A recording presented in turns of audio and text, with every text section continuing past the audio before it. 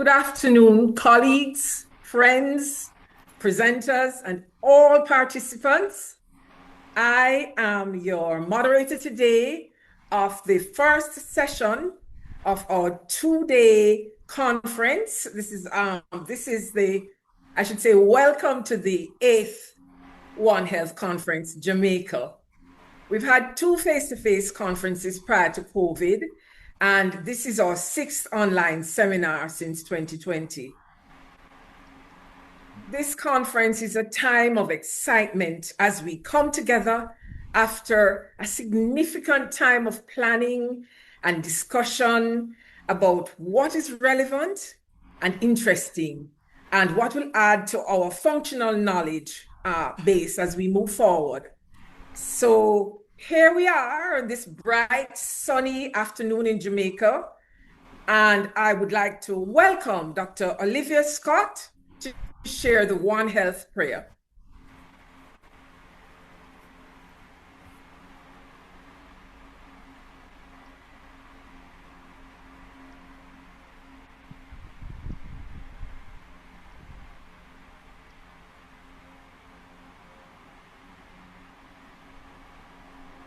Let us pray.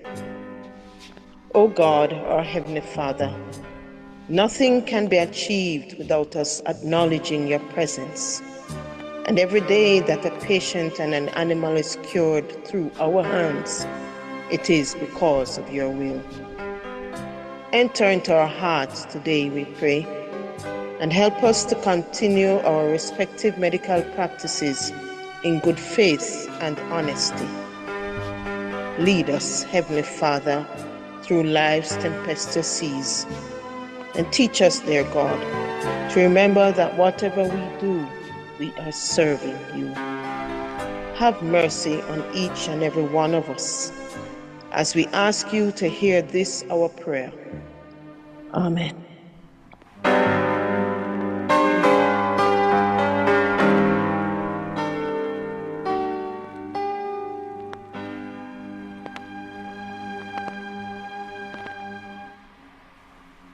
Thank you, Dr. Scott. And we move forward now, and it is my pleasure to welcome Dr. Seni Onanuju, the Caribbean College of Family Physicians, Jamaica President. She is going to bring a welcome and greetings from the association. Dr. Onanuju, over to you. Apologies, Doc. I'm not seeing Dr. Onanuju on as yet. She did say she was having some technical issues with joining. One moment. Let me see if I can get her here. Okay, found her. Dr. Onanuju, please unmute. I am here. I'm seeing everybody. Hi. So over to you, Dr. Seni Onanuju. It is your turn to bring your greetings and your welcome. Pleasant good afternoon, everyone. One Health celebration in Jamaica was started by the Jamaica Veterinary Medical Association and the Caribbean College of Family Physicians, Jamaican chapter, in 2018. This year marks the 9th year of One Health celebration in Jamaica. A time when we acknowledge the link between man, animal, plants, and their shared environment. The Caribbean College of Family Physicians Jamaican chapter has come to embrace the One Health movement in recognition that man, animals, and their shared environment play an important role in the support of the health of each other, and in its inextricable link that cannot and should not be downplayed, as our continued growth, resilience, and existence is deeply entrenched in our understanding not only of health challenges facing each other, but that point of intersection where our health impact that of one another. This afternoon, the college is honored to once again celebrate this concept alongside Jamaica Veterinary Medical Association, a partnership that has remained since its inception and represents a shared commitment through respect, education, and cooperation in ensuring that One Health celebration lives on. I would like to use this opportunity to welcome the membership of both the JVMA and the CCFPJA, presenters, sponsors, IT support, secretariats, attendees, and other stakeholders as we continue to move forward in One Health, one planet, and one love. I invite you to sit back, enjoy the presentations slated over these two days of celebration. Thank you, and God's richest blessings to everyone. Thank you, Dr. Onanuju. We are now going to listen to a video tutorial, One Health video tutorial. Sam, over.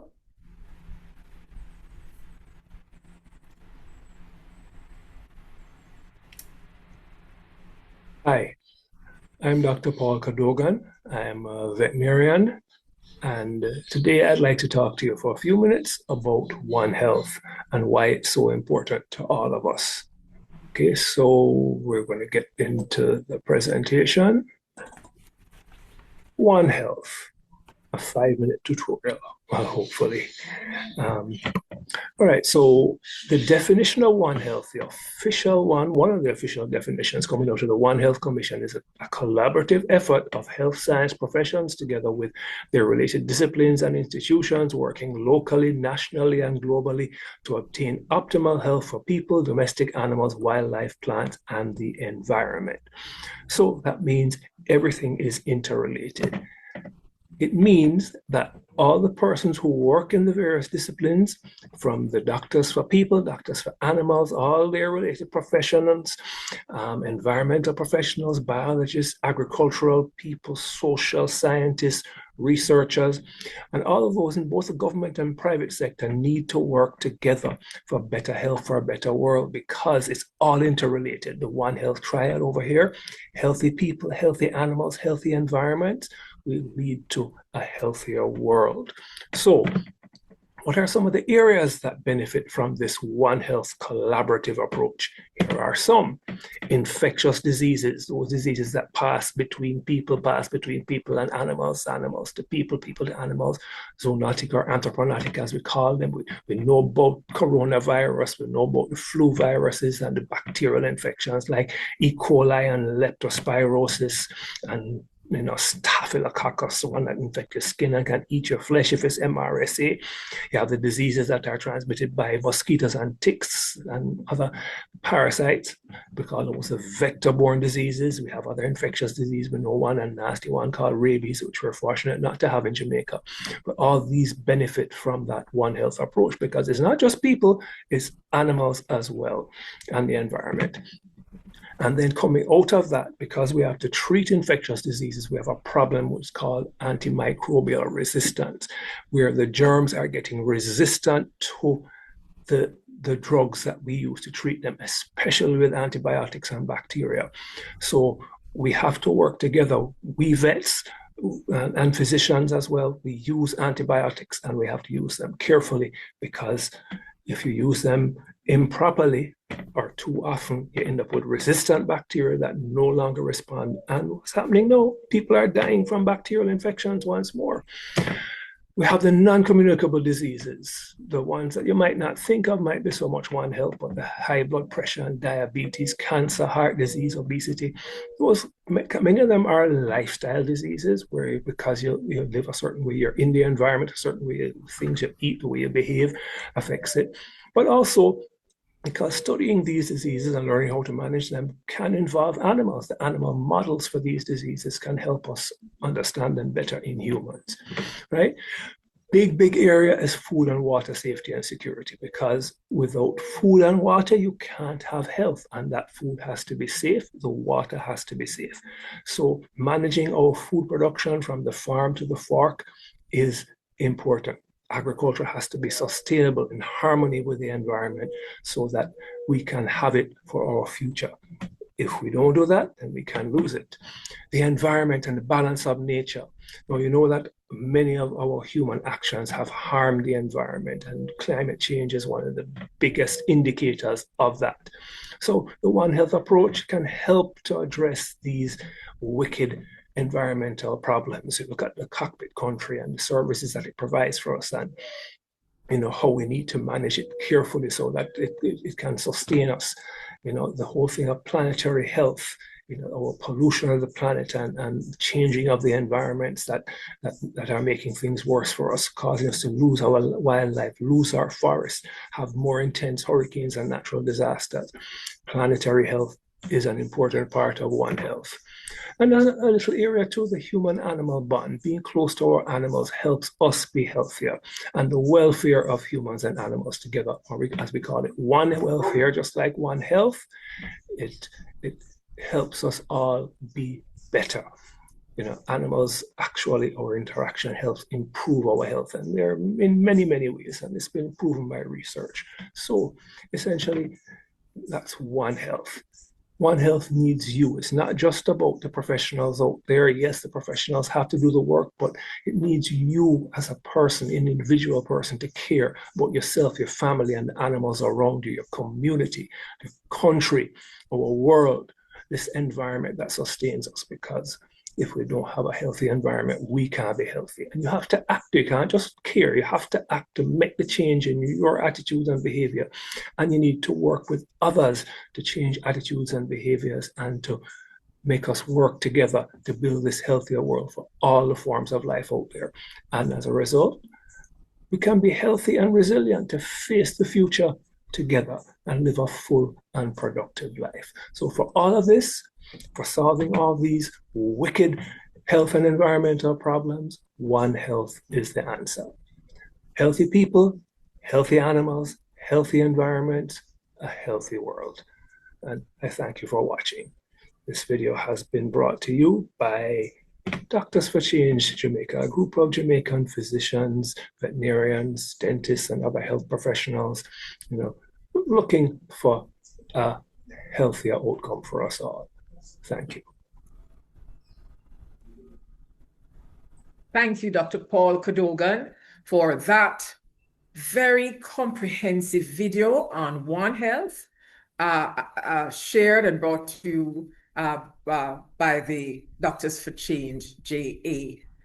I'd like to take this moment to do just a quick housekeeping. I'd like to remind you all, colleagues who want CMEs, that you don't have to request the CME, because from you have done your registration and you've paid and you're in attendance here this afternoon, then your CME will be automatically sent to you within a short period of time. If you are doing bank transfers, you will need to send some proof to match similar to what you have your attendance here and what you have paid for. And you also have to email the receipts. If paying by Figaro, there is no need to send unless you're paying for another person. The cash payments have been fine. So receipts are being sent out for payment, and please give us a little bit of time to complete that, even as we probably have some from today. So I thank you just for those moments to have a little housekeeping. It is my distinct pleasure now to welcome Professor Errol Morrison, who is a renowned Jamaican medical doctor and scientist, and is a former president of the University of Technology, Jamaica. He He gained his medical degree from the Royal University of Malta, a master's degree from the University College London, and a doctorate and 2 professorships from the University of the West Indies, where he served as Pro-Vice Chancellor and Dean of the School of Graduate Studies and Research. He then left the University of the West Indies to become the president of the University of Technology, Jamaica. He carried out pioneering work in the medical field with a particular interest in diabetes. This was in 1982, when he pioneered the formation of the Diabetes Association of the Caribbean, which now has 26 member countries participating. He was the president from 1985 to 1987, and is vice president from 1989 to 1991. In 1991, he launched the University Diabetes Outreach Project, UDOC, which there are no Jamaican doctors who do not know about UDOC, with the help of a Wilson Foundation grant.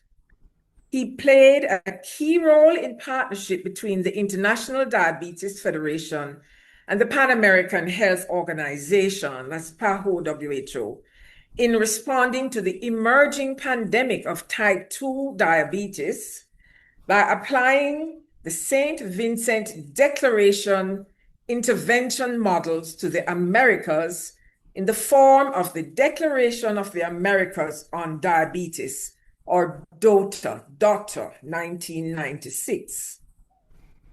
In 1999, he was awarded a Musgrave Gold Medal by the Institute of Jamaica for outstanding medical services, and he is currently the advisor consultant on science to the government of Jamaica, where he has served as the Director General Advisor to the Prime Minister and on National Commission on Science and Technology. I'd like to ask Professor Morrison to join us and to present to us now on the Caribbean diet. How can we and our local farmers make it healthier? Professor Morrison, it's my pleasure to see you and to introduce you to this wide audience today. Welcome, it's your turn. Thank you, Dr. Anna. I guess that long introduction reveals my age. Nonetheless, it is good to be with you all. And Dr. Paul, one never stops learning. Today was the first I heard the term anthropogenic, diseases from humans to animals. And I was intrigued by your presentation. Now, today, I am going to take the stand mainly as a biochemist. And as such, I may appear to be a bit rebellious when speaking of diets. But nonetheless, I trust you will be able to decipher the good, the bad, and the indifferent in our Caribbean diet. So in the next slide, I just thought I would remind you a little of what all this eating and drinking, what you may call the diet, is really aimed at. And this is a brief biochemical outlay of what's really happening. Your CHO, carbohydrates, fat, and PRO, the proteins, are all contributing to the final product known as ATP, which is the energy that the body uses. That interim molecule, which I have put there, SM, is for small molecules. I'm literally summarizing the pathway that carbohydrates, fats, and proteins use on the way to providing energy. And those arrows, you will notice, are reversible because these same small molecules are the precursors for growth and rebuilding and repairing the tissues. So this is the story. And those little smaller headings above the arrows, the VMTE, really refers to vitamins, minerals, and trace elements. That's the story of the diet. That's the total picture of why you eat and drink and how your body uses that for life. Next slide. Let me just again summarize. This is what the diet is all about. And just for, a little bit of detail, I've just put beside minerals, that's MIN. TEs refers to those trace elements like calcium, magnesium, iron, etc., which are used in metabolism, in the whole workings of the body to assist the pathways to function. Next slide. Now, what is a Caribbean diet? If you ask me, by the time we're finished, you'll see that I think it's the best diet in the world. Why so? Because it's so balanced. Carbohydrates, fats, proteins, vitamins, minerals, and trace elements abound in our foods. And amongst the carbohydrates, we have a plenty. Yams and bananas, fruits, fresh and flavorful. Our fats, coconut oil. Let it not be said that there's a problem here.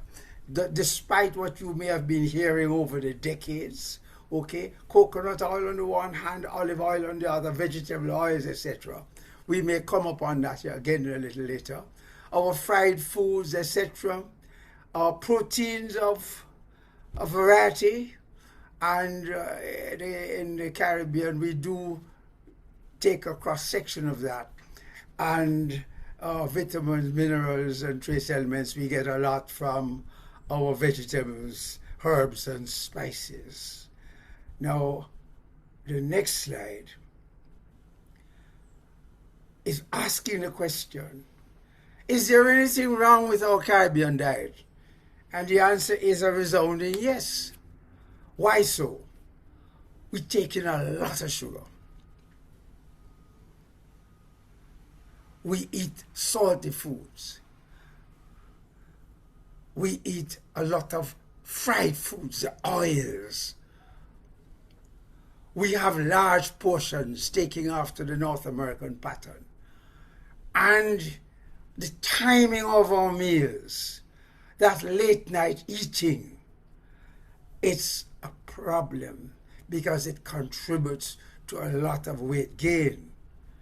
So the high sugar, salts, and oils, the large portions, and the bad timing, that's what may be wrong with our diet. The next slide looks at the other side. What's right with it? High sugar, salts, and hydration is mandatory for the very physically active. We are a sporting set of nations here. We're physically active, we're training. Apart from that, we have a lot of those who are doing, a lot of constructive work, etc. They need high sugars. A fair amount of salts because that is lost in the sweat and in the breathing, etc. during, heavy physical work. And hydration is important. On the other hand, we need lower sugar, salt, and hydration for the sedentary, those who are not that active. So when we're speaking about a diet and we are looking at some do's and don'ts, we can't use a broad brush because it's not a homogeneous society. We have those at one end of the spectrum, very physically active. They need high intake, as I indicated. And you have the other set who are office-bound, chair-bound, desk-bound, not doing much, who need a lower, intake of food and drink, etc. And as such, when we are giving advice, one cannot use one broad brush. You have to be specific as to the target audience that you're trying to reach. Of course, we boast some of the most flavorful local fruits and fresh vegetables. That's good for all, irrespective of your degree of activity. The herbs, spices, and our method of cooking, jerk, healthy, not much added fat. The oils, coconut oil with its medium chain fatty acids, excellent stuff. Olive oil with its higher, anti-inflammatory contents, excellent. Or vegetable oils, with low saturated fats and so on, excellent. So we have it all. It's just how we use it. Now, let's go to the next slide. All of this talk about the dietary fads. In fact, I remember when Dr. Anna called me, she was right onto the Mediterranean diet. And my own doctor tells me about the fascination of the keto diet. Well, let's take them one by one and then come back to our Caribbean setting. The next slide, let's look at the Mediterranean diet in the next slide.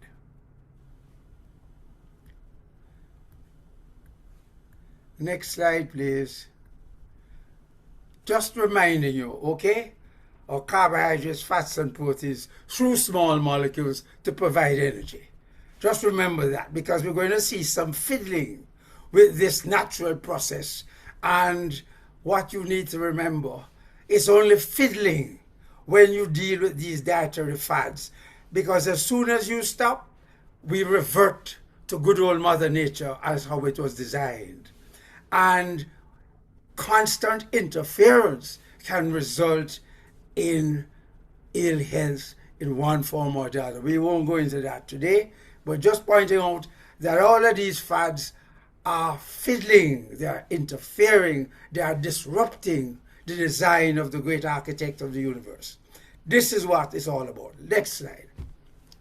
This Mediterranean diet, where they attempt to reduce overall the intake of carbohydrates, fats, and proteins right across the board. It's a reduction of intake and drink.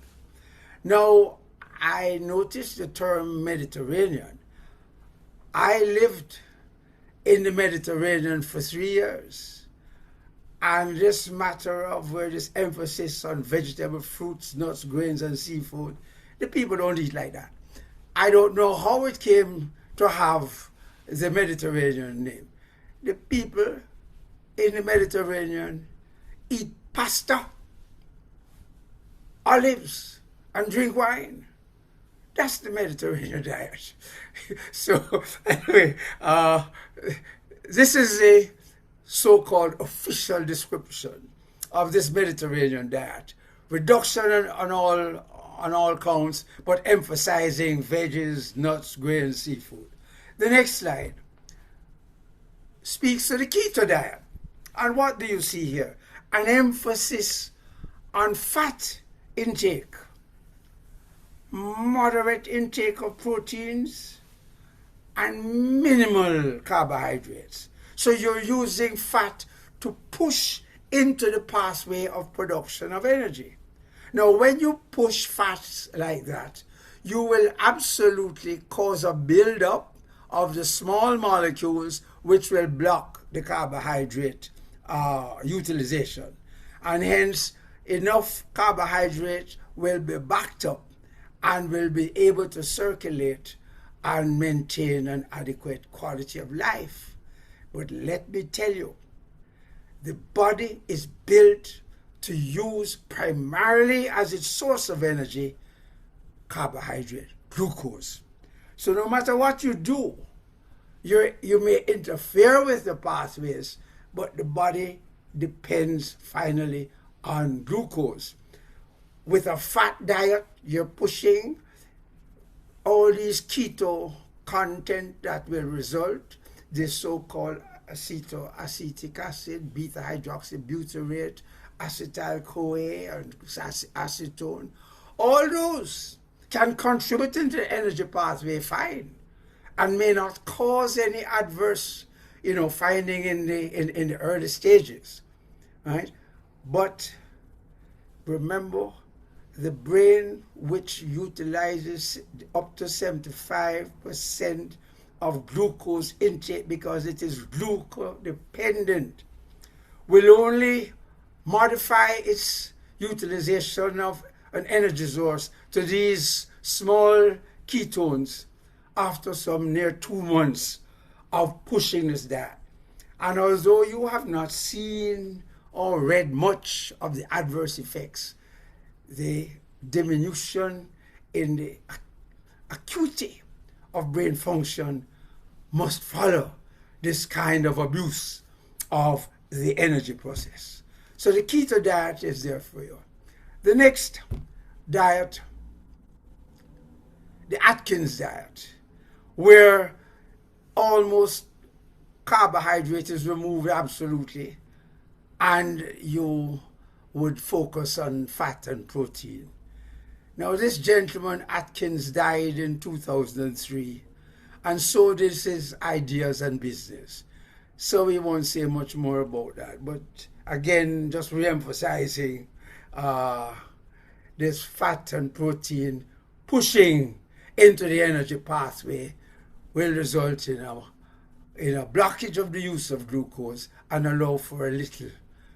But when you have severely restricted the glucose, then you can be looking at adverse outcomes. But anyway, enough of Atkins. Next slide. Now, if you look at that slide, we have gone Mediterranean, keto, and Atkins, the sort of big three. The next one, the vegans diet, you all know it's a strict adherence to a plant-based diet. And as a result, you can look for the development of B12 deficiency because they're not having any animal protein whatsoever.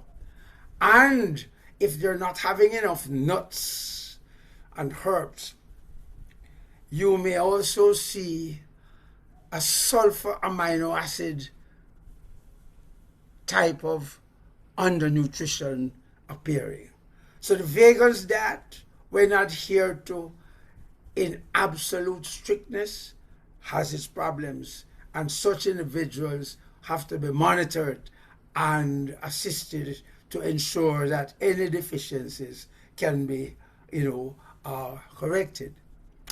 Now, the plant-based diet is a little, again, following a vegan's approach, but less rigid, and it allows for some intake of proteins.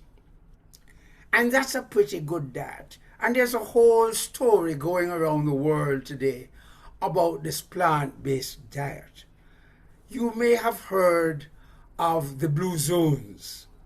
And the blue zones are supposed to be the regions in the world, interestingly, they're all above the equator, north of the equator, and where people have lived and are living long, many centurions amongst them, and it is thought that there is a benefit of this plant-based diet compared to the average broad spectrum eating individual. They found that such groups have about an extra 10 years of life. These blue zones, as they call them, first described in Loma Linda in California, then in an area of Costa Rica, then over in Okinawa in Japan, down south Sardinia, the island off the Italian coast, and a little island off the coast of Greece called Icaria, all north of the equator. I somehow think they never went south in this kind of discussion. But nonetheless, all right, there you are, the so-called blue zones. They attribute longevity to the plant-based approach, lots of nuts and fruits. But it seems that there is also another very important component, the family-based life, the happiness index, which comes from healthy living, good social support from family and friends, and of course adequate income. So there's possibly more to this plant-based blue zone, as we refer to, than just a matter of a plant-based diet. Intermittent fasting, well, that speaks to itself. You stop everything, then you will reduce, we would think, in your weight and also in your performance. Okay, so that has its challenges, and it's not something that you want to enter lightly. It should be done under proper supervision. The DASH diet, the dietary approach for stopping hypertension, DASH, is really based on low sodium. But there are those of us who are iconoclastic in our approach. And this matter of salt and its relationship to high blood pressure is not fully settled, And the general consensus is yes, excessive salt will lead, aggravate, or cause hypertension. But is that really so? A recent study out of Israel, where some 500,000 persons across the world were studied, the results showed that high blood pressure was seen more so in those who were taking lower levels of salt compared to those on higher intake. So there was no correlation between high blood pressure and salt intake. And of course, the critics have been trying to adjust that by saying, well, it could be due to varying degrees of salt sensitivity. And that leads me now back again to the Caribbean diet. Because if you may allow me just a few minutes to remind you that the Caribbean people are the descendants of ancestors who came here and into the North America and the South American setting across the Atlantic under very severe deprivation. And as a result, it is believed, yet not proven, but it makes a lot of sense, that those individuals who genetically were able to retain salt, retain water, retain and store more sugars, they're the ones who survived this middle passage, as we call it. And now, with the intermarriage on this side of the world, with those individuals who have this genetic predisposition, we have now concentrated the salt retaining property in our population, and hence we will respond more readily to salt in our diets, and that could contribute to a hypertensive output. That is one. It's not proven, it's just an idea, and it also goes along with an explanation or an attempt at an explanation of why diabetes is so much higher in our Caribbean population, nearly approaching 20%, or hypertension approaching 30-40% in the adult population.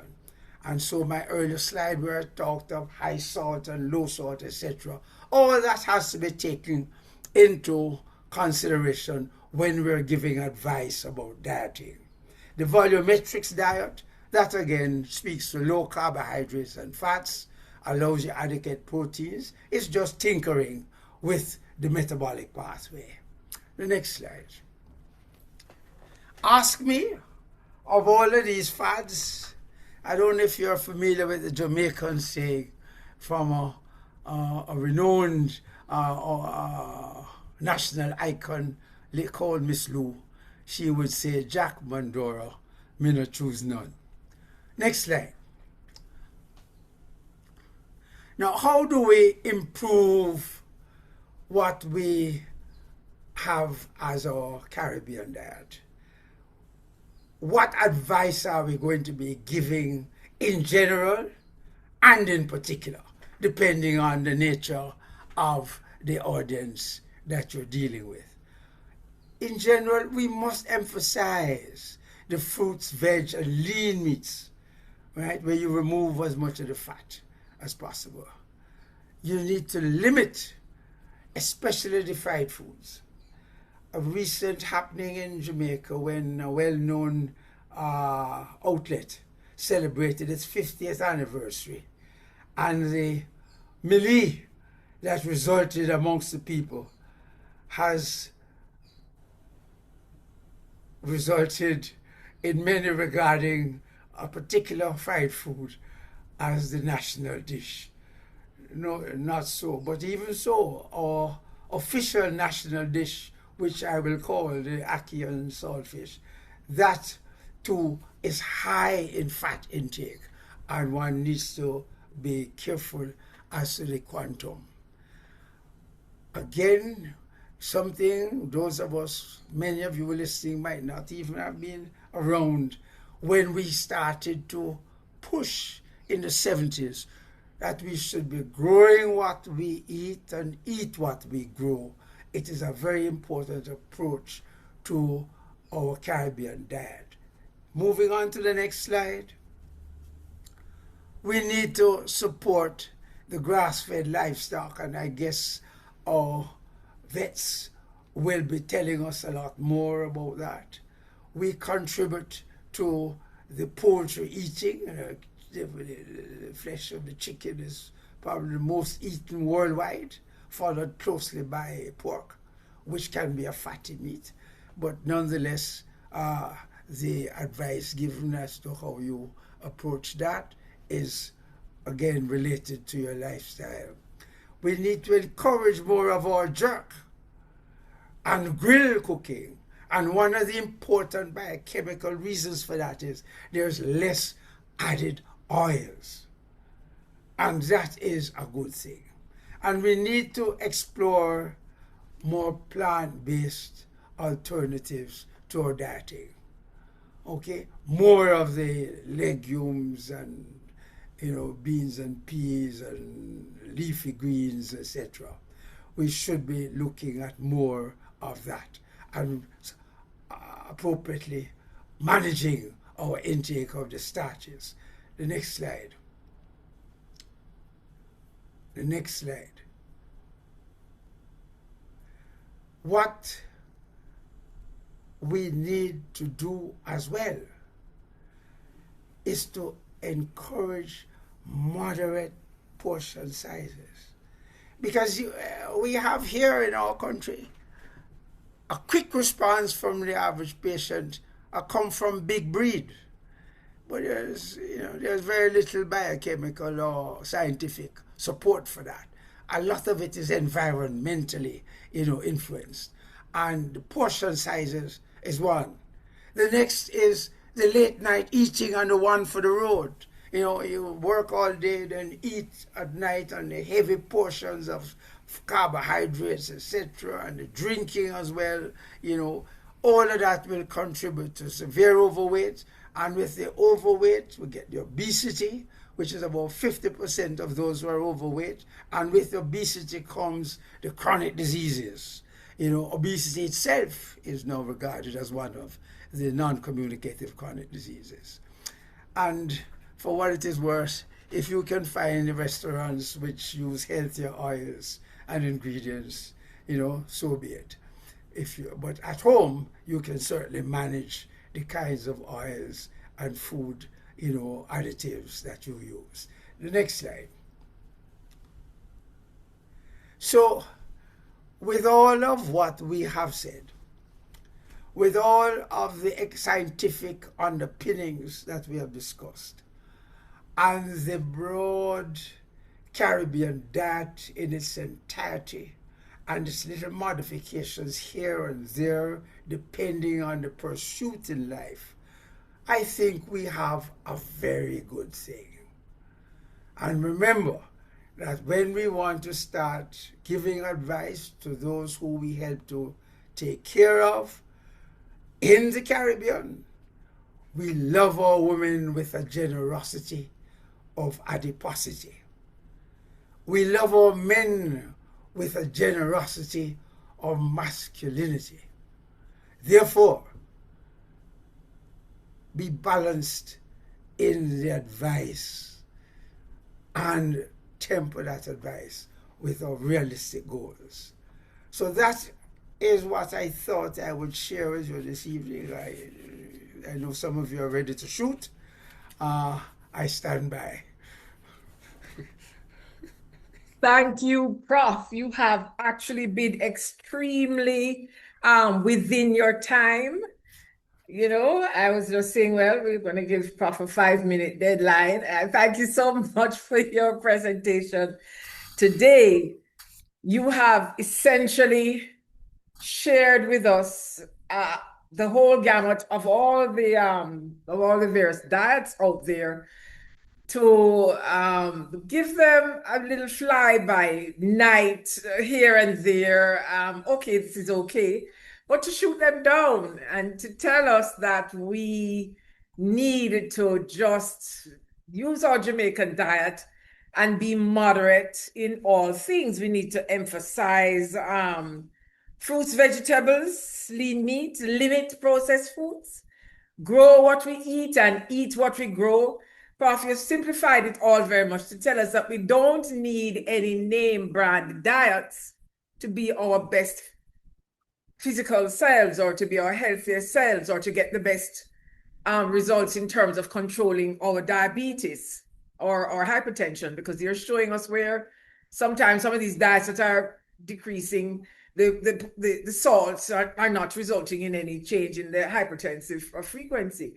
So yes, we need to ask you a little bit about those, reference to that particular diet where they have the low salt. That was that the dash? Dash, yes. Yes, with the very low salt. And of course our diet from the blue zone. Yeah. I'm telling you though, you know, Prof, living till over 100 and 105 and 10. It sounds pretty good to me. It sounds pretty good to me. So I want to hear what you have to say on that. Anyway, it's time now for the Q&A.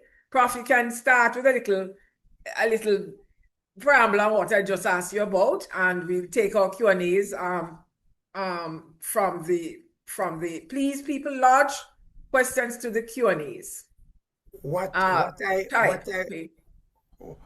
would just mention, look at Jamaicans as compared to the rest of the world and the robustness of our people as they present in the field of sports, for example. What's going on there? We are totally disproportionate in our achievements. There must be something about our environment. Is it just our physical DNA structure, or is it strongly dependent on the diet?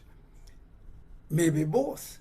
But there is something about some of the foods we eat. There is a recent article coming out of Ghana where they claim cassava can be used to treat diabetes. We need to hear more on that. I have questions there.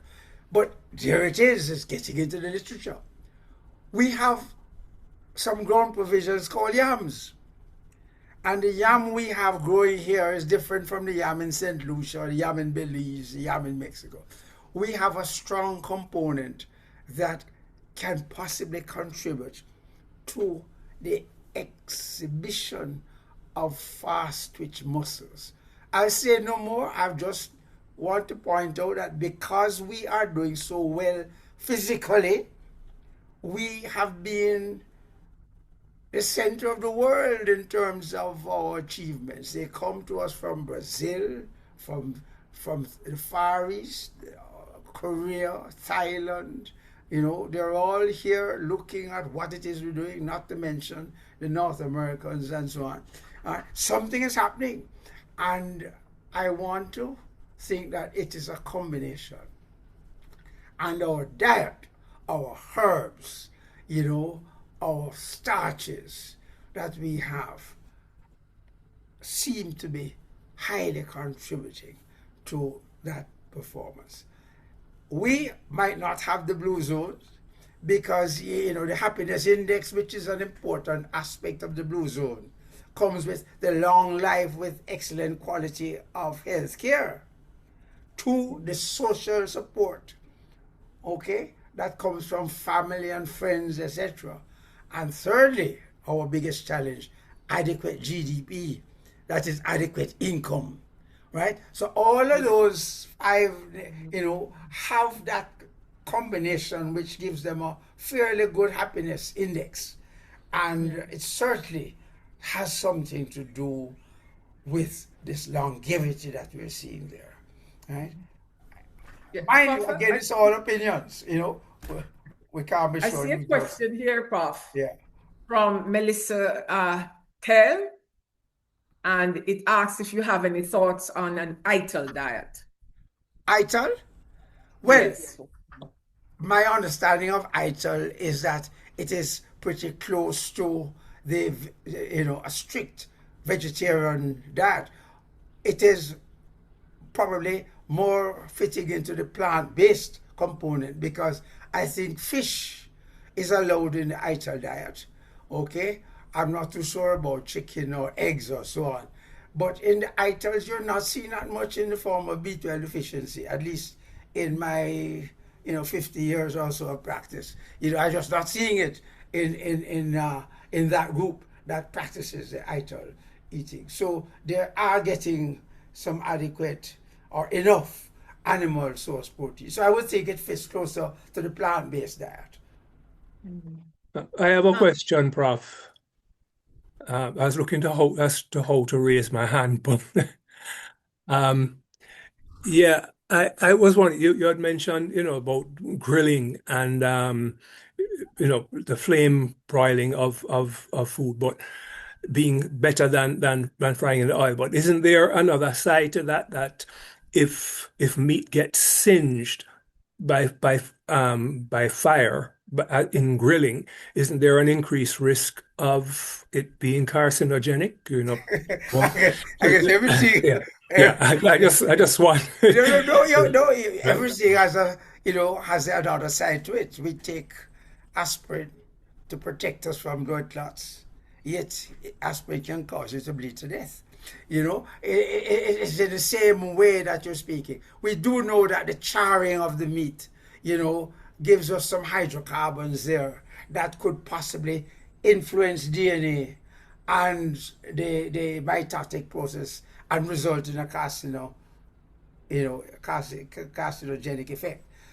But I don't know how much you have to eat of that in order to generate that kind of problem. So whilst it is theoretically so, I don't know. But a little bit of the dry grilling, again, what we are touting is the reduction in the fats and the oils, which is a good thing. And the little grilling as opposed to raw, does help the digestion process. So again, it's a matter of have it medium well and not charred, or too well done. Stay with the medium. Again, everything moderation, right down the middle of the road. Prof, I liked how you titled the Jamaican diet or the Caribbean diet as having much good, but much bad, much wrong with it. And it depends on how you're going to use it. Yes. I'm going to ask you though, isn't this for most of the diets, the other diets too? Depends on how you use it, that term. Depends on how you use the diet. Absolutely, because even although I speak of the adverse outcomes, well, maybe you just don't see it published in the media. I don't read a lot of, that magazines, but, I'm just sticking to the straightforward biochemistry as to how the body functions. And wherever you see an attempt to disrupt that pathway, you expect, some adverse outcomes. mild, moderate, severe, depending on the degree. So your point that you're getting at, if you take one of these diets in small steps or in moderation, so you may be able to achieve your goal, whatever, without, landing in the adverse outcomes. No problem. I have never discouraged one. If they attempt to go and do or follow one of these diets, in fact, I simply point out there may be more to it. You need to see a dietitian and see the doctors who specialize in those areas and talk with them. But I wouldn't go down in a strict way in any of these diets. Right? Yeah. Because some people, remember, it was in the good old late 19th century, even as late as that, when we thought diabetes was due to eating too much starches. And we decided to treat those people by starving them. Yeah. And we killed them off much more quickly than the diabetes would have done. So as the information changes, but moderation every time. I think that is the key to it. Right. I'm also looking, I had seen a couple more questions, but they seem to have disappeared. Sam, what happened to them? There were 2 questions and then there was a third and I didn't see the other 2. So can you have a look at that? There was In the one meantime, question which was about a dog getting neutered, which was answered by Dr. Cadogan. And I think the other question was about ITAL food, which Prof.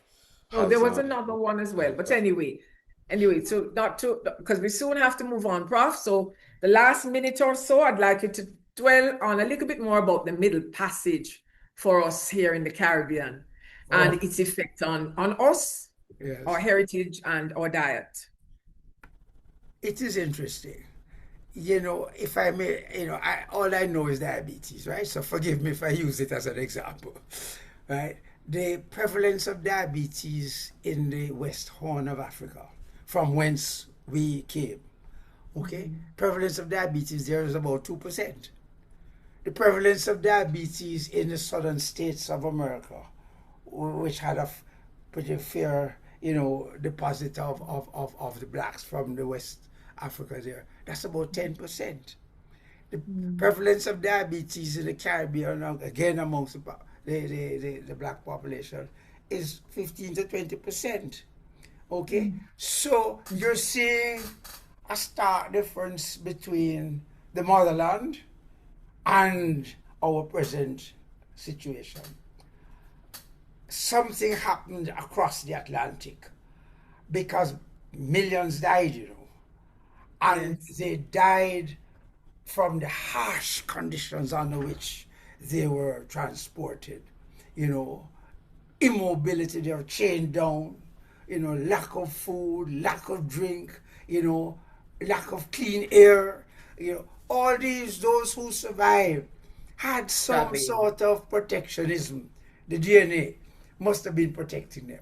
And now, that DNA present in the transported population and its descendants and the intermarriage is now more strongly represented in terms of some of these life-supporting or life-saving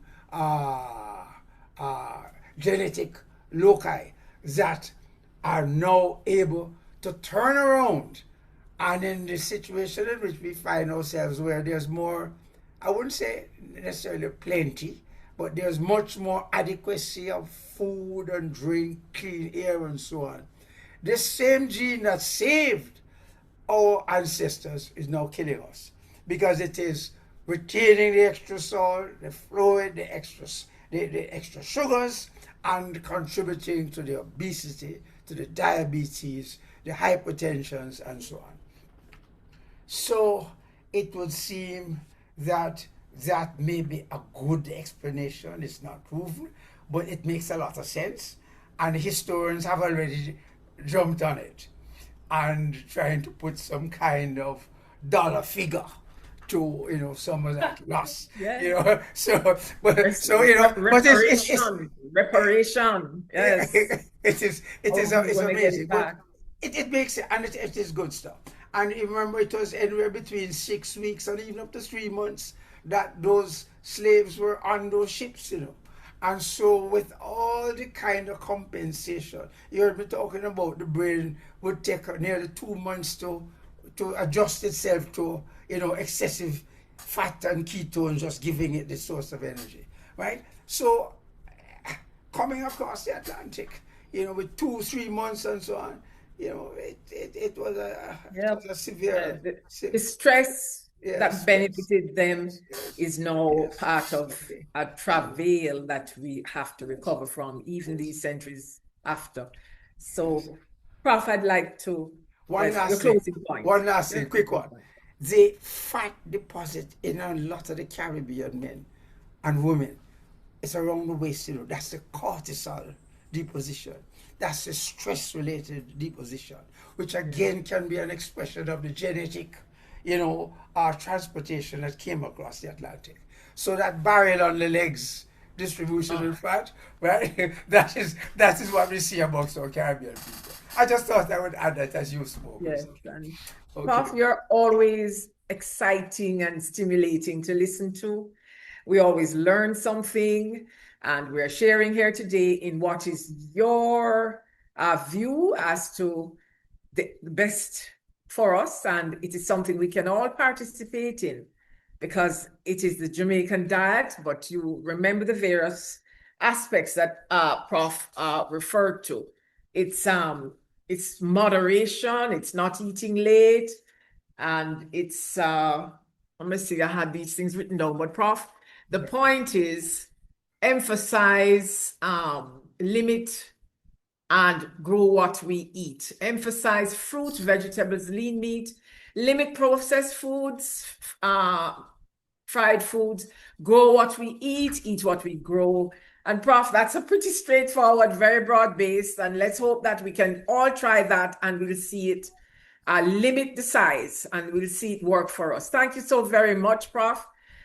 It's been a delight. Thank you. Good. And it is now for me to move along from this scintillating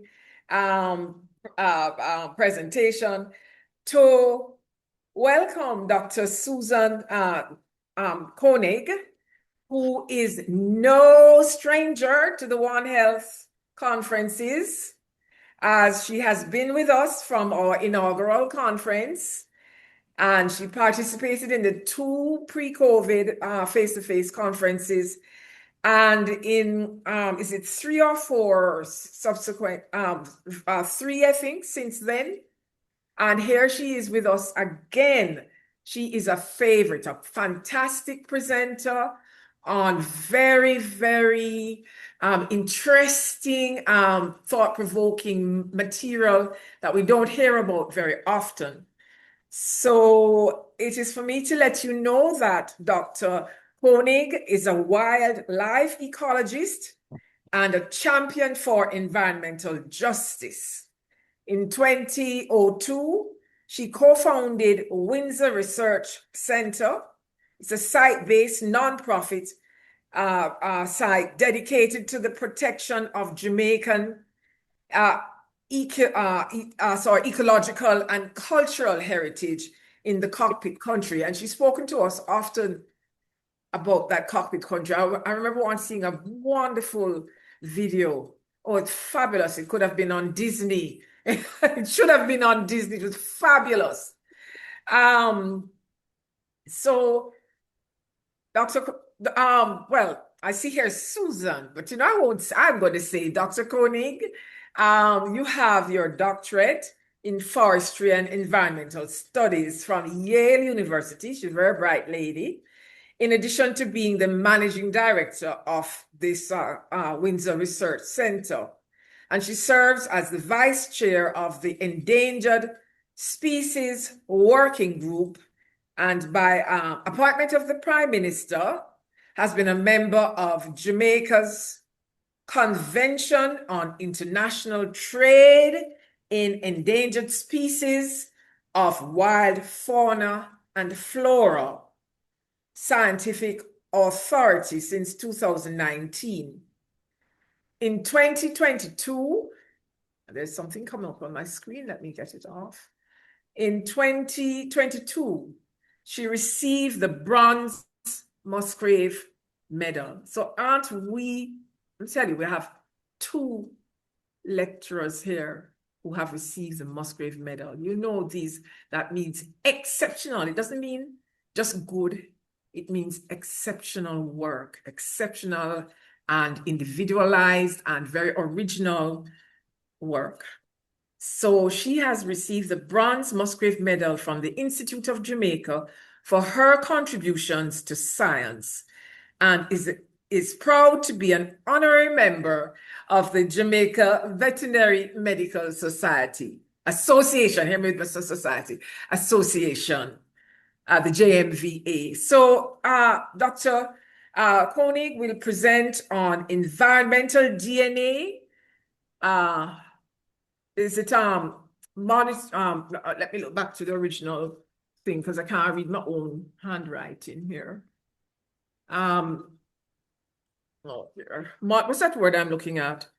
Environmental DNA monitoring. It's monitoring of bromeliad dependent wildlife. When the dust settles, will the canaries still sing? Let us hear about that and what you mean by that, Dr. Koenig.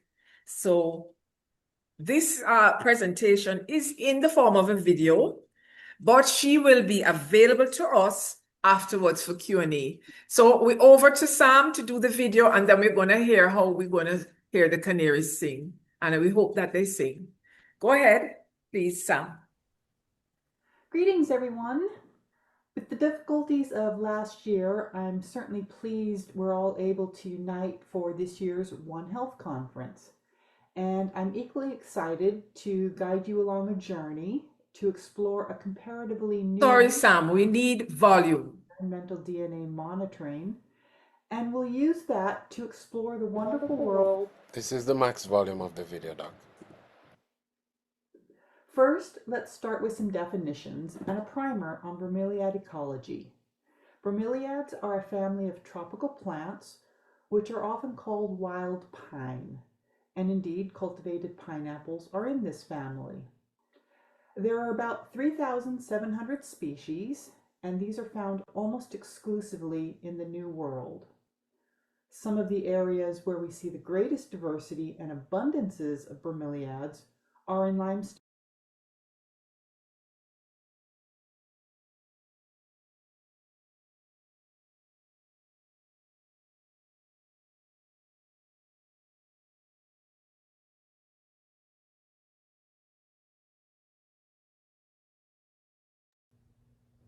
Greetings, everyone. With the difficulties of last year, I'm certainly pleased we're all able to unite for this year's One Health Conference. And I'm equally excited to guide you along a journey to explore a comparatively new research technique, environmental DNA monitoring, and we'll use that to explore the wonderful world of plants called bromeliads. First, let's start with some definitions and a primer on bromeliad ecology. Bromeliads are a family of tropical plants which are often called wild pine, and indeed cultivated pineapples are in this family.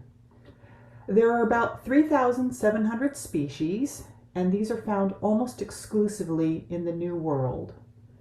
Some of the areas where we see the greatest diversity and abundances of bromeliads are in limestone forests, like our very own cockpit country, the background of this slide. While tropical forests can look green and lush from above, over the canopy, in fact, the limestone bedrock actually presents a challenging environment for plants. And that's because limestone is a very porous rock, so that when it rains, the water drains vertically and quickly goes below ground, so that plants growing on hillsides or hilltops can find themselves in drought-like conditions even just days after intense rainfall, including hurricanes. Bromeliads, however, are super adapted for facing these limestone challenges. To start, their leaves are arranged in a rosette pattern, so species with comparatively broad but overlapping leaves are able to impound rainwater and store it like a cistern. Any leaves falling from the canopy also can be intercepted, so nutrients can be transferred from dead leaves into the bromeliad. Typically in plants, that nutrient transfer is achieved with roots, but in bromeliads, roots merely serve as a support structure, keeping the plant upright or allowing them to attach to what might seem to be a precarious location. Just to note, when plants use other plants for structural support, we call them epiphytes. They aren't parasites, so when a bromeliad is growing in a host tree, they aren't actually taking any nutrients from that host. Now, being able to store rainwater is obviously good for the bromeliad, but this sets the stage for us to see other ecological services with bromeliads. For example, when the water slowly evaporates, they serve as little micro air conditioners, cooling the air around them. And with some areas having over 1,000 bromeliads per hectare, that's a lot of cooling. By storing rainwater, bromeliads also are able to provide probably one of their most important ecosystem services, and that is being the reliable watering hole in a limestone forest. What that means is that animals which have an aquatic stage in their life cycle will always find a reliable pool for breeding, which means that other animals can then visit the bromeliad, not only for a drink of water, but also to hunt for the animals that are also visiting the bromeliad, and also just those that are in that nutritious bowl of soup. So we have this self-contained ecological community within a bromeliad, which is occurring within a larger forest ecological community. Now there's one other neat feature about bromeliad leaves, which I want to share with you. On their surface, they have little scale-like structures which function as one-way valves. What this means is that they can directly absorb water or small particulates with nutrients from the air, and during that, they won't lose any water through their leaves through this process, as occurs during photosynthesis. And these scales are what make bromeliads super efficient at absorbing atmospheric particulates. But of course, that also means that they will be quite vulnerable if they find themselves in an environment with heavy air pollution. And this, of course, begs the question, where is that tipping point? Where is a little dust a good thing, something which is actually needed for the plant, to where that dust then becomes too much and is harmful? This brings us to part 2 of my presentation, a field project to explore that tipping point, hoping to identify where is it that good dust becomes harmful pollution. Now, anyone driving around Jamaica on unpaved roads, like those in bauxite mining or limestone quarrying areas, will frequently see plants blanketed in dust. And I've certainly often wondered to what extent that dust impacted bromeliads and the animals that live in the pockets of water. But it was a conversation I had with a teacher during a workshop, as she described health issues she had when there was an increase in haulage trucks rumbling through her community, and she was describing her itchy skin and red itchy eyes. It was her comments which spurred me on to do some research. That is, if humans are being affected, what about sensitive wildlife? Now, if we'd had that conversation 20 years ago, the only way to answer it, to actually be able to identify all of the animals living in the bromeliad water, was through destructive sampling, as was recorded by Alan Greenberg for his film, The Land of Look Behind.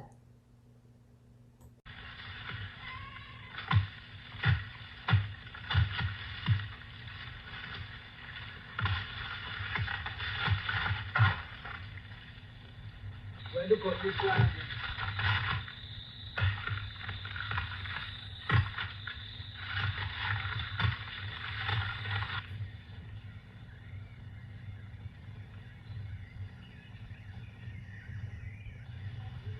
If you go deeper inside of the hill, you will find a lot over in there. Their whole life in the wild pine.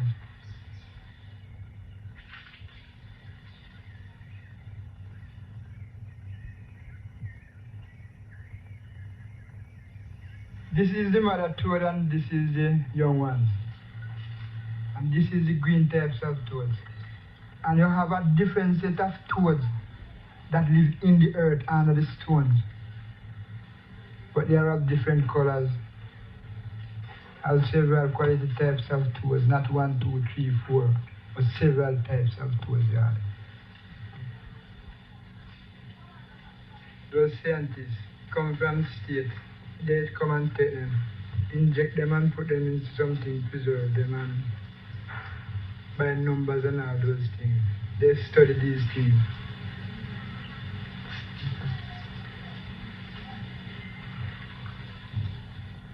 Luckily, thanks to advances in molecular laboratory techniques and the emergence of commercial laboratories since the old COVID times, we can now take advantage of the fact that we are all constantly shedding DNA, shedding skin, losing our hair, peeling out of an exoskeleton, whatever.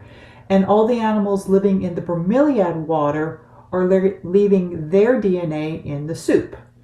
So now we can collect a sample of water, send it off to a lab for processing, to let them amplify, use Illumina sequencing, and then compare the results to an ever-expanding public library of DNA sequences. This would allow us to identify species in our bromeliads without having to destroy them. That at least is the theory. So I designed a project to collect water samples from bromeliads and trees. And for baselines, we went to farms that had big old mango and pear trees with lots of bromeliads in their branches, as well as we sampled bromeliads within less disturbed forest. Then, because the most reliable areas where we could count on lots of dust are in mining areas, we sampled forest adjacent to active bauxite mining pits and along haul roads in western St. Anne. And finally, we then sampled forest adjacent to pits which had been remediated about 1 year ago and also 10 years ago to see how things have changed, may have changed over time, to see if the dust literally settled. And as we collected DNA samples, we also measured water chemistry with portable probes and used a portable optical air quality sensor to measure particulates in the air, PM10 for heavier dust and PM2.5 for the product of combustion. For the actual analytics, we used prepackaged kits sold by a UK laboratory called Nature Metrics. And specifically, these kits were designed to sample vertebrate and invertebrate DNA in freshwater communities. And just as a note, at the time, we also had another project to sample soil microfauna and microbial communities. And we used another sampling kit offered by Nature Metrics, which was able to sample for invertebrates, bacteria, and fungi. We also tried to do a hybrid with these kits for household roof catchments.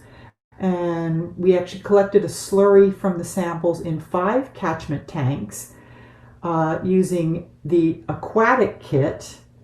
And then we asked Nature Metrics to process them as soil samples to see what kind of bacteria and fungi were present.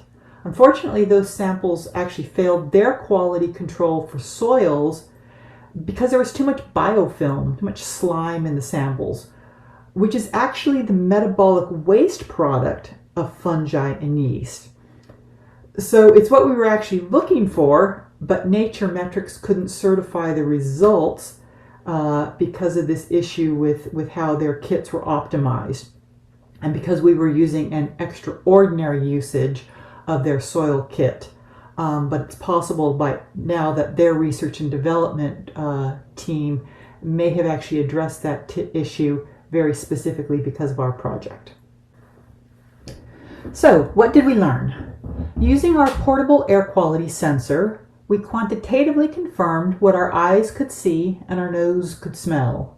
With minute-by-minute data recording, even in the rainy season, we measured high concentrations of particulates PM10 dust and PM2.5 combustion emissions in the forest next to haul roads. And even as far away as 450 meters from the rail line which transport bauxite to Discovery Bay, you can literally see the spikes in particulates as the trucks and then the train passed. Although hourly averaging of minute-by-minute data eliminates all of the visible extreme pulses, we still noted that PM2.5 concentrations exceeded safe guidelines along haul roads and along the rail line. And even in the areas remediated 1 and 10 years after mining gave us pause for significant concern for elevated PM2.5 concentrations. As you can imagine, conditions were worse during the dry season, where hourly average concentrations of both PM10 and PM2.5 exceeded safe levels along the haul roads. Next, let's look at the water chemistry in our bromeliads.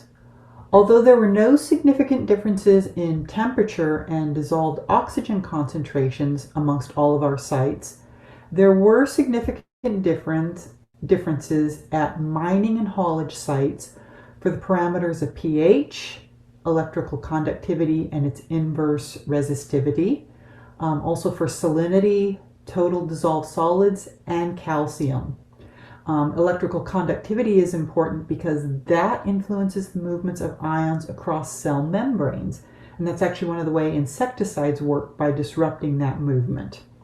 But we see that over time, water chemistry did return to unmined conditions, presumably with the regular inputs of fresh rain. So short-term impacts, but the potential for recovery looks good.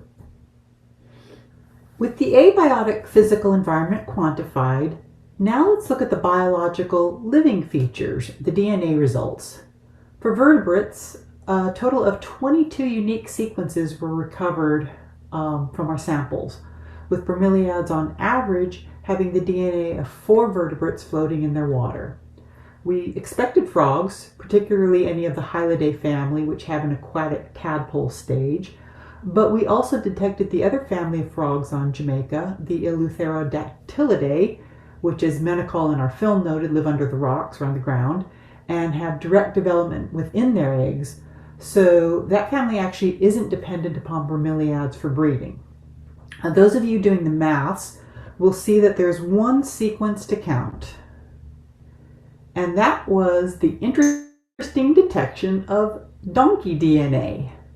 Now, to the best of my knowledge, donkeys don't sleep in trees. So how did that DNA get into an arboreal bromeliad, a bromeliad which on average was 10 to 15 meters above the ground? Did some fur blow in? Did a fly land on donkey feces? Then the fly flew to the bromeliad? We certainly know from the literature that DNA is floating all around us. So these results with the donkey were a reminder that we need to be cautious in saying what species were actually using the bromeliad versus those who happen to be hanging out in the tree or passing by. And since our research question was about bromeliad-dependent wildlife, to be conservative, it might be best to stick to analyzing those with aquatic stages in their life cycles, like the frogs. Now, unfortunately, the analytic sequence nature metrics used for frogs wasn't good for drilling down to species-level taxonomic identification. It got to genus level, but not to species, except for a single species, which was actually an invasive alien species. So that was actually a limitation for our ecological understanding.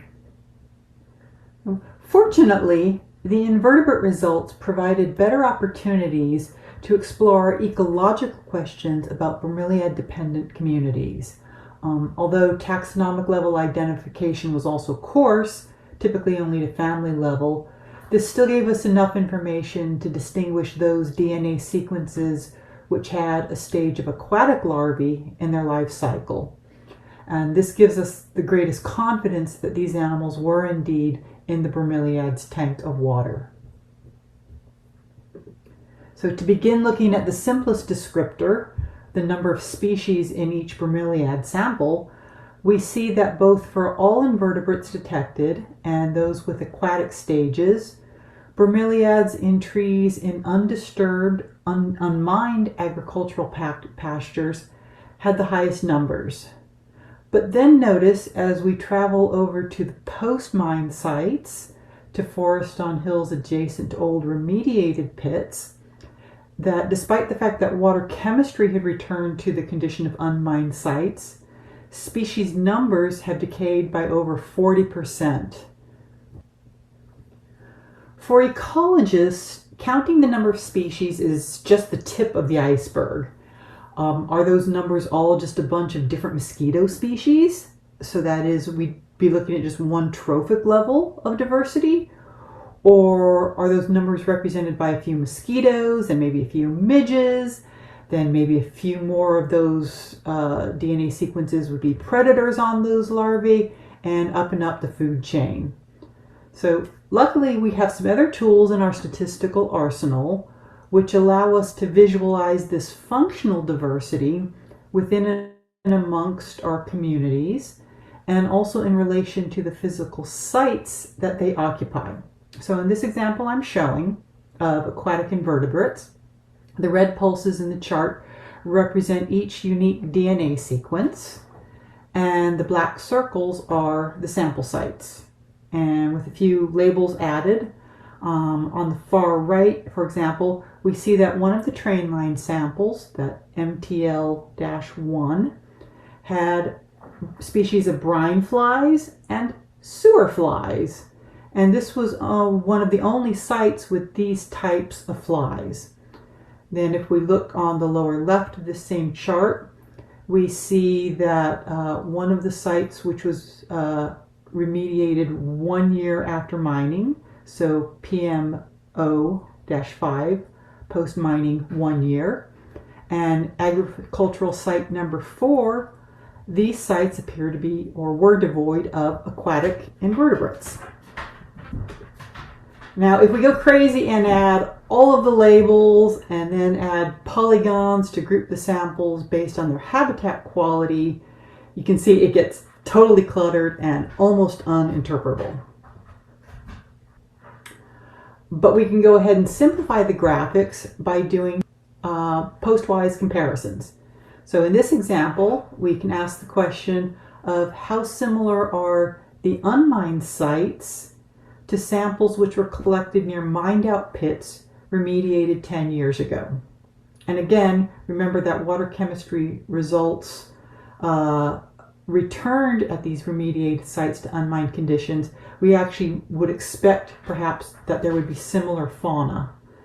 But instead, what we see with this type of graphing is that while there is some overlap in community composition, the post-mining sites are trending towards different diversity, and with points tightly clustered, like on the left of the agriculture site, where we see PMT samples 3, 4, and 5, the fact that these points are so close together is an indicator that these samples are more homogeneous with each other. So the agriculture sites with their points far apart have the greatest heterogeneity. And for forest sites, the undisturbed forest sites, we see even more of a stark divergence between unmined conditions and sites remediated 10 years ago. Similarly, when we look at the samples collected from forests adjacent to pits, which were just starting to be mined or mined for less than 1 year. The 10-year-old remediated samples contain some, but not all of that diversity. And again, we're seeing this homogenization of the samples of the communities. And transport networks are significantly different in their community structure, as we see through the graphing.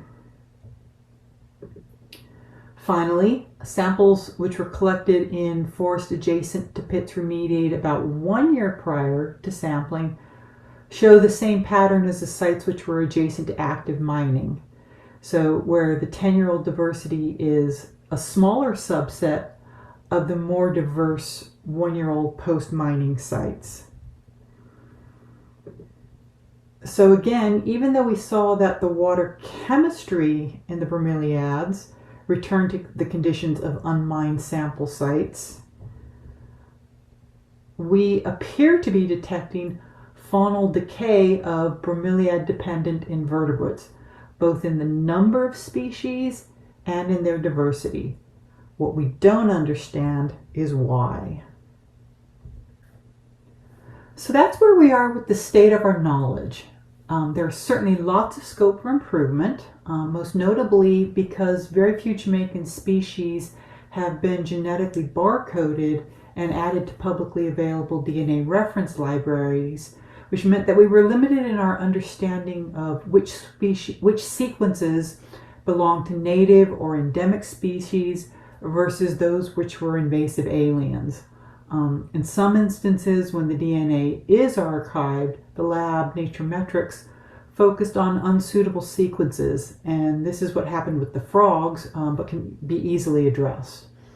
And obviously, anyone doing DNA sampling needs to be always aware of the extraneous DNA that's floating around, which can either confuse or contaminate your research question. But again, that's something that once you're aware of it, you can deal with the problem. And for the statisticians in the audience who raised their eyebrows when they saw my small sample sizes of 5 per habitat type, DNA analyses, while getting less expensive, are still costly, and this is ultimately what limited my sampling effort.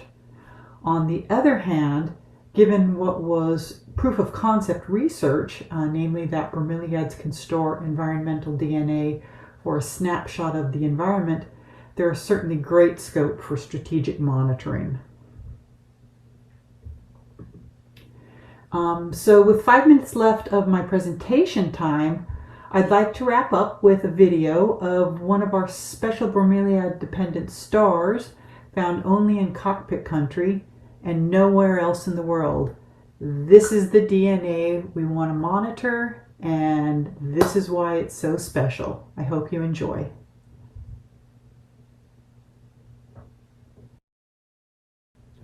And that wraps up my presentation.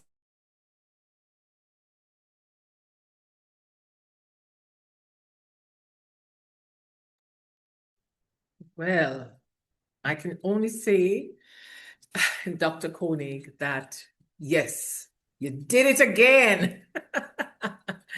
You made us feel so excited and so just fascinated here at the end with this presentation.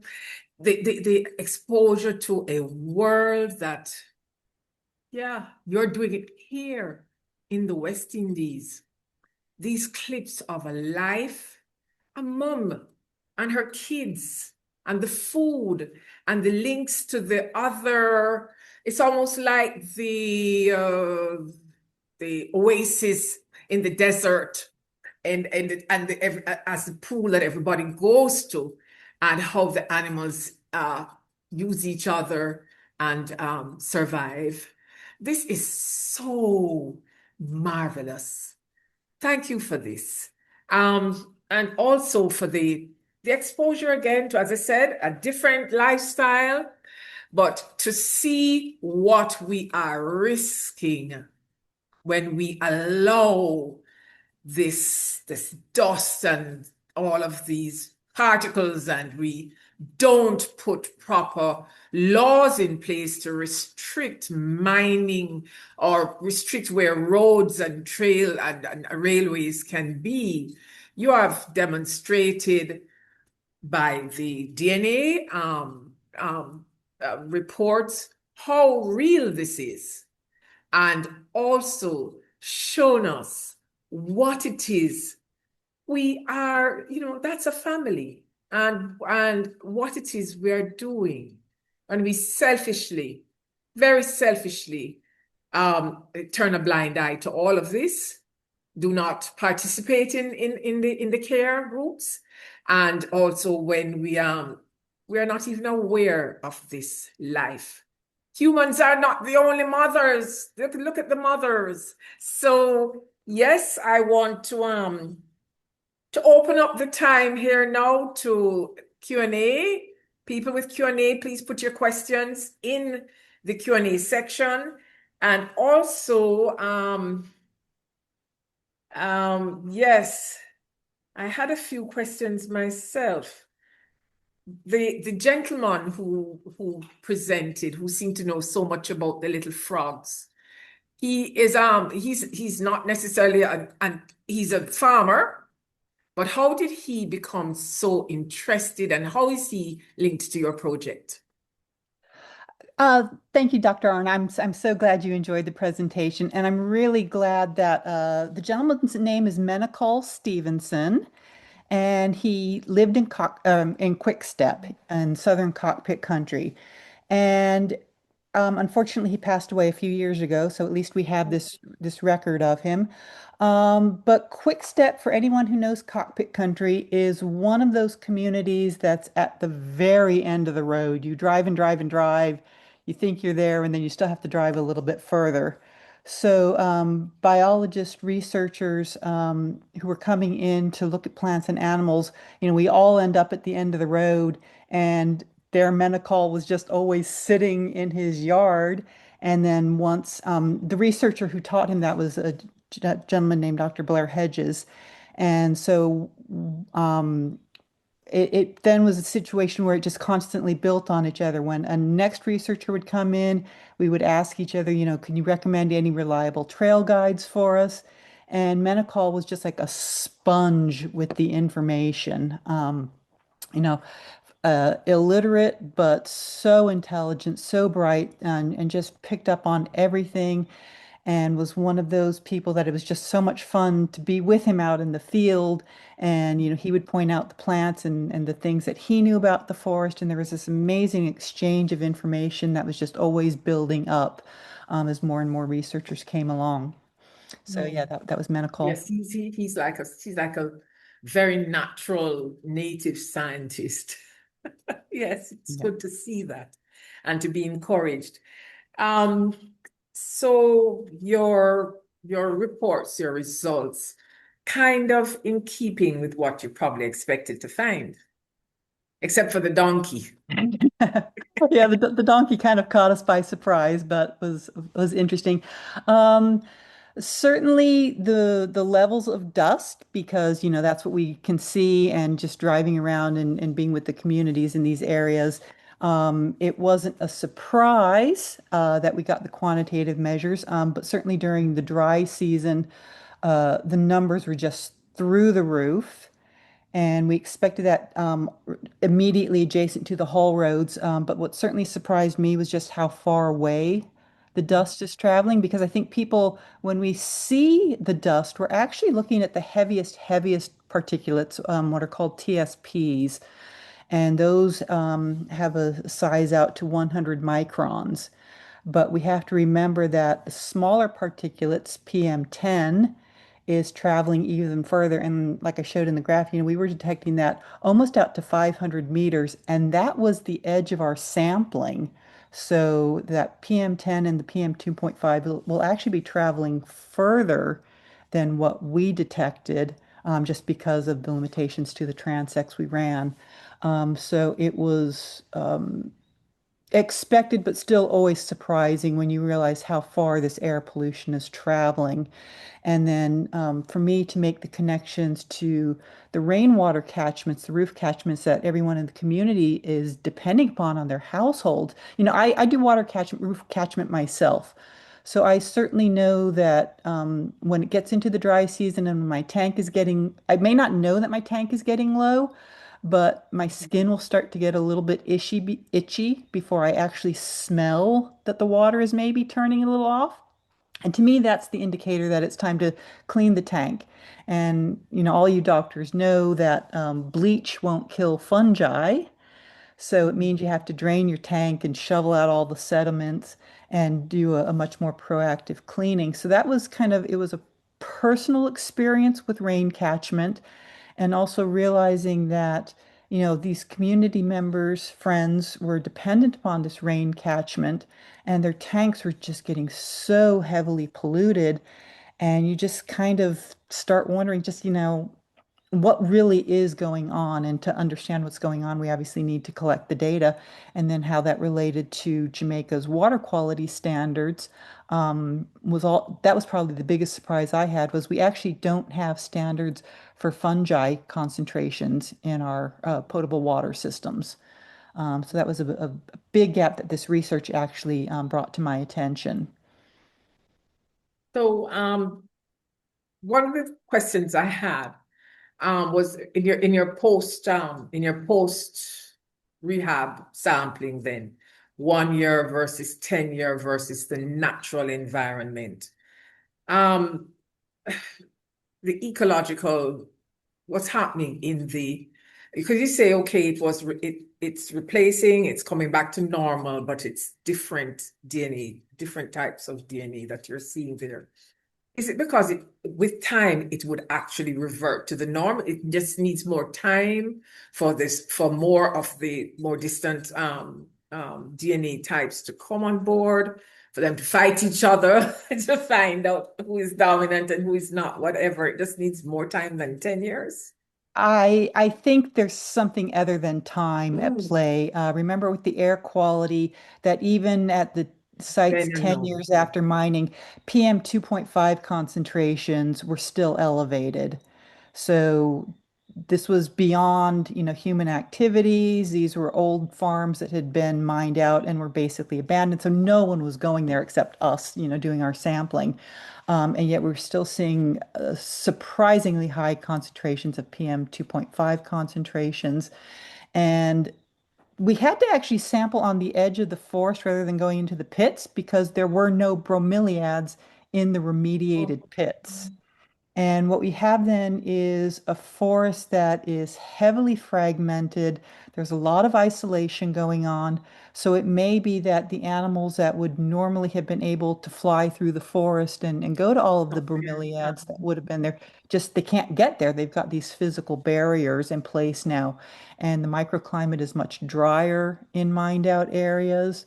It's looking at it, that it's not just a matter of time and nature being Right. able to It would be nice recover. to know that. It would be nice Mhm. to know why it's different, and Yeah, also to know how toxic these particles that you've been referring to are, really, and the length of time that their toxicity exerts for. absolutely. And just, if the frogs are absorbing these through their porous skin, other animals will be inhaling it, then that means the same thing is happening with humans and how much is being inhaled on a regular basis. And we have to be very careful when any monitoring and data are being presented because it's always presented to us as a 24-hour average. So you'll have a huge spike, a huge pulse of pollution events as a truck drives by or as a train goes by.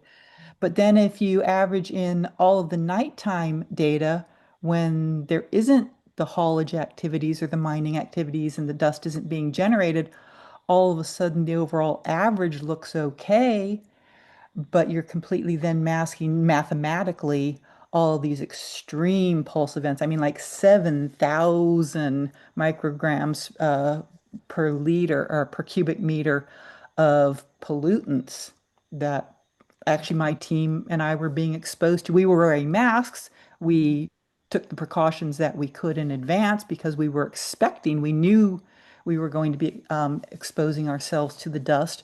So we actually had respirator masks in place and prepared for it. But the community members, members of the public won't be doing that on a regular basis, on a daily basis. So yeah, So is how there much any, exposure? do you have any information on how badly the frog community has been affected over the decade, or has it been able, in these areas which are able to rehabilitate, have they been able to, or is it because of the dryness they're not coming back? What is the situation? It's a gap because we don't have good information on the sites before mining commenced. And mining has been taking place in this area since the 1960s. So it's just been a long time frame where unfortunately environmental impact assessments weren't required, and researchers who were interested in these questions weren't going to mining areas because they didn't want to go to a disturbed, trashed, wrecked forest. They were looking for higher quality forests. So we actually have good baseline information, including in the Quick Step area where Menacol was doing his work, baseline information on the species composition. We actually have good research data on Western Cockpit country, which my colleagues and I conducted a few years ago. But for the areas where mining impacts, we don't have the baseline information to answer your very important question. Okay, well, thanks. And I'm asking anyone, any other questions? Hands up, open your mic, speak. Now is your time. Dr. Cadogan has his hand up. Yeah, Please well, go ahead, Dr. Paul. what I'd like to say here is that this presentation really epitomizes One Health. It has everything there. The people are being affected. We're talking about the bromeliad plants, the wildlife that are dependent on those plants, and how the environment affects those plants. And then human activities impinging on that is creating an effect on the wildlife in these plants, and then having that potential impact on humans as well. So, everything wrapped into one. So it's been absolutely fascinating and great. Just my comment. Thanks, Thank you, Paul. Dr. Cadogan. Oh, go ahead. Go ahead, Doc. No, I was just thanking Paul for that comment as well.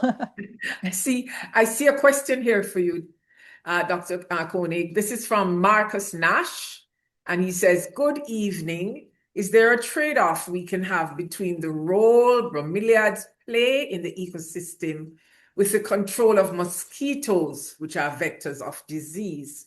So if you could, and I guess that is, the bromeliads are storing the water. So yeah, that's a Yeah. valid question. That gets into the really important issue of which species are using these tank bromeliads in the forest and which mosquito species are present. And in the forest, in the proper forest of cockpit country, we don't have the Aedes aegypti mosquitoes, the disease transmitting vector mosquitoes that everyone knows so well. Those are not being detected in the bromeliads because those species prefer converted, more urbanized rural areas. They might be in our water catchments next to our houses, and something that I have to be very cognizant of. But they weren't being detected in the bromeliads in the forest. And remember, too, when the predators are in the bromeliads, the crabs and the frogs, they're feeding on those larvae. They're actually appreciative of having the mosquito larvae in there because that's dinner for them. That's part of their soup mix.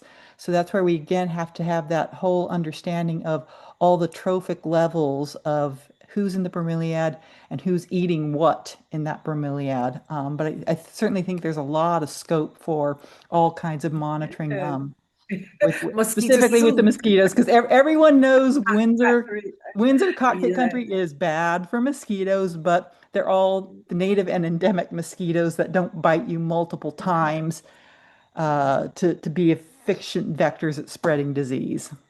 Yes, but in terms of our frogs too, I mean, they like this. Mommy doesn't have to go anywhere and leave her babies so they don't get eaten. So they can, so actually her more can survive and she can get more out there and her Absolutely. crops can come back. Yeah. So we are approaching the end of our time limits here. Anyone else wants to do one quick question? Anything? I think I saw Dr. Buckland with her hand up. Yes, I was thinking that the bromeliads provided micro air conditioning to cool the forested areas. And I was thinking that, and then the mining would have disrupted all of that. And so I would suspect that the temperatures in the area actually also rose. However, if as humans we took bromeliads home as part of our gardening, it will help with cooling. Yes and no. First of all, they're protected species, so we don't want to be taking them out of the forest. And also, remember that root structure that they have that keeps them sitting upright and stable? Yes. You would have to actually either take the whole branch off the tree that the bromeliad is sitting on because they are now complete. They've grown up. They've started out as like a fingernail sized little baby plant where their seeds landed. They grew and their root structure grew with them to make sure that they could grow into a bigger and bigger bromeliad and not fall off the branch. So you would have to actually chop away at their root structure and then they immediately topple over. Or if you cut too much, you actually cut them off like Menacol did and they'll lose their ability to hold water. So if someone wants to cultivate the seeds, and that would be a question for NEPA to give the but it said bromeliads in this, it said bromeliads in the plant stores. Yeah, I would expect them to. And you just need to be thinking about how can you protect that root to make sure that they still have that structure to keep themselves upright, or you build a little container around them to hold them upright while a new reshaped root is growing. And that's one mitigation that can be done. Yeah. I didn't know that they were protected. It's good news to me. Certainly in protected areas and forest reserves, Yes. I can say definitively they are protected. Yeah. Thank you for that information. So, Dr. Koenig, thank you so much. I mean, you come and you always bring excitement and something to be concerned about in terms of our environment. You always push us and say, don't sit back, get up. Get up off your fannies. Look at this. We need to do something. We need to be a part of your group. So you need to let us have some more information. You can please write in the chat a little bit more about the group and about people who are interested in hearing more, inquiring. Maybe you have some other persons there who want to come on these tours, not tours, be a part of your working group. Maybe you can get some growth from us here. I want to thank you so very, very much for being with us this evening. Superb. It was my pleasure. Thank you. Good night, everyone. Good night. It is now time for us to thank to thank and introduce to us, you all, a couple of our sponsors. Remember, we could not be here. We could not do this without our sponsors. And, they're quietly here. And I am just now saying welcome to them in particular. And I need for them to know how very appreciative we are that they are actually here with us this evening. I'd like to invite MOA Vet Services Division to do a presentation first, and then we'll have the National Health Fund following right after with a video.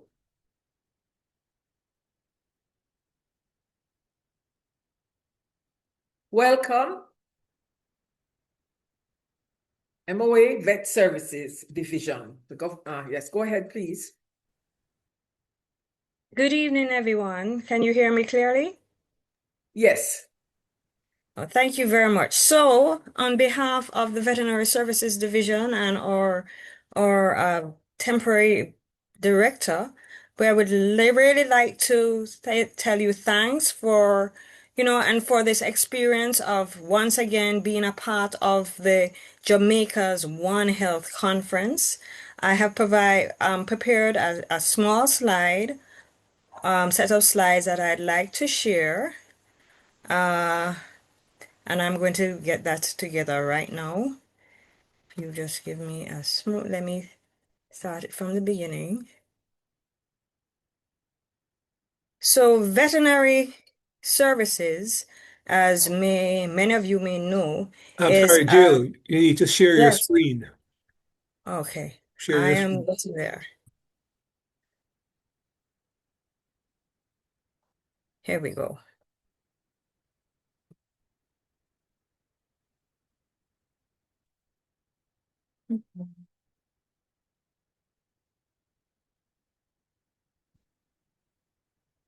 Is it going? Yes. So, just wanted to share with you from a One Health regulatory perspective. Veterinary Services Division, as you may know, is a division in the Ministry of Agriculture, Fisheries, and Mining, and we are focused on animal health, but we are uniquely focused because you know that there are diseases that are shared between animals or animals and humans, and then we all eat and have an environment in which we all are a part of. So, very quickly, just wanted, just want to cover these three sets of focus here. But when we speak of regulatory perspective, it is where the governing bodies view the issues, industries, or innovations focusing on compliance, risk management, consumer protection, and integrity. And it encompasses rules, standards, the regulatory framework that is set up. And from here we are hoping to provide a substrate for purposeful operations. So when we think about One Health, and this is borrowed from Purdue, I remember when I was in vet school, one of the first things I heard about veterinary medicine is that everything is related. Later on, when I did a bit of statistics, there was a difference in relating and associations. But here we are, and as we have heard many times, it's human health, environmental health, and animal health. But when we think about humans, we're thinking about all different stages, all different health health different health issues that people will have. And then at the end, when we think about animal health, there is, yes, veterinary services is in the agriculture, but we are not only involved with agriculture because all animals, terrestrial animals, there's the land-based animals and aquatic animals come under our purview. And we all need our environment. If we all were very healthy, somehow in a bubble without our environment, there is no sustainability there. And then when we think about regulatory framework here, this Adobe image here has compliance as a big picture here.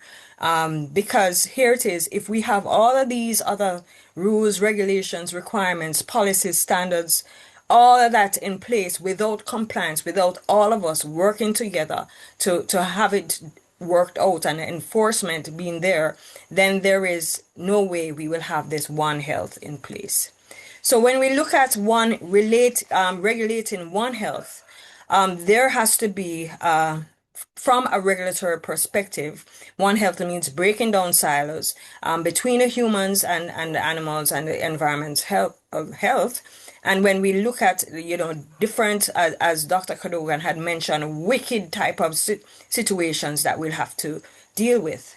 One such was our COVID pandemic. And then there was our Melissa disaster, Hurricane Melissa disaster, which posed a One Health situation as well. So here, in terms of global governance for One Health, there is a quadripartite, which has among the four entities that are standard setting and so across the world, which is WHO, the FAO, WAR, which is the World Organization for Animal Health, and then there's the UN Environmental Program, and all of these, they have come together they have set in place a One Health high level expert panel. And this mechanism is there to provide for us, all the different member countries, of which Jamaica is a member country of all of of all of these entities, where we have guidance is being offered to us, and for us to be able to put in place, where we can have a good sustainability for our globe, for our earth, as well as we'll be able to work together to have all of us still being able to be a part. So we still have our humans, we still have our animals, and the plant life being taken care of. So there's high level expert governance that is given. From this, we have one of the first priorities of this mechanism was to have in place a definition for One Health. And here we have it where One Health is an integrated, unifying approach that aims to sustainably balance and optimize the health of people, animals, and ecosystems. So whereas we are accustomed to seeing One Health probably looking like this, just looking at the sectors and the disciplines, they have also incorporated here where we have 4 C's being involved here: communication, collaboration, coordination, and capacity building, as well as we have where the society is being a part of this to bring forward this One Health. And so when we look at governance, this is the churning, the mechanism that we need to have in place to have that going. So when we do this, though, so the quadripartite has provided through this high-level set of experts, One Health joint plan of action, and you see the date there, 2022 to 2026. So this will be updated soon, but they have provided a means for which countries can look at in order to how to implement One Health.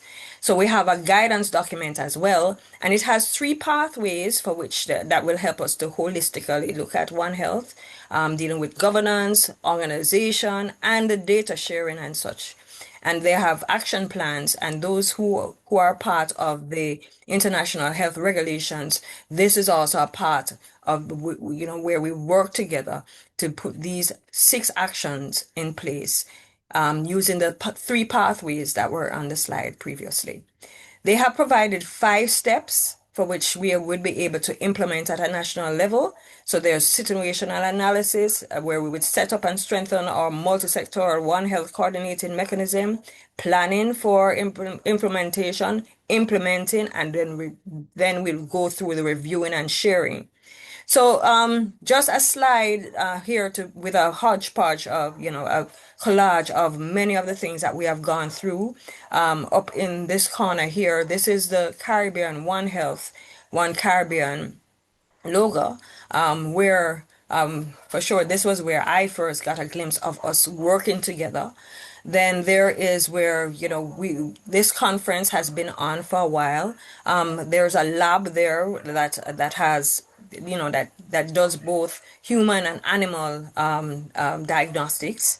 The picture up in this corner here is a relief effort done by one of our industry players, but it's unique here, and you can't see the dog in the picture, but they offered, and vet services also worked together with these, offering vet clinics. But it wasn't only the animals that were involved. There was relief for humans, and there, even from Ministry of Health side, the veterinary public health branch there would also been involved in the different outreaches that have gone out. Then, this is today's our our current One Health conference. But Jamaica has been going forward to do things, but there's still a lot to be done. Because what would a national One Health regulation look like? It would be a unified governance of collaborative mechanism where we'd have a formal coordinating unit and interagency collaboration. It would be integrated surveillance and data sharing will be there, where we'd have even in terms of a joint, even joint investigative teams and such, which we partly have now. But one thing that is very needed for us is where we'd have legislation, where things are actually mandated for us to work together and put that in place, where our stakeholders are more involved in even as we go forward to set up our regulatory framework. So there are key focus areas that there would be: the zoonotic, of course, the AMR, and environmental. And right now, our weakest area is our environmental area, and that is seen worldwide. The workforce and capacity, or operational capacity training needs to be done, and more engagement of the community, as I said. So Dr. that's Elliott, it for us. I'm going to ask you to just take 1 minute and just do a sort of completion of this. And because we're way over, so I'm going to ask you, because we have been so blessed with this today. We didn't know all of what you're telling us, but we hadn't actually built the length of time in. And so I want you to just to give me a final moment or two to complete your presentation. Thank you. But that was the completion of the presentation. That was my last slide. Thank you very much. Thank you. This is Dr. Gillian Ellis from the Ministry of Health Veterinary Services, who I had not been given your name up front, so I didn't know to call you by name up front. And we want to thank you for your presentation and for the ministry's support for the One Health whole One Health idea and its the strength of what has to come from it, and also for showing us how you are involved locally and also in the world, how seriously you're taking this and bringing it on board. We want to have you back and schedule you for the details and how we can participate with some of what you are doing. I want to thank you so very much for being here with us this evening. And Great. yes, thank you. And it is for me now to just quickly ask the National Health Fund video to be played. Thank you.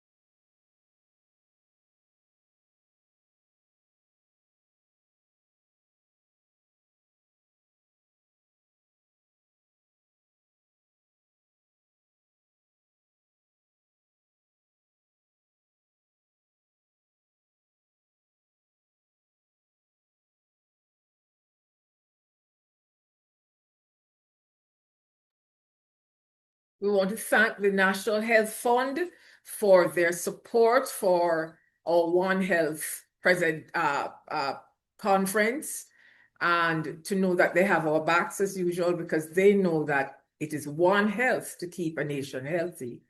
It's One Health in disease prevention.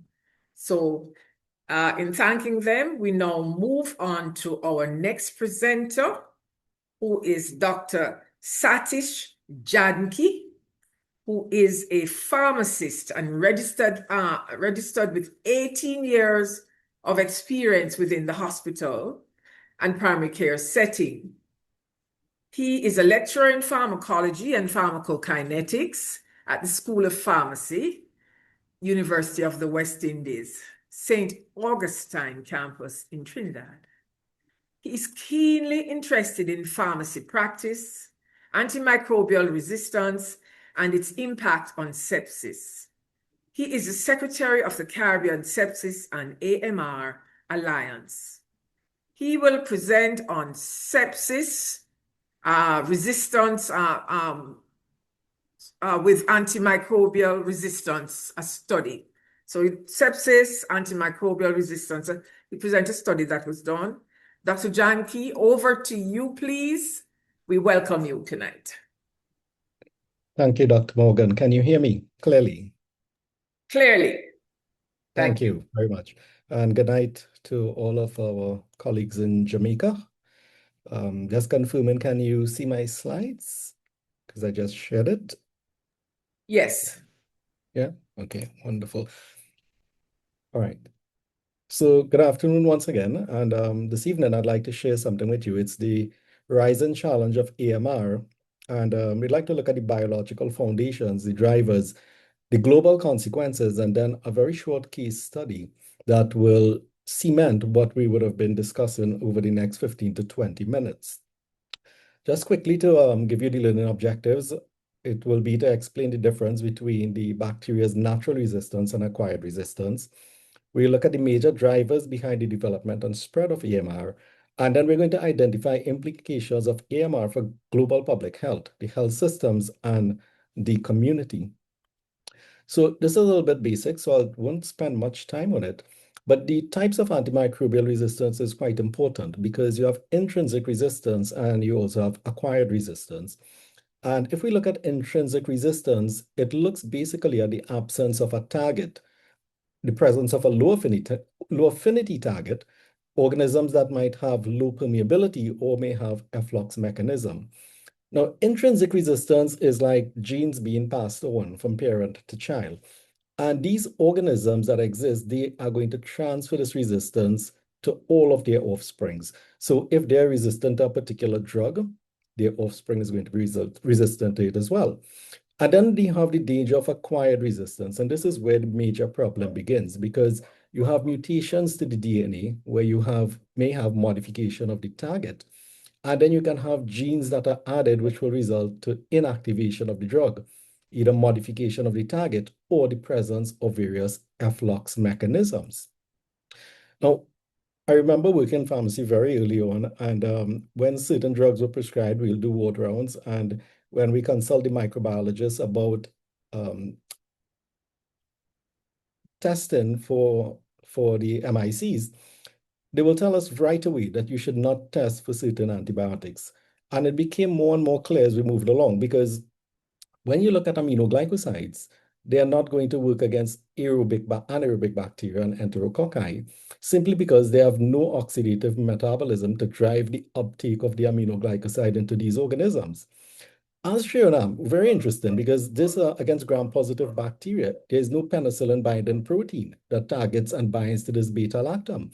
And what's interesting about this is that there's a specific type, penicillin binding protein. There are many types, but aztreonine will bind to penicillin binding protein type 3, which is not present in gram-positive bacteria. So even though it may have wonderful activity against your gram-negatives, it's not going to give you any special coverage or any coverage at all against your gram-positive organisms.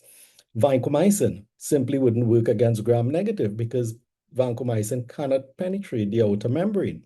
When you look at sulfonamides, trimethoprim, and tetracycline against Pseudomonas aeruginosa, you have ineffective uptake, so that plasma concentrations within these organisms are relatively insignificant, so it's not going to work.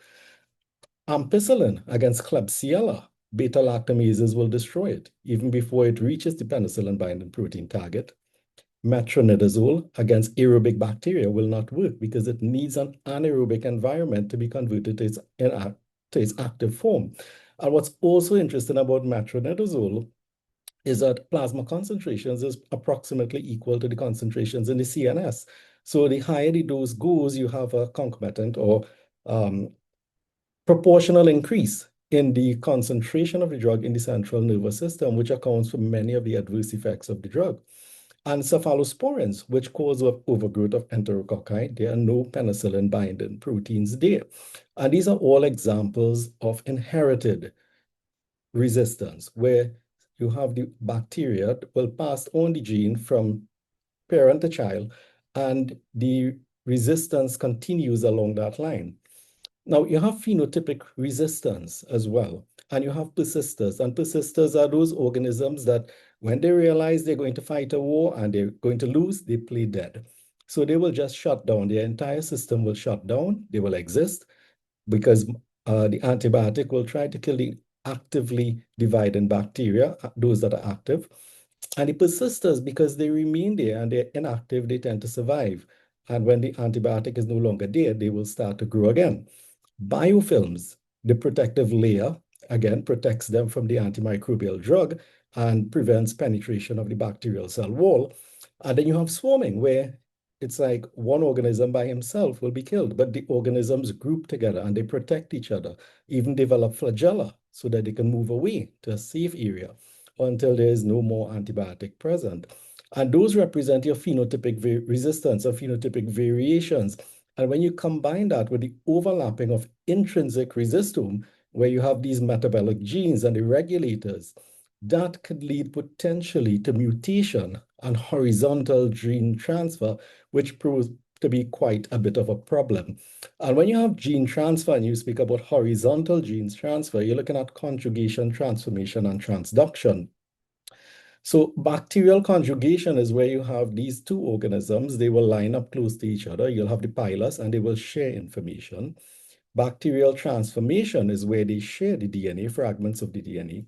And bacterial transduction is where the bacteriophage will develop from one and simply pass on to the recipient cell. And then, of course, you have the plasmid, which is circular DNA, which will code for specific organisms and transfer the resistance. And when you're in an environment, for instance, in the hospital setting, where you can have transfer from one patient to the next, that plasmid is going to be quite difficult to control because organisms are very giving. They're not like human beings. They like to give and they like to share. And they're going to pass that on to their closest friend to ensure that resistance against a particular bug is maintained. Now, since it's One Health, there are a number of factors that's going to contribute to this. You're going to have manufacturing and industry. You're going to have aquaculture, growth promoters in animals. You have crop farming, horticulture, veterinary use of antibiotics in animals, and then you have therapeutic and prophylactic use in humans and animals as well. And once you have antibiotic exposure and AMR acquisition, then you're going to have AMR transmission. And once transmission begins, it becomes a little bit difficult to control. So what are the implications of AMR for a global public healthcare system? Currently, we have about 700,000 AMR-related deaths globally. Only 30% of developing countries have a national action plan, and this is a problem. Even if a small proportion of the world does not have a national action plan and an implemented action plan, is going to lead to problems, particularly with the amount of global travel that we have currently. AMR is predicted to contribute to $100 trillion loss in GDP by 2050. In India, 58,000 newborns die. We have 490,000 cases of multi-drug resistant tuberculosis developing per year. In Europe, the adjusted years lost due to AMR was calculated to be 874,541.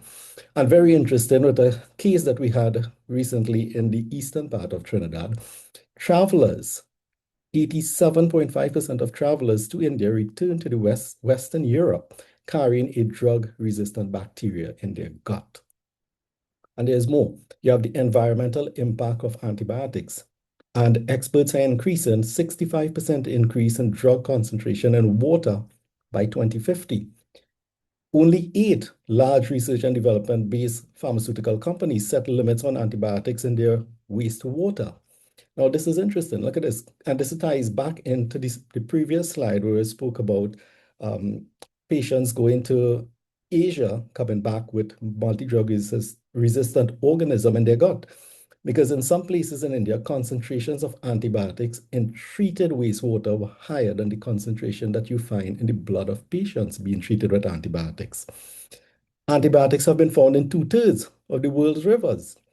You have Europe's second largest river, the Danube, was found to be polluted with 7 different antibiotics. And it goes on. For example, in Florida, there was fishes that had 27 different drugs that were isolated from them. So the amount of pharmaceuticals effluents leaking into Europe's waterways is estimated to increase by 2/3. And that's before 2050. The stats for 2050 don't look very good at all. Because when you look at it, we're going to expect 10 million deaths from infections that were previously treated with antibiotics. You have a global decrease in livestock production of up to 7.5%. I'm very happy that my friends at the School of Veterinary Medicine are looking at this and are working towards trying to solve this problem. You have an increase in global AMR health costs from $300 billion to about $1 trillion per annum. You're going to have an increase in over 28 million people living in extreme poverty, reduction in real global exports by 1.1%, and you're going to have about $1.35 trillion in costs for the Western Pacific region over the next 10 years, because you have all of these factors will combine to restrict trade and development. So when you look at the One Health response to antimicrobial resistance, everybody is involved, right? And there is a need for the sustainable development goals. We have to have all parties on board. Now, what are the drivers of AMR? When you look at the drivers of AMR, they include the lack of access to clean water, open rather than closed sewage systems. Because even in India, we saw, even when they had the sewage systems, if I can go back, right? Even if they have the sewage systems there, they still have high concentrations of antibiotics in treated wastewater. You have variation in healthcare infection control practices, and IPC has a big role to play in this, but there must be standardization in how it's done. You have inadequate provision of antimicrobial agents and diagnostics. Patients need to be treated in time. For instance, patients who develop sepsis, every hour you wait, the chances of survival decreases significantly. And then you have farming systems that have suboptimal regulation of antimicrobial agents and high population densities, which make the spread of disease rather difficult to control. So when you look at the factors that contribute to AMR, and if you look at the y-axis, right, you'll see these are the relative contributors or factors or the drivers for AMR. And on the x-axis, you'll see the evidence that the factor is contributing to AMR. So it means if you're on the top right-hand side, that is the major cause for AMR development that there is evidence for. So on the top right-hand side, you'll see human antimicrobial misuse or overuse and animal antimicrobial use or overuse. Then we have environmental contamination, which starts at about the middle of the slide, healthcare transmission from one patient to the next, suboptimal rapid diagnostics. Then you have suboptimal vaccination, and vaccination simply prevents people from getting sick and developing secondary bacterial infections. Shown to be highly effective in containing AMR and reducing the incidence of AMR and reducing the incidence of infections in general. And then you have suboptimal dosing, right, including substandardized and falsified drugs, which is a huge problem worldwide, right? When Interpol conducted some raids over the last couple of years, they millions of dollars worth of falsified products, many of which were antimicrobials. And if patients use falsified products, they're not going to get the plasma levels desired to treat the infection. So you're going to get therapeutic failure and multi-drug resistance will develop. And travel is a huge problem. That little blue dot there, as we will see in a short bit. And then mass drug administration for human health, because you have a lot of drug being passed into the wastewater when plasma concentration is going to increase. So I couldn't help it. I'm in pharmacology and pharmacokinetics, so I had to include this slide because you have factors that influence antimicrobial dosing, and you have all of the patient factors that you have to consider: the age, the obesity, comorbidities, physiological changes, the host immune response, and then the antimicrobial factors, for example, solubility of the drug. Where is the drug going to go? Is it going to stay within a central compartment, or is it going to be distributed into the tissues? The volume of distribution gives you an idea of how widely distributed the drug is. Protein binding. If a drug is high plasma protein bound and you have a decrease in the amount of albumin, particularly in patients who have renal failure, you're going to have a higher than normal plasma concentration. How well is the drug cleared and the antimicrobial effect? And then you have to consider for certain antimicrobials, something that is at least not routinely done in Trinidad, and I'm not sure what's happening in the rest of the Caribbean, but aminoglycosides and fluoroquinolones, you should really monitor the Cmax to MIC ratio, right? Cmax to MIC ratio is greater than 10, actually give you pretty good killing rates. For vancomycin and fluoroquinolones, again, you can use AUC to MIC ratio to ensure the drug is actually working. Ratios of about 10 gives high efficacy. For beta-lactams, you want to keep the plasma levels above the minimum inhibitory concentration. If it stays above the MIC for a longer period of time, the drug is found to be highly effective. And compare that to something like an aminoglycoside, where the Cmax, the highest plasma concentration, is really the predictor of how well the drug works.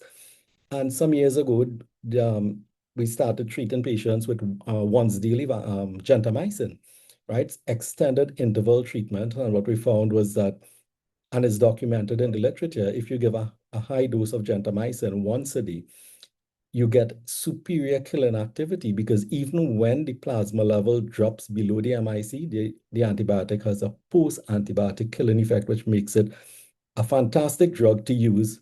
One, because it's still killing the organism even below the MIC, even when the plasma level falls below the MIC. And two, it gives the kidneys some sufficient time to recover. Right? And this is to show you that AMR is not isolated. So when we set up something in our individual countries and we think we're doing a wonderful job, and yes, we are doing a wonderful job when we set up a system. But this picture shows you what the flight plan, this is flights over 1 day in the entire world. And it shows you the amount of international travel and people moving from one area to the other. And it can show you how quickly AMR could spread, because we are not isolated. The population in the Caribbean is about 40 million, and we have about 30, in 2023, we had 32 million visitors to the Caribbean, right? So let's look at a quick case study. I don't want to, I know Arnold is eager to go and tell you about his cases in the sheep. So this is a study something that happened in East Trinidad, where we had a travel-associated drug-resistant infection. So this was an imported antimicrobial resistance following a recent travel. It shows or highlights the failure of standard empiric antibiotic therapy and the importance of antimicrobial guided treatment from the microbiology lab. So we had a 45-year-old male. He returned from Southeast Asia 8 days before. And while he was there, he was hospitalized for gastroenteritis during travel. He was given antibiotic treatment, but he could not remember what drug he was given while he was there. He was given IV and then sent home on oral antibiotics. On returning to Trinidad, which was 8 days before this, he had fever, productive cough, dyspnea for 5 days. So he was normal, had no complaints for the first 3 days he was back in the country, probably because there was an incubation period for the organism. And then he was diagnosed with community-acquired pneumonia. He was started on amoxicillin clavulanic acid as an empiric treatment, and his symptoms got worse over the next couple of days. So when he came back to the accident and emergency, this is what they found. The WBC count was elevated, 16.4, neutrophils was 85%. So he was warded, had persistent fever after 72 hours of therapy, increase in oxygen requirements, and he had an escalation of K and was admitted to the hospital. Samples were taken and he was found to have a Klebsiella-resistant strain, Klebsiella pneumoniae, that was carbapenem resistant. And this resistant pattern was consistent with the strains that was reported in Southeast Asia.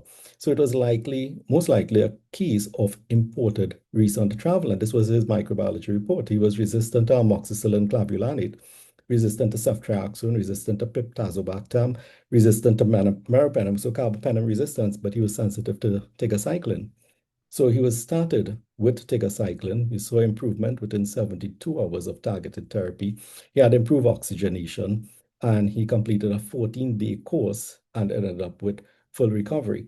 So it shows us one of the things that I've learned since being at the Caribbean Sepsis Alliance is that it does not matter if you fix one area. We have to move as an entire region. The entire region and for greater parts of our hemisphere must move at the same time, because you can fix your house in order, but if your neighbor doesn't do what he's supposed to do, it's very likely that resistant organisms could be transferred from one area to the next. And now, especially with the amount of international travel and the movement of the global population, it's very likely and very easy to have drug-resistant organism being transferred from one population to the next. So with it, that's my little presentation for you. I hope it was useful and enjoyable, and thank you very much. Yes, Dr. Janki, we don't know how, it becomes more and more just so confusing how how we're going to really deal with this problem, as you have shown us by this mesh of of drugs and the resistances and the natural resistance and what happens, and it's in the climate, it's out there in the soil, it's a tired brain syndrome for that thing. And it's a wonder how we're going to manage it. I'm going to ask people to keep their questions, because I'm going to ask the next presenter to present. And then people, please write your questions in the Q&A. And at the end of the next presentation, we will have a look at a few questions from both presenters. So this presenter now, I'd like to invite Dr. Anil Prasad to come and share his presentation.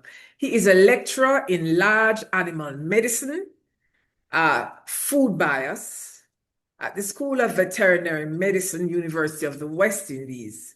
He completed his degree, his doctorate in veterinary medicine in 2007 from the University of the West Indies, before proceeding to a Fulbright Fellowship in 2011 to the Ohio State University, where he completed the MS, that's the master's, 2013, and his PhD in 2016. So he's joined the ranks of the PhD, 10 years now, and he has programs at the Food Animal Health Research Program, College of Veterinary Medicine. I think that's where he completed his master's degree, the Ohio State University. His research focused on the epidemiology of bacterial foodborne pathogens. His career goal is to improve the standard of healthcare provided to food animals and to investigate novel sources of antibiotic-resistant bacteria and to increase pre-harvest food safety in the Caribbean and Latin America. So our two presenters do have overlap, and we will ask people to please get your questions together, and we will invite Dr. Prasad to present on antimicrobial resistance in food-producing animals. Dr. Prasad, welcome. It's over to you now. Thank you very much, Dr. Brown Morgan. Good night, everyone. Just confirming everyone can see my screen. Yeah? Yes. Yes. Okay, great. And the presentation, right? Yes. Great. So good night, everyone, again. So thanks for the wonderful introduction. Together with me presenting tonight will be Dr. Kristen Jagannath, who's one of our clinical teaching assistants at the University of West Indies here. And we're going to be talking a little bit about antimicrobial resistance in our food-producing animals. So Dr. Janke did a wonderful job showing how these organisms propagate. And we know in veterinary medicine, our drugs are used quite a bit for therapeutic use, growth promotion, and also for prophylactic use. And even with good practices, we know that we have a lot of poor practices where drugs are used when they're not needed. We have misuse of drugs, unregulated use of drugs, and that increases our exposure for animals. And once we have the propagation of those antimicrobial resistant organisms in our animals, we can then have them shedding in the animal products, which gets the human population. We know we can have transfer between animals and humans because of their close contact. We have our animals, microorganisms from our animals getting into the environment, and then also from there getting into our crops, which could then potentially be a source of infection or transmission to humans. What we should be aware of is that a lot of antimicrobial drugs are also used in horticulture, which is sometimes missed. So, for example, other antifungals are used in some of our crops, especially in our banana production. We think of also unregulated use of antibiotics in some of our fruits that's also used. So how much antimicrobials is actually used in livestock? In 2020, the estimated amount was about 99,000 tons. That's expected to increase to 107,000 tons by 2030, and a further increase up to 120,000 tons by the year 2040. Majority of antimicrobials are used in Asia. Then we look at South America, including the Americas, Europe, and then North America. And in each of these areas, South America and Asia, we could see by 2030, we're going to have a further increase in the use of those antimicrobials. If we look at our different animal species, and there's an estimated usage, we can see that quite a bit is used in our pig population, followed by dairy, aquaculture, the third row here. With aquaculture, the amount used in aquaculture expected to increase by the year 2040. And then we have some amounts in sheep and goats and chickens. And again, we can see here approximately 120,000 tons being used by the year 2040, with pigs, cattle, and aquaculture being the primary sources or primary users of these antibiotics. So when we doing my check, I was looking to see what we could find in terms of antimicrobial resistance globally in terms of animals. They have very limited data simply because of poor surveillance techniques or practices in many countries and regions. But if we look at our the global burden in humans, we could see that in 2019, there were 4.95 million estimated deaths, and that is estimated to reach up to 10 million by the year 2050 if there's no intervention taking place. Within the Caribbean in the year 2019, we had 141 deaths, 141,000 deaths associated with antimicrobial resistance. So, as I said, I was looking to see some of our studies that were available. We look at within Trinidad and Tobago, and these are some of the research done at UWI. So we had Albert Stewart Johnson in 2019, who did quite some, her focus was on Staph aureus in pigs, and she found 100% of the isolates were resistant to penicillin and ampicillin. She found resistance to enrofloxacin, gentamicin, and tetracyclines. Gentamicin was quite interesting because we don't really use that in our food animals. With respect to MRSA in poultry, she found that 0.7% of our isolate screen were exhibited methicillin resistance. We had Anissa Khan, who did some work looking at in chickens, and she found that they had salmonella. Whenever salmonella isolate was recovered, it was resistant to at least one antibiotic. We had Kumar also did looking at salmonella isolates and found 13 of them were multi-drug resistance. And interestingly, we had Alanis Budram in 2022 which was able to recover multi-drug resistant E. coli isolates from lettuce being sold in markets. So again, showing the role of horticulture, the potential spread and propagation of our antimicrobial resistant organisms. So a number of our research projects, we looked at of farmer knowledge, attitude, and perceptions of and look at their practices with respect to antimicrobial use and antimicrobial resistance. And here we can see this is a small study looking at some of our pig farmers, and over 35% of them were not even aware of what antimicrobial resistance was, or heard the term. Some said they heard it, but they weren't aware of what it did. And some said they heard it, but they didn't think it affected their livestock, that it was primarily a human issue, not affecting livestock, which is quite startling. We also asked them about their ability to purchase antibiotics without prescription. And 2/3 of the farmers surveyed indicated that they were able to obtain antibiotics without prescription. Again, showing the lack of or the need for greater regulation in this area. So I'll stop here at this point and I'll pass on to Dr. Jagannath, who will now to go through a couple of case reports that we have had from cases presenting at our hospital. Dr. Jagannath.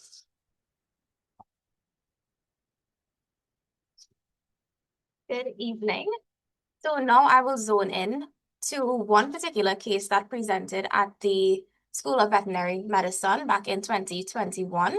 So this is small boy, a 1-year-old Katahdin ram, which at the time weighed approximately 25 kilograms. He presented with swellings and non-healing wounds on both metatarsus, and he also had lameness issues for approximately 3 weeks. The owner reported that he had attempted to treat the animal at home using a combination of antibiotics, but no improvement was seen. On his physical exam, the animal was bright, alert, and responsive, and the parameters were within normal reference ranges. The swellings and wounds were present on both of his metatarsals, and the swellings on the left and the right metatarsus were approximately 7 by 4 inches, as well as 4 by 2 inches, respectively, both with purulent discharge present in both of the open wounds. So at this point, culture and sensitivity testing was performed on the discharge collected from the open wounds, and 3 bacterial isolates were retrieved. And they were the Proteus species, Pseudomonas species, and E. coli. The antimicrobial resistance profile of each organisms were evaluated as seen as in this image, and it was found that the organisms isolated were resistant to most of the first-line antibiotics. Penicillin streptomycin was initially used while we were awaiting further lab results, and eventually the antibiotics was then switched to ceftiofur. After no resolution was seen, combinations of antibiotics were then used. So this included a combination of ceftiofur and gentamicin, as well as ceftiofur and marbofloxacin. And just to know, gentamicin is one of the antibiotics that are not typically used in food animal medicine. So even after all those combinations of antibiotics, there was no positive signs over a 2-month period. So still there was no resolution. And at this point, eventually the decision to try complementary and alternative options were made, and 1% acetic acid was used topically on the wounds. Once this was started, the wounds then showed signs of improvement as seen in these images. And this was the wound on initial presentation, and then these were the progression or the improvement of the wound after the treatment of 1% acetic acid was started. And here we can see small boy fully recovered, and he has now gone on to become a successful breeding ram. So here I will present some preliminary results of a retrospective study which focused on evaluating the antimicrobial profile of isolates recovered from food-producing animals from 2019 to 2023. Most of the samples originated from milk, and overall we saw that Staphylococcus species were the most common bacterial isolate recovered. Here we see the resistance profile of the isolates, with 66% of the isolates being resistant to ampicillin. What was even more startling is that 24 out of the 64 bacterial strains were resistant to 3 or more antibiotics, and 1 streptococcus strain was resistant to 13 antimicrobials. So our data strongly suggests that antibiotic resistance is increasing within the food producing industry, and there is a need for greater antibiotic stewardship. So where do we go from here? We need to embrace an integrated approach by regulating the use of antimicrobials, not just in humans and animals, but also in horticulture. There should be also some more educational programs to increase awareness. So as seen in this picture here, this was a program hosted by UE for farmers to promote good farming or agriculture practices, which included increasing antimicrobial resistance awareness.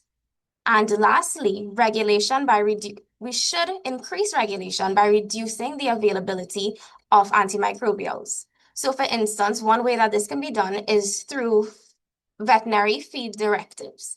And this just means using veterinary oversight by allowing only licensed vets to issue veterinary feed directives for medically important antimicrobials in feed. Thank you.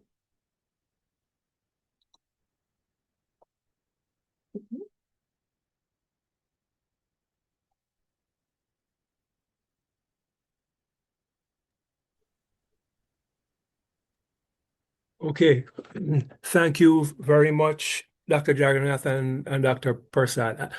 Oh, there you are, Arna. I thought you Yes. might have been out for No, a break. no, Okay. no. I just Okay. wondered if Dr. Persad was going to come back in Oh, okay. quickly as he had introduced Dr. Zaganad to us. Do you have a question you'd like to pose, Paul? You're muted. You're muted. Paul, you're muted. Sorry. Oh, Dr. Buckland has a question. Alice, you can go ahead. Yeah, I was wondering, with the RAM, was a pH done of the discharge? Was it acidic, alkali, or neutral? I know in Jamaica, the dermatologists do use acetic acid as cleaning agents, and I was quite impressed that that acetic acid really worked so wonderfully on the ram's wound. And I'm glad that they tried a different approach, which was it was just different. Thank you so much for that presentation. It was great. Both of them, Dr. Jenkins and Dr. Yes, so I'm going to go ahead right here now and just say to both Dr. Persad and Dr. Janki how very, very interesting their presentations have been and how alarming. That's what I think. So was a pH done on the sample? That's what I'm asking though. For the RAM. Sorry, Aldith, Dr. Buckland, we will take that as a question in a moment. And we're going to just thank our presenters first for having come on board. We're about to enter into the Q&A, but we haven't quite done that yet. And we're going to say to Dr. Janki, we're going to ask Dr. Janki, who presented first, to give us a little hope. We're going to ask him to join back with Dr. Persad, first of all, and to give us a little hope. Where are we headed with this presentation? How do we escape this pit of resistance? So that is one, that is Dr. Janki and Dr. Persad. And Dr. Zagrinad. I'd like to say thank you for your presentations as well. Dr. Zaginad gave us some hope for alternatives to actually using drugs in everything that we are using to treat our ulcers and other wounds in the animals.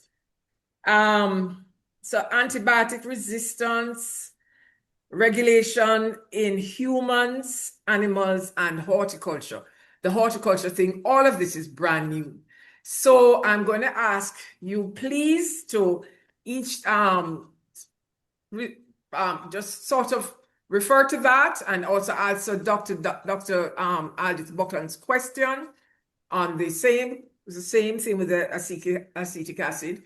And go ahead and get in there. We don't have a lot of time, but let's hear what you have to say to make this a little bit, let's give us hope.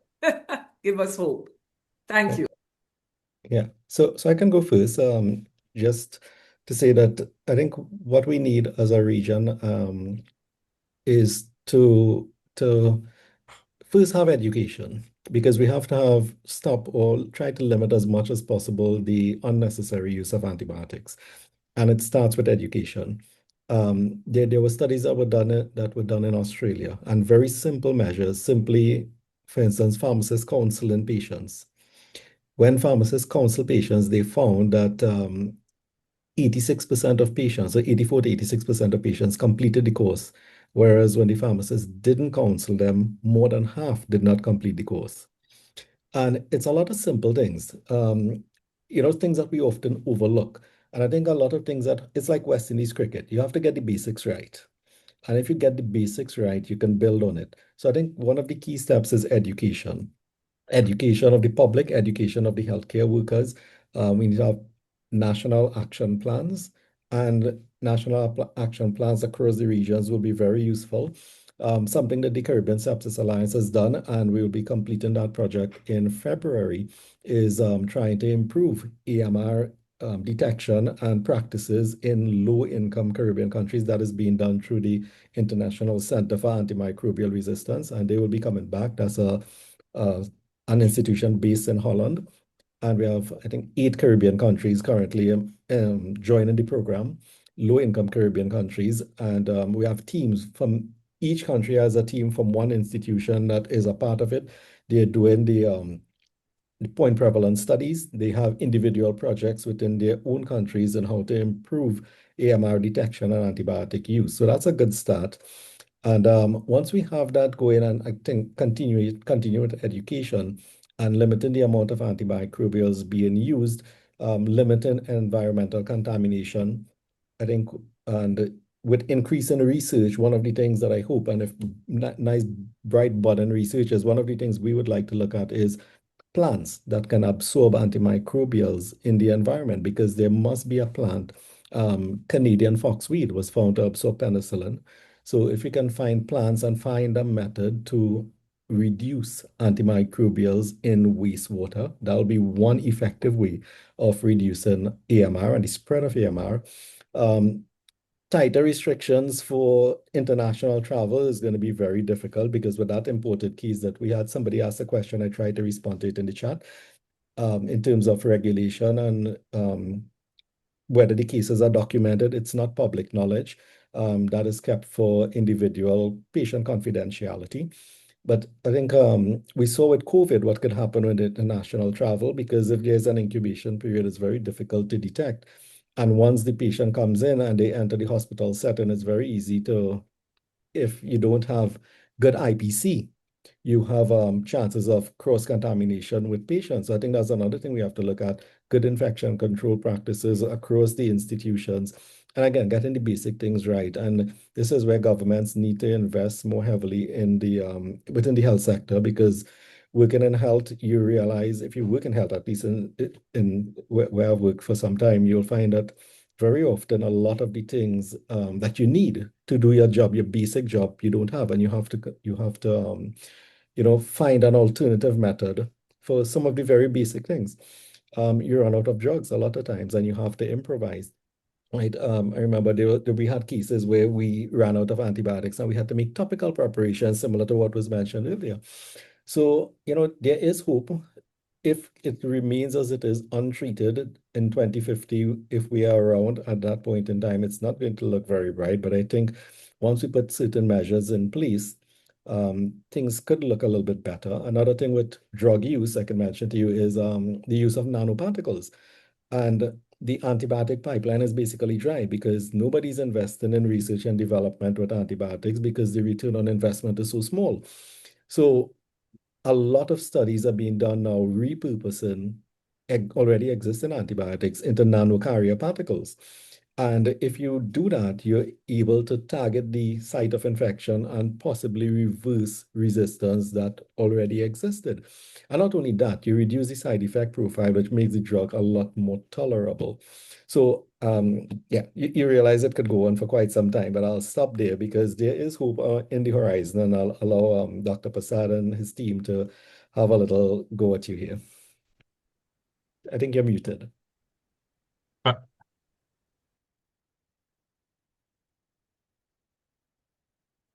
Okay, sorry. There's a lot that we need to say. There's a lot more that we could say because it's such a almost horrific area of medicine at this, in terms of our ability to deal with it and our future hope. So we need all the hope we can get. Dr. Prasad, over to you.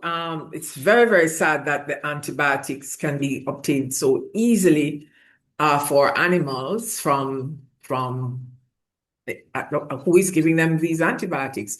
And that's one thing. And also, Dr. Zaganad there was a question posed about the use of the solutions that's used for the dressings. So if the two of you could come on board with those answers. Okay. So with respect to if we measured or checked the pH of the wound, no, we didn't, but based on subsequent cultures where we kept on getting Pseudomonas being the only organism being cultured, that is where we decided to try using the acetic acid. And it's something we did borrow from human medicine case report for treating a diabetic wound. And we saw that it used 1% acetic acid and got success. So that's why we decided to try it with this case, and we had complete resolution as shown in the images. With respect to the availability of antibiotics, where the farmers, where the stores are getting them from, I can't say. I mean, we have our suspicions of where they come from, but I think what we need to focus on also is education, right? And this is why I know at the vet school we have done quite a bit of outreach focused on trying to improve good agriculture practices and focusing especially on antibiotic stewardship to try and eliminate some of this misuse. Because again, in some of our studies, we found that a lot of farmers depended on other farmers to get what is the best treatment choice. So we started to, by our education programs, we're hoping to address some of these things, that not every disease that looks the same is the same, has the same cause. So by trying to get that message across to farmers and also to other animal health practitioners on the whole, that we need to practice proper medicine, make use of laboratory facilities or diagnostic tests that are available, and to ensure that we do and some of the larger farms, they try to get them to do antibiograms on a regular Yes, basis so that we be can be more able to. scientific. Be more scientific, is it? Don't just go back to the old-fashioned, give what you think will work. I see that Dr. Paul Cadogan has his hand up. Dr. Cadogan, please go ahead. And we do have one question in the Q&A.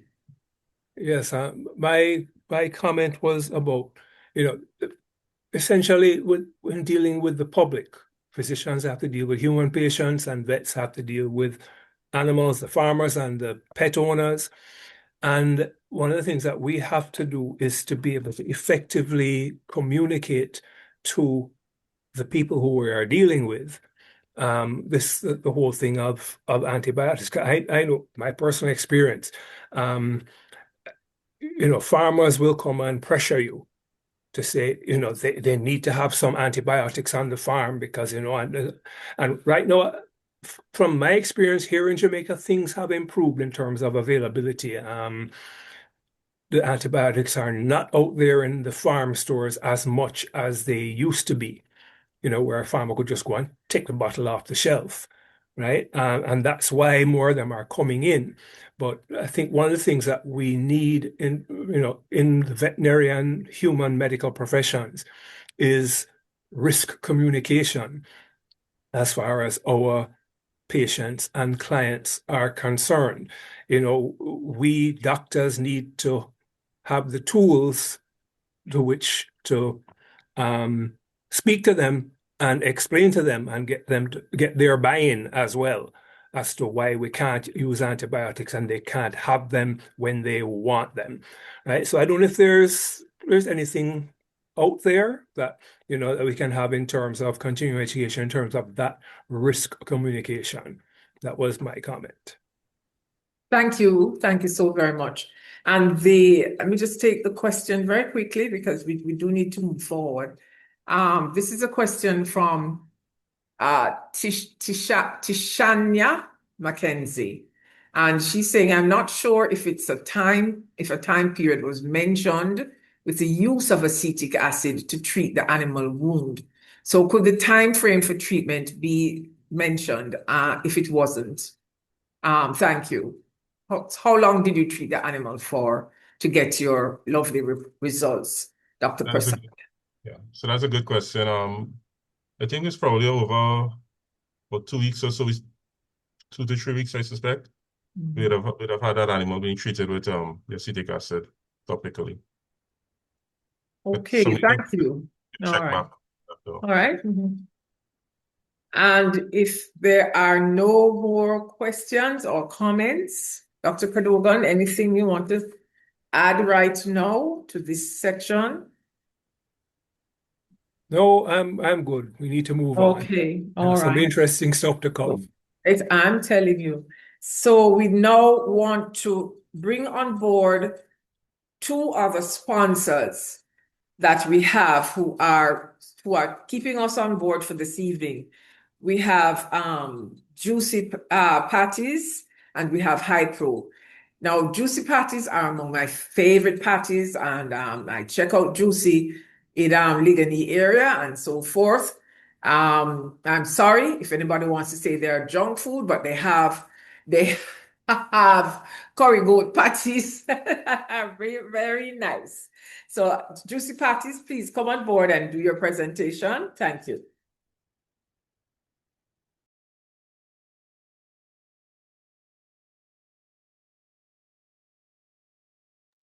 Marielle, I think you're muted. All right, are you hearing me now? Yes, hearing you now. So you All can share. right, great. So good evening, everyone. I was told that I have 5 minutes to present. So I'm going to see how quickly I can actually get through my presentation in 5 minutes. So good evening, everyone. My name is Marielle Foley. I am the Food Safety and Export Manager at Juicy Beef Limited. And today I'll be sharing with you how food safety is really managed, particularly at the level of the abattoir, using Juicy Beef as a practical example of One Health in action, where human health, animal health, and environmental protection are interconnected rather than being treated as separate responsibilities. Now, the abattoir and the processing plant at Juicy are often unseen by consumers, but they really do play a critical role in protecting public health. Now, why does the abattoir matter? The abattoir is a critical convergence point in the food system. It represents a transition from live animals into the human food chain, which means any failure at this stage has direct downstream consequences. This is where microbial hazards can move from animals to people, where antimicrobial resistance risks can emerge, and where waste, water, and effluent directly interact with the surrounding environment and community. If food safety fails at the abattoir level, One Health fails downstream, affecting consumers and ecosystems and even public trust. So food safety hazards at the abattoir are not theoretical. They are well known and they are predictable, which is precisely why they can be effectively controlled. Biological hazards include pathogens such as Salmonella and E. coli, and even antimicrobial resistance risks if controls are weak. Physical hazards may arise from processing activities, for example, metal fragments from our equipment or bone from the meat that we're processing. Chemical hazards include veterinary drug residues, sanitation chemicals, even pest control residues. or pesticide residues rather. Because these hazards are known, the focus is not on reaction, but rather on prevention and control. At JUCB, food safety is managed through a preventative hazard-based system designed to control hazards at their highest risk points. This system is built on a structured hazard plan supported by robust prerequisite programs, which includes GMPs, sanitation, pest control, and water quality management. Critical control points are clearly identified, monitored, and verified. Importantly, the system is not static. It relies on routine monitoring, verification activities, internal audits, and corrective actions when gaps are identified. Continuous improvement is a core principle of our system. So we conduct regular internal inspections of all our facilities and operations. Any nonconformities that are identified are formally recorded, investigated, and actioned in collaboration with the relevant internal departments. So anything that we identified is not treated as an isolated issue. Corrective actions are tracked to closure, ensuring that issues are not only fixed, but prevented from recurring. This creates accountability and strengthens systems resistance over time. Now, verification goes beyond the paperwork. It provides objective evidence that controls are working in practice. Routine microbial testing is conducted on finished products to confirm process control effectiveness. Key inputs are also tested to prevent upstream hazard introduction. Environmental microbial testing assesses hygiene conditions in processing areas, while sanitation verification activities confirms that cleaning and sanitation programs are effective. These layers of verification help identify risks early before they become food safety failures. Our internal systems are reinforced by external oversight and independent assurance. The facilities operate under approval and oversight by bodies such as Ministry of Health. It is registered with the Bureau of Standards and is regulated by FSPID, which is the Food Storage and Prevention of Infestation Division. Additionally, JUCI is also FSSC 22000 certified, which provides international assurance that our food safety system meets globally recognized standards. This external validation strengthens transparency, accountability, and consumer confidence. Now, animal health and welfare are inseparable from food safety outcomes.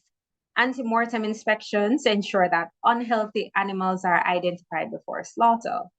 Hygienic slaughter and carcass handling practices minimizes cross-contamination risks. Veterinary oversight is embedded in operational decision-making with a strong emphasis on disease prevention. This preventative approach reduces reliance on antimicrobial interventions, supporting responsible antimicrobial use across the food chain. The food safety responsibility does not end on the processing floor.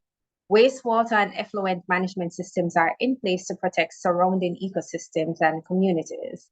Effluent testing supports environmental regulatory compliance, while sanitation chemical use is controlled to minimize environmental impact. Integrated pest management functions as both a food safety and environmental control measure, reinforcing the One Health approach. When effectively implemented, this system delivers real public health benefits. Consumers receive safer meat products with reduced risk of foodborne illnesses. Antimicrobial use is managed responsibly across the production chain. Environmental protection is strengthened through controlled waste and effluent management. And ultimately, food safety supports healthier people, healthier environments, and healthier animals. So we do at JUCB remain committed to maintaining regulator-approved and certified food safety systems. We continuously improve based on inspection findings, verification data, and microbiological results. Collaboration with regulators, veterinarians, and public health partners is central to our approach. Through responsible food production, we actively support the One Health framework in practice, not just in principle. And with this, I thank you for the opportunity to share how at Juicy Beef, we promote food safety and support One Health. Again, not only in principle, but in practice. Sorry, muted. We thank you so much, Ms. Coley. You have really shared with us that Juicy Beef is very, very scientific in its productions and very, very clean, and we can trust them. We can trust, based on what you're saying, we don't have anything to worry about. You're cleaning up every single step of the way, and every single step is done very scientifically. So we're very, very pleased and very, very happy to have heard from you today. Let us use this Can I just interject my thanks for Juicy and to say I am proud to say that I am part of the Juicy team at the abattoir. So I'm part of the veterinary input. So whenever you eat a patty, miss it a cow first. Thank you so much, Dr. Cadogan. Thank you, Ms. Coley. Excellent. You have really turned us on to Juicy Beef this evening. And we're all scientists here, many of us, and you've shown us what you have, what's at stake here too when others don't have it. Yes. So, because we've just heard that before. Yes. Thank you so very much. You're welcome. Thank you. And we're going to go on now and ask for Hypro to go Greetings. forward. Hypro is honored to be a sponsor of this One Health conference. We acknowledge that now more than ever, we are interdependent and interconnected. Our people need clean food, clean water from a healthy environment. And we've also seen the therapeutic effects that interaction with pets can have, whether you own one or if you've ever been visited by one in a hospital. You know how heartwarming and how much healthier a person can be just because of those interactions. And similarly, we've seen the devastation that can be caused by the degradation of our environment, especially things like global warming and our recent, as I like to call it, Category 6 hurricane, Melissa. The sequelae of the storm saw an upsurge in cases of the zoonotic disease leptospirosis, a disease that is totally preventable, which suggested to me and suggested to us at Hypro that if we're really going to focus on good health, we need to be more proactive rather than reactive. And we need to stop thinking about treatment and start thinking about prevention. And we at Hypro understand how easy that can be. I mean, we have seen our product, NexGuard, move from a concept of treating fleas and ticks and mites and lice and these infestations. We've seen customers go beyond using them as treatment to now using them as prevention to prevent reinfestation of our animals and the environment around the animals. NexGuard Spectra has the added component of prevention of heartworm disease in our dogs, joining our over-the-counter product HeartGuard in eradicating those pesky heartworm larvae that freely circulate through the blood system of our beloved pets. Ectoline has become a mainstay product for farmers, using it to dress the umbilical cords of their newborn livestock to prevent bacterial infections of their precious investments. Paramount in prevention is the practice of vaccination. Hypro has vaccines available for prevention of diseases in our dogs, cattle, sheep, goats, and pigs. Recombitech comes in 3 presentations. One without lepto for the first vaccination of our pups, one with 2 serovires of leptospirosis, and one with 4 serovires of leptospirosis.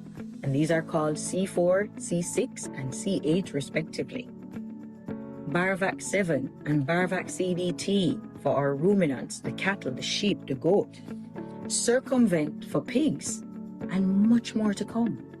Hypro is proud to partner with veterinarians, farmers, doctors, plebeians, everybody in the prevention of disease and the promotion of One Health. We continue to be the largest veterinary pharmacy in the Caribbean, and we look forward to working with you to secure a bright and healthy future. Have a productive and wonderful conference. Bye. We would like to thank HiPro for their continued support of the One Health conference over the years. And at this point in time, we move on to our next presenter. Exciting. I think I have heard him once before. I think Dr. Kodogan, there was a conference on campus. I think he presented. I think Mr. Damian White on this topic. Anyway, let me say who he is first. Mr. Damian White is a terrestrial biologist and conservation ecologist with over 17 years of experience. He works as an environmental officer with the Urban Development Corporation and as a freelance with them as a freelance consultant. Mr. White grew up on the in the Clarendon area and spent holidays with his grandparents in St. Mary. And he spent most of the time exploring nature. After graduating from Glenmuir High School, he pursued his Bachelor's of Science degree in Environmental Biology and an MPhil in Zoology at the University of the West Indies. He has a postgraduate diploma in Environmental Management from the Dresden University of Technology and is working to complete his PhD degree. His work has included conservation of the Jamaican iguana, endemic frogs, and other wildlife. Seems to be overlapping too with Dr. Koenig. Damian is perhaps best known as Rooster through his social media presence at Rooster's World JA, where he helps increase the understanding of the average Jamaican on wildlife, especially Jamaica's endemic and endangered species. He was the youngest ever appointed member of the Scientific Authority of Jamaica. He will present on animal trafficking and poaching, a threat to the ecosystem, animal welfare, endangered species, and our health. Welcome, Mr. Damian White. Soon to Thank you very much. Thank you. I'm sure that you have some exciting stuff to share. Okay, thank you very much. Yeah, I need to update that CV. I'm now a lecturer at the University of the West Indies. I hope everybody's seen our presentation screen. Let me add that Dr. Damian White, lecturer, University of the West Indies. No, that PhD is coming this year. Submitting. All right, let me start. So, why does illegal wildlife trade matters? When we look at it, it directly affects biodiversity, which is a loss of endemic. We look at animal welfare in terms of capture, transport, and confinement causing stress. We look at community impacts, disrupt ecosystem services, affecting food security, and we look at the human health risk, which is what One Health is all about at the moment. Now, why should we be talking about this? Wildlife trade is approximately 7 to 23 billion US dollars annually.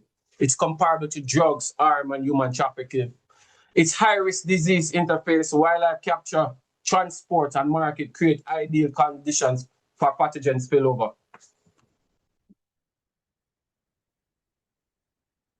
Now, we also look at animal stress and welfare failures due to overcrowding, stress, and poor biosecurity.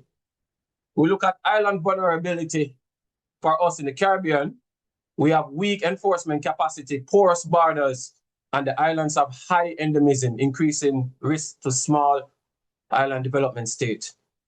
And to deal with this problem, no single agency can address it. We need coordination across environment, veterinary, public health, and custom.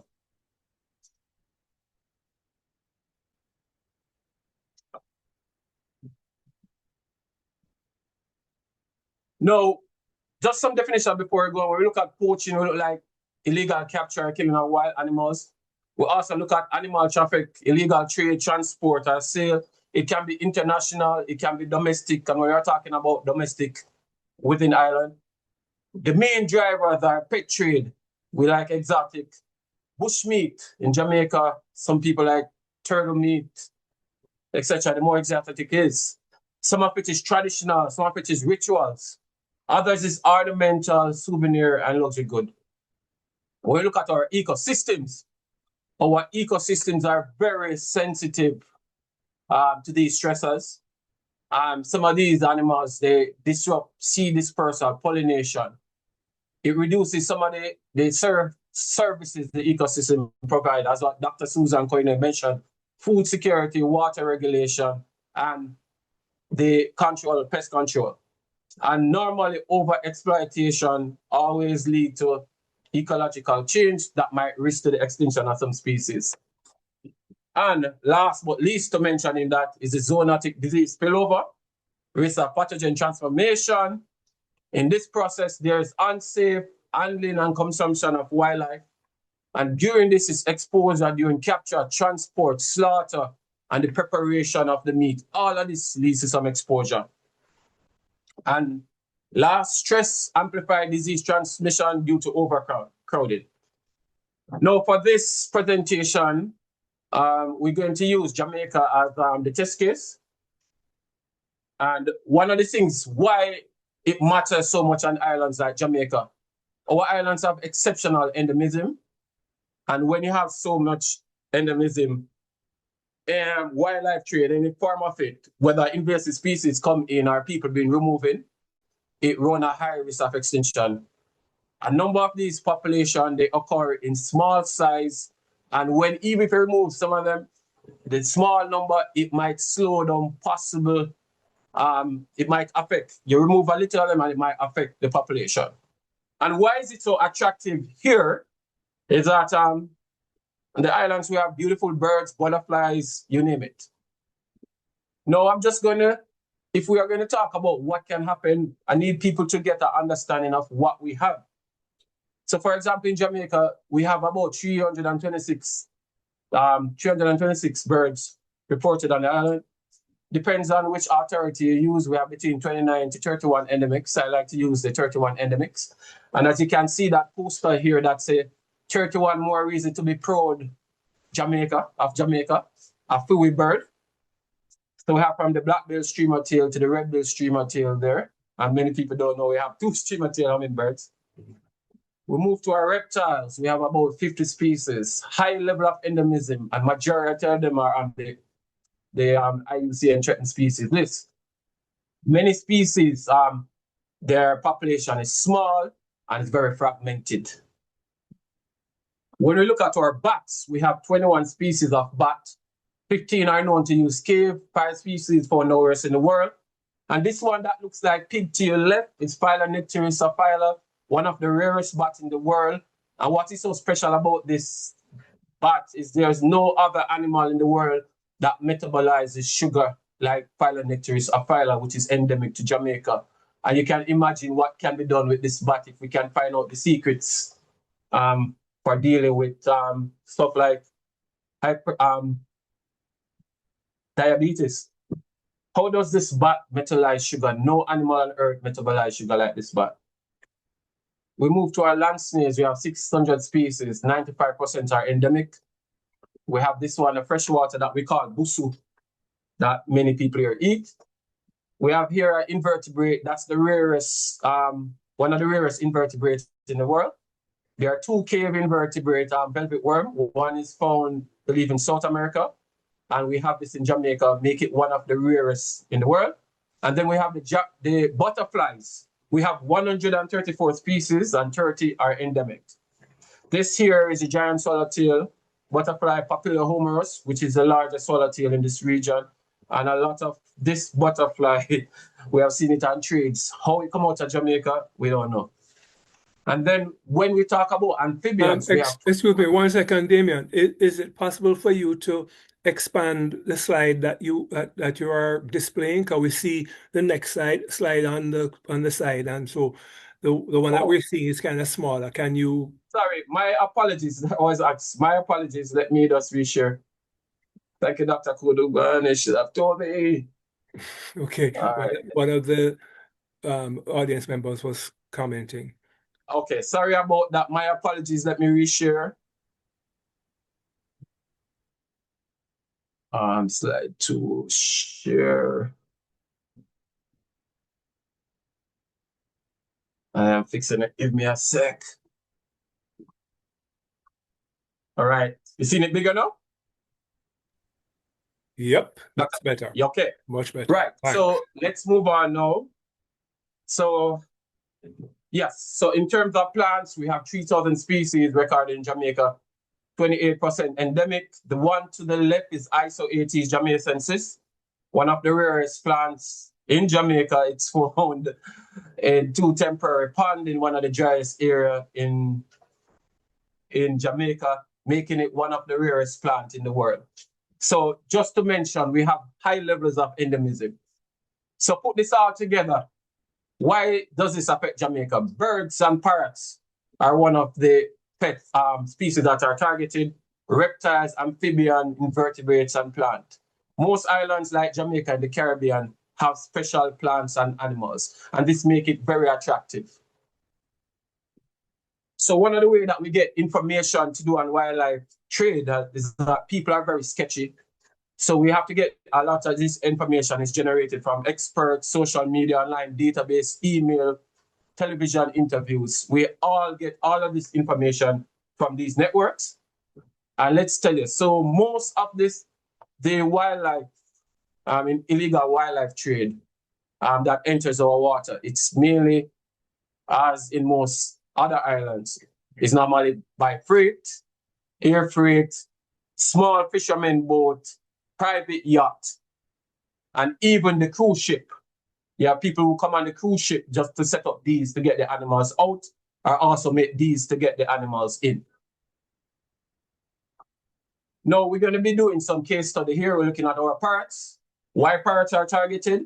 High demand in the exotic pet trade. They're bright color, they're very intelligent.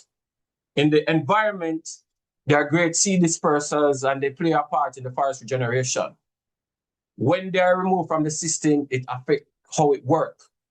So what we looked at, for example, in Jamaica, the yellow-necked parrot, which is the one here, and the ring-necked parakeets are heavily traded. Several of them enter the islands, and the question you're asking, how did they reach here? When you track it, they're here, and they're giving problems to our right here. Those are our 3 endemic, well, I should say 2. The black-billed parrot and the yellow-billed parrot are endemic Amazona, and the Jamaica parakeet is an endemic subspecies. Now, one of the problems that we have, and why we have to talk about animal welfare impacts here, normally when they capture these birds, they normally go to the nest to get the juveniles, and most time they have to cut down the nest, the tree, and it destroy potential nest cavities, and some of the birds die. We also look at right now disease transmission in terms of avian influenza. And we have found out that there is a number of backyard, breeding centers going around. Now, when we look at parrot trafficking, we have this case in Black River where 11 were confiscated. They were smuggled by boat from Honduras. And it linked to a wider regional trafficking network, because when you go now to some of these backyard farms, they have several species. Some of them are from South America and some are from the Caribbean.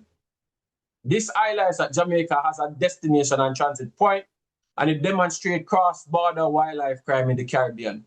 So stressing on it, it needs regional cooperation.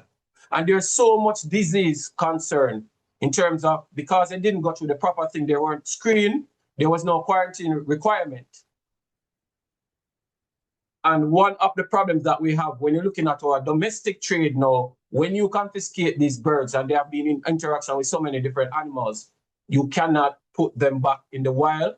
Some of the disease we can't even test on them at this moment. And also, with the species that are not native, the risk of hybridization become a big problem.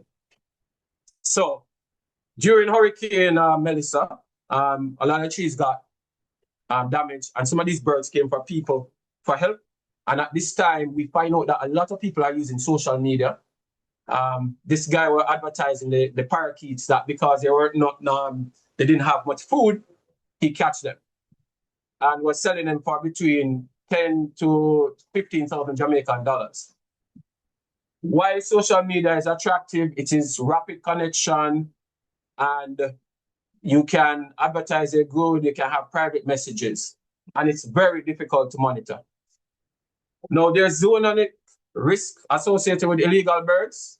As you mentioned there, influenza that has now been confirming in Cayman, which is pretty near to us, and knowing that trade is going in the region.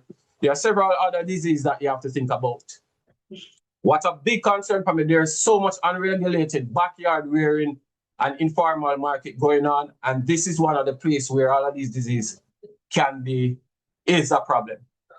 Vulnerable groups, when you look at it, children, elderly, immunocompromised people, and animal handlers. Next case study, we're looking at green iguana. Now, the green iguana is not native to Jamaica. We have our endemic iguana here. That is critically endangered, and it's only found in small population in the Elsha Hills. Now, we know that sometimes these iguana come on ship, but they're also, we know of some of the fishers from other countries, South American countries, have this culture to carry gravid females in the boat, and it's like a bushmeat, and sometimes these iguanas get away. And there's also an illegal market here in Jamaica. Now, out of context, that iguana that you see in the video, we were aware of it after Hurricane Melissa, and it was reported to us, and Joy Brown and team went down and collected this iguana. Now, why this matter? They compete with native reptiles for food and space. They cause agricultural damage and act as a pathway for parasite and pathogen hybridization. Now, when we look at the zoonotic risk associated with reptiles, again, salmonellosis, commonly associated with reptiles. We have several other health risks that mentioned here. And it goes back again. We are aware that there's backyard farming going on, but it's not regulated. And when you have backyard farming go again, they get away, establish in our forests, in our ecosystem, and become a big problem. Now, this is one of the problems that I have to make people aware of. To the left here, this is our green lizard. I know this Garmanite Jamaica green lizard. And this is a juvenile green iguana. And as you can see, most Jamaicans fear a green lizard and won't go so close to differentiate whether it is a juvenile green iguana. To the right is one of my colleagues after culling iguanas in Cayman. I think this was in the late I think it was in the 2020. This was over a night of culling on a golf course, and you can see the amount. She mentioned on one mango tree there are about 80 green iguanas. We do not need that in Jamaica at the moment. Another problem that we found from green iguanas that was confiscated at the war. Right now, when we did some necroscopy, we found a lot of nematodes, and Joy Brown did some of the necroscopy, and one of my colleagues at university right now looking at some of these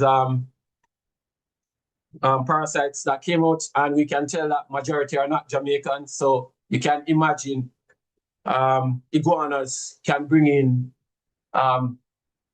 parasites, which we do not know what impact it could have on our ecosystem. Primates. This is popular in Jamaica again. We had case of escaped pet in Stony Hill. We have 3 capuchins that was confiscated at Black River with the 11th Amazon. And we all know that primates close genetic similarity to humans, and we have high serious zoonotic disease transmission. So again, as we looked at, there are several diseases that can come here. We look at viral and bacterial, and most time the transmission pathways bite and scratches, contact with bodily fluids, aerosol exposure, and vector-borne transmission. On social media, you see people advertising, asking for sale for monkeys, but sometimes people do it to get likes, or they take a video from a different country and put it on. But I would tell my colleagues that anytime you see them online advertising, please take a good look at it, because it could be real. Another one that we are looking at is the Cuban tree frog. We did some publication on it. It showed up in Jamaica. Interestingly, we thought that most of it came in stowaways in cargo shipping containers. But we also find out that some people have them as pets, find them as beautiful frogs. Ecological impact, they eat our native amphibians, they compete with endemic tree frogs, and the potential of hybridization. Now, one of the things about them, they produce a sticky skin secretion that can trigger allergic reaction and asthma attack. And they do pretty well in an urban environment. So now we are getting information there are a problem to bee farmers now, that in the picture here, we find them now in bees box. We have videos of them eating bees, and one of the projects, we're going to see how much bees can one of these frogs eat. The next thing is Jamaicans fear frogs, and these guys love to jump on people. We have men who hit his head, a 6'2" gentleman when the frog jumped on him. Not only ladies jump, but some of the men. And we can't find an acceptable way that fit the Caribbean in terms of controlling it. Like one of the ways that they said, put it in a bag and put it in a freezer, is totally not acceptable for Caribbean people. We start getting, a doctor reached out to me, and we got some case already. This lady here, she had an allergic reaction to the secretion, and I got permission to share how it might look. And in Jamaica, we have 4 endemic tree frogs. All of them are on the IUCN threatened species list. All of them are lived in proper forested area. And with this tree frog here now, there's a high risk of hybridization. We do not know what impact they're having on this population. We need more scientists to look at it. So to look at the impact they're having on our native tree frogs. Another emerging threats, we see the tegus on social media. One was taken away from an individual. We know people are breeding them. In Florida, one of my colleagues called them the reptile mongoose. High reproductive rate. They eat eggs of birds, reptiles, and turtles. We already have problem with the mongoose, and I don't want this problem right now. So we are aware that there might be a captive individual doing a small breeding backyard program. And to eradicate invasive reptiles is a very expensive venture. So we do not want it here at the moment. Now let's go down quickly. What can we do? And this is addressing illegal wildlife trade requires coordinated action. Multiple One Health sectors. We need strong laws and enforcement. But other enforcement is important, because on social media, crime is there, and it's like everybody can do what they want to do, and they don't feel like they can have any consequences of their action. We need to improve border control and biosecurity. It's hard to control our borders because, you know, we're surrounded by sea. We have limited, well, I would say patrol boat, but just know that we need to put more educational material to people so they understand if they bring in some of these species during wildlife trade, you take it from one area, they come here now, it might be paradise, and they reproduce and become a big problem. It's a cross-sector collaboration, environment, veterinary service, public health, custom, and all of us together. More surveillance and reporting. Didn't believe that I have the cure for pigeon pox. Stay tuned, watch the end of the video, and see for yourself. You don't want to hear pigeons die, guys. No, one of the things that is going on social media, majority of people are using it. And there's more videos on social media from the people who are not professionals. Now, this gentleman is showing what he's doing with pigeon pox. And there's a lot of videos like this. There's a lot of farm going. We need more of our professionals to come out and talk about the right things. I know some people might say, oh, they don't want to be on social media. They don't want to use it. The people are using TikTok, and you have influencers telling people what they need to do or what they should do. This video is scary, and there are several videos going around where people have this small farm backyard, and they are, because we don't have professionals that are assessing some of these farms, it is a serious One Health issue. We know birth, we know so many things are going around, and I ask or I beg of our professionals to start put out material. Social media is not to just get one person from your department to come out and look. There's proper marketing. These people are the voice that people are seeing out there, and they are passing on the information. The agencies that are doing enforcement, they need, whether Caribbean, they need to, when they go after these people, even if you cannot carry it to the court, show that there's certain consequence if you trade wildlife, if we see you selling birds, if we see you breaking the rule. Sometimes it cannot be prosecuted based on some of the law, but you have to make people feel afraid to come boldly on social media and do their thing. And to just sum it up, and why I stress on social media, that's where you find the people. It's easy, as I said, some of the agencies can talk to the social media, like TikTok, and talk to them that to take down these videos, tell them that it's illegal. We have to find ways to make the illegal activity not normalized, to make a way that the trade is not normalized.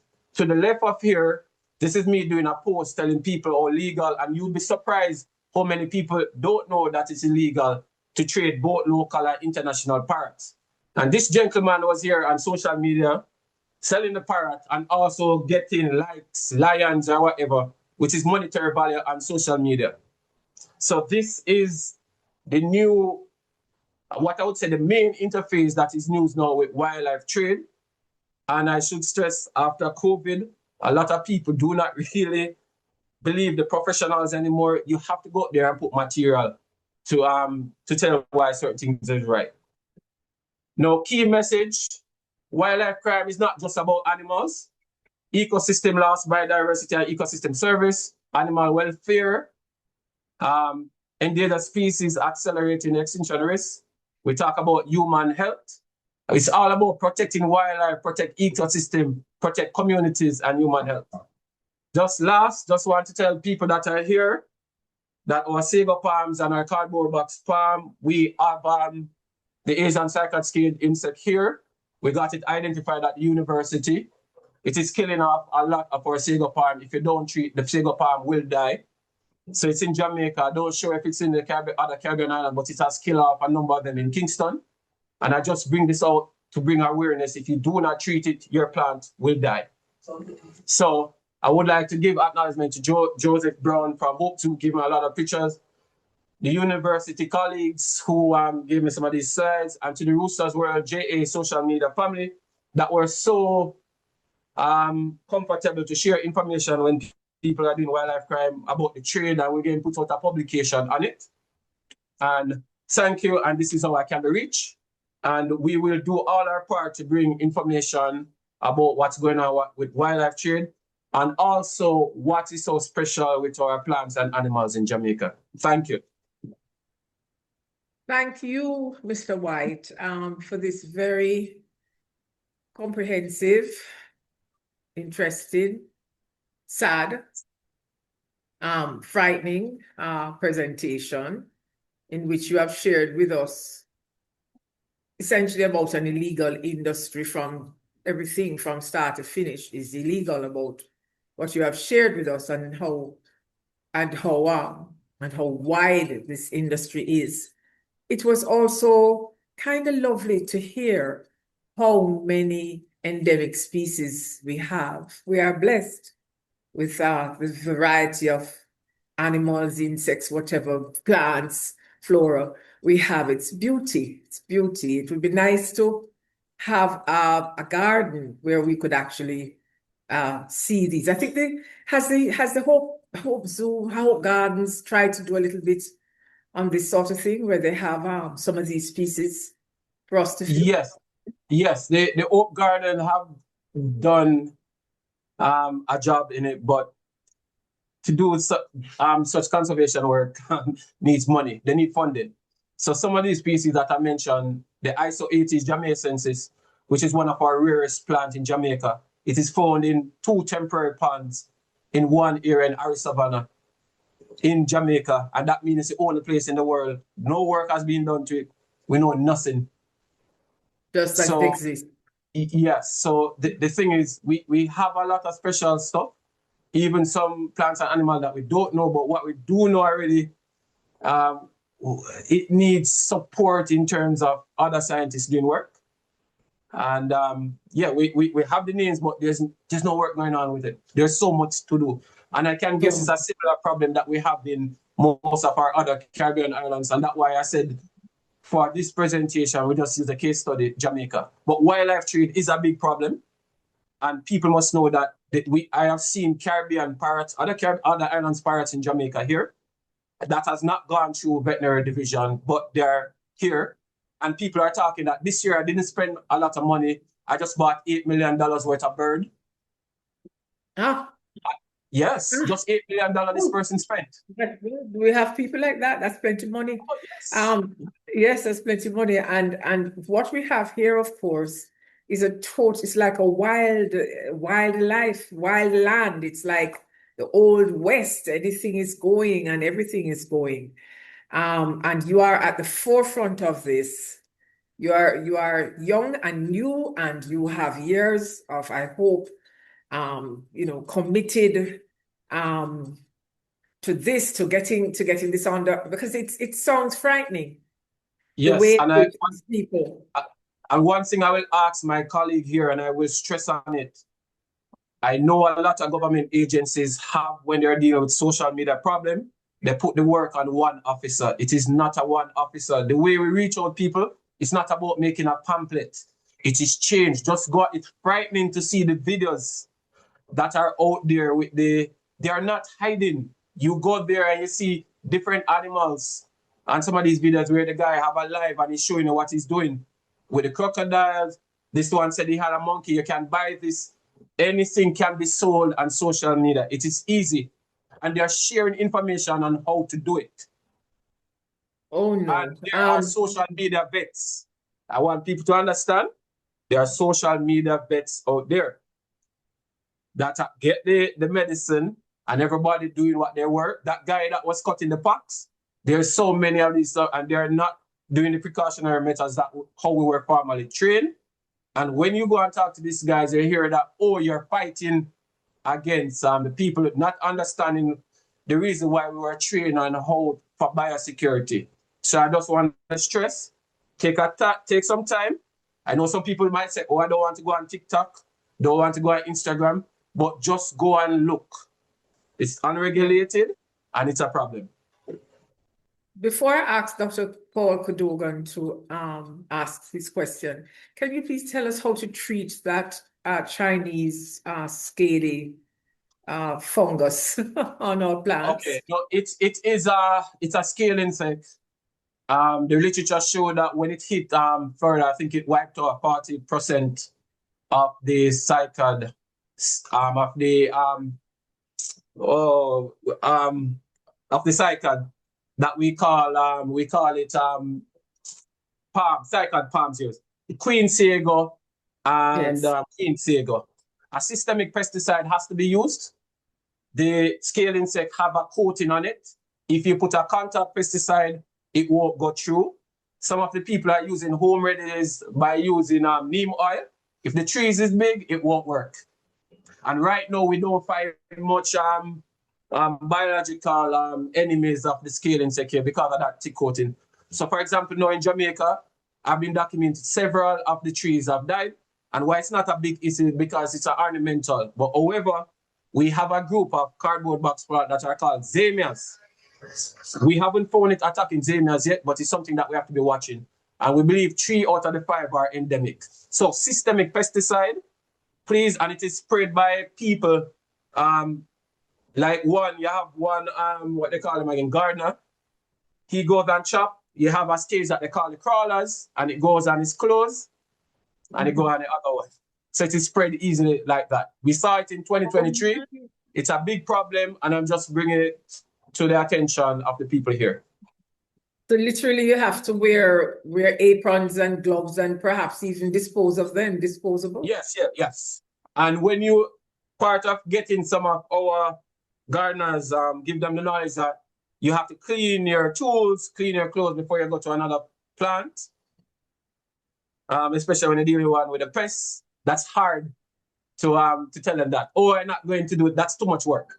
But yes, it's a problem. We need to train our gardeners and pay them. Yes. Dr. Cadogan, your turn. Oh, yes. Yeah, thanks, Damien. That cycad scale insect thing is, I figure that people are going to be quite interested in that and how to deal with it. But I think you have a social media video, Instagram video where you talk about it. So maybe people can look that up. But just to say that, yes, things are being done to try and tighten up on this illegal wildlife trade. Just last year, I guess many people may not be aware that the Wildlife Protection Act was updated, and the maximum fine for illegal possession of endemic wildlife went from $100,000 to $3 million. Yes. So the legal part of it has been dealt with. However, it's the enforcement part that we now need to deal with, and that is, of course, the hard part. Another comment to make too, Damien, you didn't mention one of the invasive species that we may be seeing around the place, and that's the Eurasian collared dove. It is all over the place in Kingston. I've seen it out in Clarendon. It looks just like a barbel dove, but it is not a barbel dove. The barbel dove or Barbary dove, as it should be called, came from the African collared dove, and they look virtually identical, but they have a different coo. And the Eurasian one is here. It is in other islands in the Caribbean. I was in St. Kitts last year and I saw it, right? It's called the Eurasian collared dove. It's from Europe and Asia, so Eurasian. And as I say, it looks just like a barbel dove, maybe a little bigger, but the coo is different. Instead of the poop-a-roo, it is something like poop-a-roo, poop-a-roo, something like that. And I saw it for the first time because I heard it cooing, and I said, "What the is that?" And I went and looked, and there it was. Right? Bird watching. There you go. We have another bird invasive species. I don't know how it got here, but it's here. Okay. We're going to ask, before you reply, Mr. White, we're going to include a question here from Dr. Barbara Carby, which I think is related to this conversation just now. It says, given the various risks, why isn't there more vigorous prosecution of the offenders? And this is exactly what Dr. Cadogan was referring to. The increase in the costs, the fees, but who is doing the job? So if you could address that. Okay, so one of the main problems that is going on, evidence, for example, when you see a video of somebody committing an act on social media, you can't carry that to court if you don't know the person who created the video. And sometimes it's very difficult to find these people. One. Two, in terms of education is needed in terms to our enforcement. So for example, NEPA is there, the other complementary agency in terms of the police, in terms of the port, they need to be updated regularly because I have people changing, so part of the program, so people can know what is illegal or what is not illegal. The third thing is some of it is cultural, and sometimes people don't want to do things because they say that is their friend and family. And that part needs to be dealt with. Enforcement is a big issue. It needs money. It needs an educational part. And we need to change some of, even though we have the Wildlife Act, as I mentioned, evidence can be a problem. And last, and this might sound simple, and this will reach out to veterinary division, it will reach out to NEPA and everybody. Most time our people work from 8:30 to 4:30. A lot of these wildlife stuff happen on weekends, and people reach out to me a lot on Roosters World JA, but they can't reach out to veterinary division because there's a lot of red tape to find who to call. And when it takes 2, 3, or 4 days to pass on that information, and then you go and try to reach these people, they move on. So we need to improve. Thank you. Thank you for that. I hope the relevant authorities are listening to you, sir, because it is obviously a massive problem and Yes. and also very threatening to our other animals and to even us as human beings. It's very threatening with control of the disease that these organisms are carrying here. Yeah. And lastly, just one point I want to bring to you. Meantime, I'm talking to you, somebody shared some information about a dead bird and a dead bat.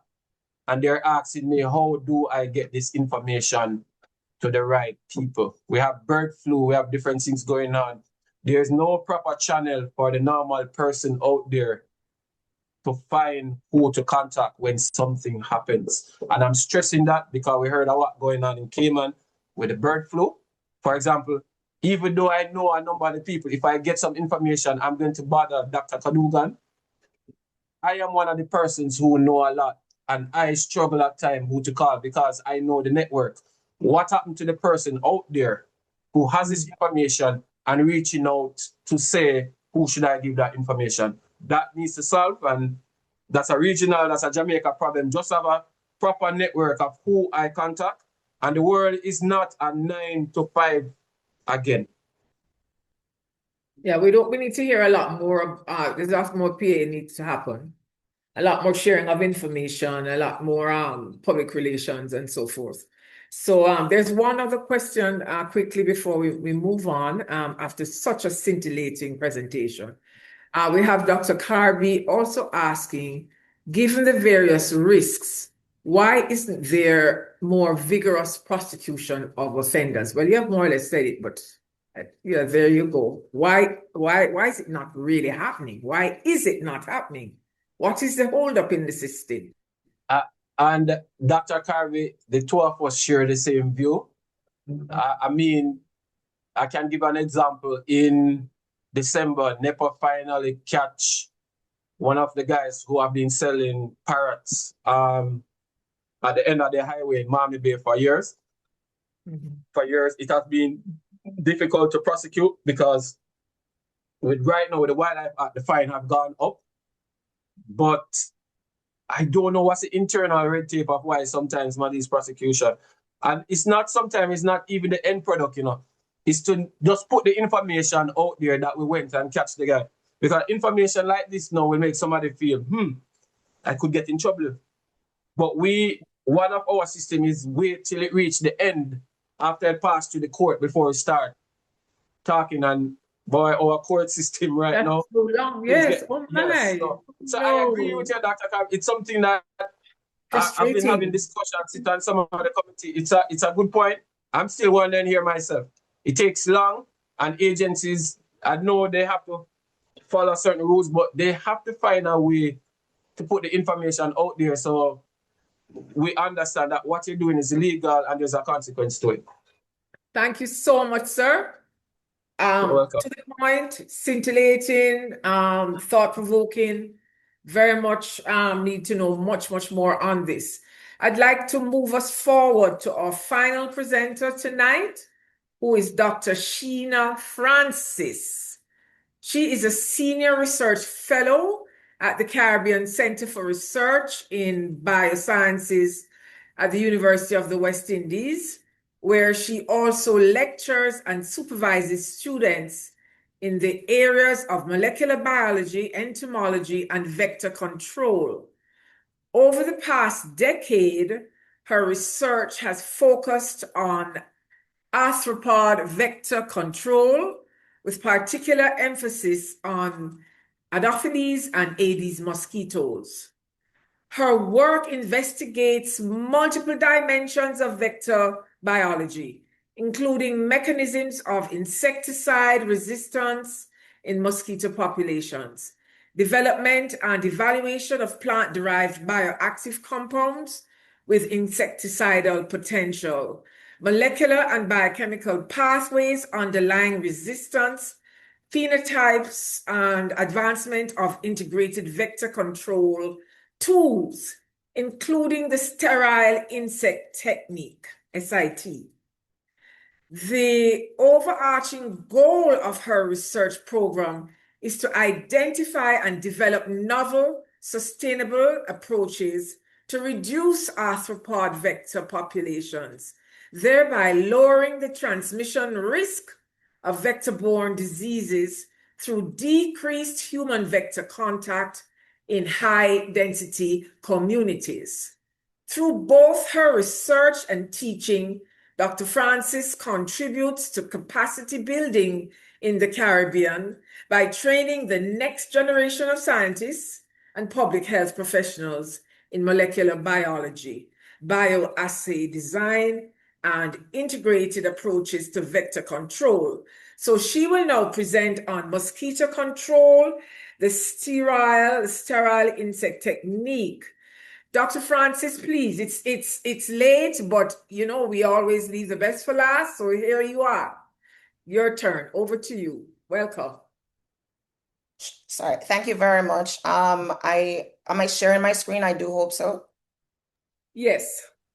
Thank you very much for that. So I'm Sheena Francis. Thanks for the introduction. So I'll be sharing my research on mosquito control, sterile insect technique, a One Health veterinary perspective. I want to start by framing mosquitoes as an issue to veterinary medicine by saying that the same mosquito species that bite humans also bites wildlife or domestic animals as well, and they bite in the same environment.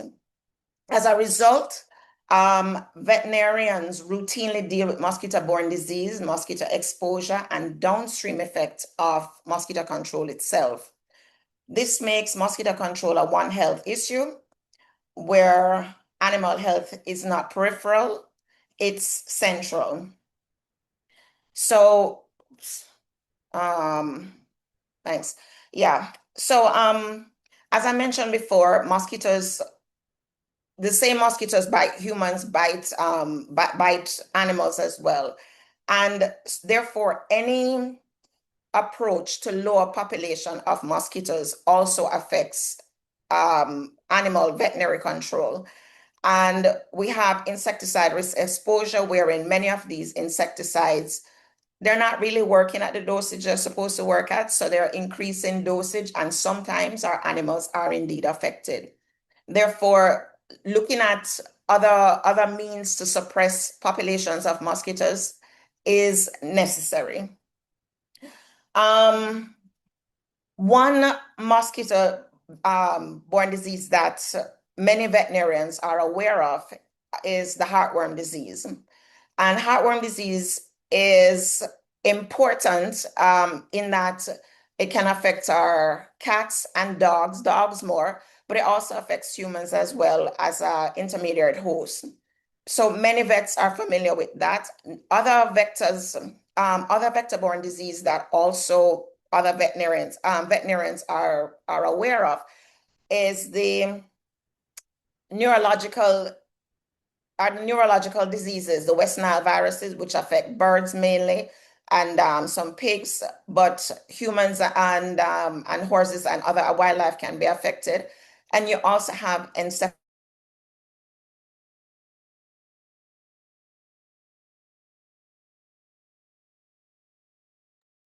Dr. Francis, we're not hearing you.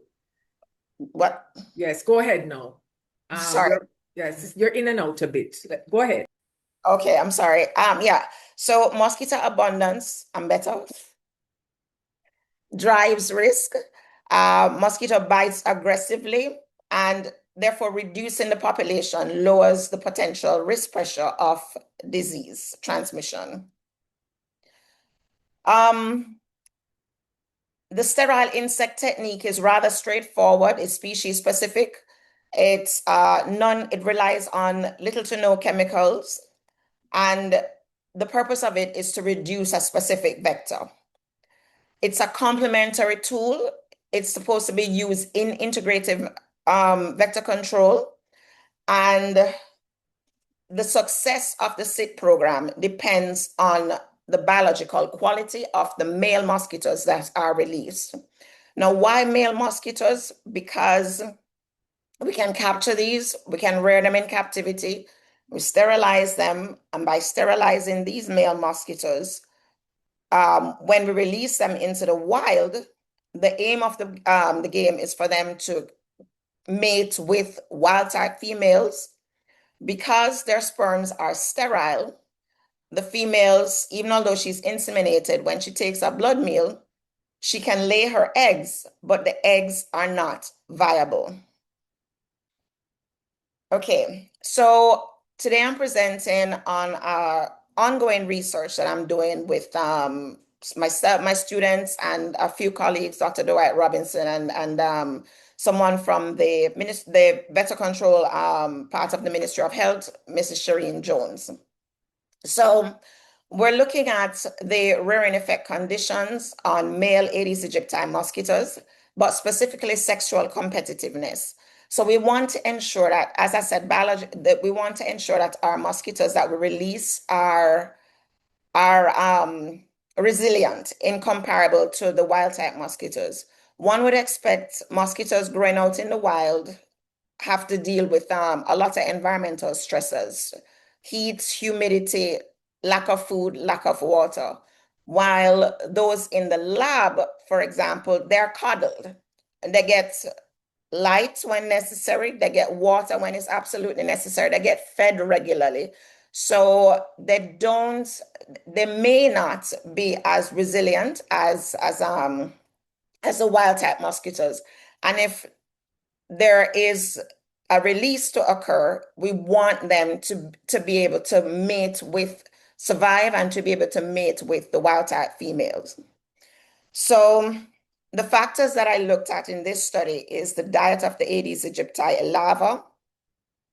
Aedes aegypti, because it's not the only vector of importance in Jamaica, but it is one of the main vectors of mosquito-borne disease in Jamaica. The size of the male pupae, and we look at pupae because pupa size can give an idea of what the adult male will be. We're looking at survival rate of the adult mosquito over time and the sexual competitiveness of the adult male mosquitoes with female mosquitoes. So just to refresh our memory of the life cycle of mosquitoes. So we have the adult mosquitoes that mates, male and female mates. The female takes a blood meal. She will lay her eggs in damp or area with water. When the eggs hatch, they go through molting stages. The first hatch at what we refer to as a L1 stage of larvae, and then them grow, them molt again, that becomes a L2. And they grow, them molt again, that's L3 phase, and there's more growth, more molting, L4. And the last phase is the pupa. They swim in this stage, but they don't feed. And from there, about 2 days' time, they emerge into the adults. Now, this process can take anywhere between 7 to 14 days, depending on the environmental conditions that the mosquitoes are reared in. So, in order to assess the effect of what diet would be like on the mosquitoes, I looked at diets that are conventionally used in the lab for lab-reared mosquitoes. And many labs use various diets. So some labs will use animal pellets, others will use bovine liver powder, and others yeast granules. So I took 50 milligrams of animal pellets, put mosquitoes in there, 100 mosquitoes, another tank with dehydrated bovine liver powder, and another tank with yeast granules. And I looked at the width of the pupae. So that is basically the width across the head, the cephalothorax of the pupae. And so on maturation, the pupa size varied across feeding treatments. In the tank that had animal pellets, we had about 1.24 plus or minus 0.02 millimeters. Increase in cephalothorax, cephalothorax width. In the dehydrated bovine liver powder, the width of the cephalothorax was 1.28 plus or minus 0.04, and the yeast granules gave us 1.23 plus or minus 0.02 millimeters. There was a significant difference in the liver bovine, in the group fed the liver bovine pellets, and roughly we use 100 larvae for that. But what we noticed is that we had fouling, meaning that increased bacterial or increased fungal growth in some of the tanks with the diets. So, or just increased turbidity. So in the yeast container, we found increased fouling, which was greater than the liver, but liver gave us increased fouling as well. And animal pellets gave the least amount of fouling. In terms of cannibalism, mosquitoes eating mosquitoes, we've had a greater amount in the yeast compared to the animal pellets and the bovine liver powder. In terms of mosquitoes' survival, we found greater survival in the group that were fed animal pellets and bovine, and as well as bovine liver powder. And looking at expense, we found that the bovine liver powder was way more expensive than animal pellets and the yeast. Now, if labs are going into mass rearing for vector control, they're going to be thinking about cost efficiency. So in thinking about fouling and in thinking about a cost-efficient feed, we went forward with the animal pellets as our control feed source. Okay, so from there, I conducted a series of feeding assays with the animal feed, looking from animal feed amount of 76 milligrams all the way up to 227 milligrams feed. And I varied the density that the larvae were reared in. And I found that by varying the density, by lowering the survival, the pressure of the amount of mosquitoes in the container to about 0.003 larvae per centimeter squared, the container with the 96 milligram food gave larvae. We measured larvae straight throughout their life cycle, gave larvae of increased length. Again, at the pupa stage, we found this transition equating to that we saw in the larvae, where the group that were fed the 96 milligram of food were larger, significantly larger than others, and again, under the same rearing pressure. So from there, I moved forward with other research. So as I said, I wanted to look at sexual competitiveness, how the males were mating with the females. And I had to set up a series of experiments to observe mating.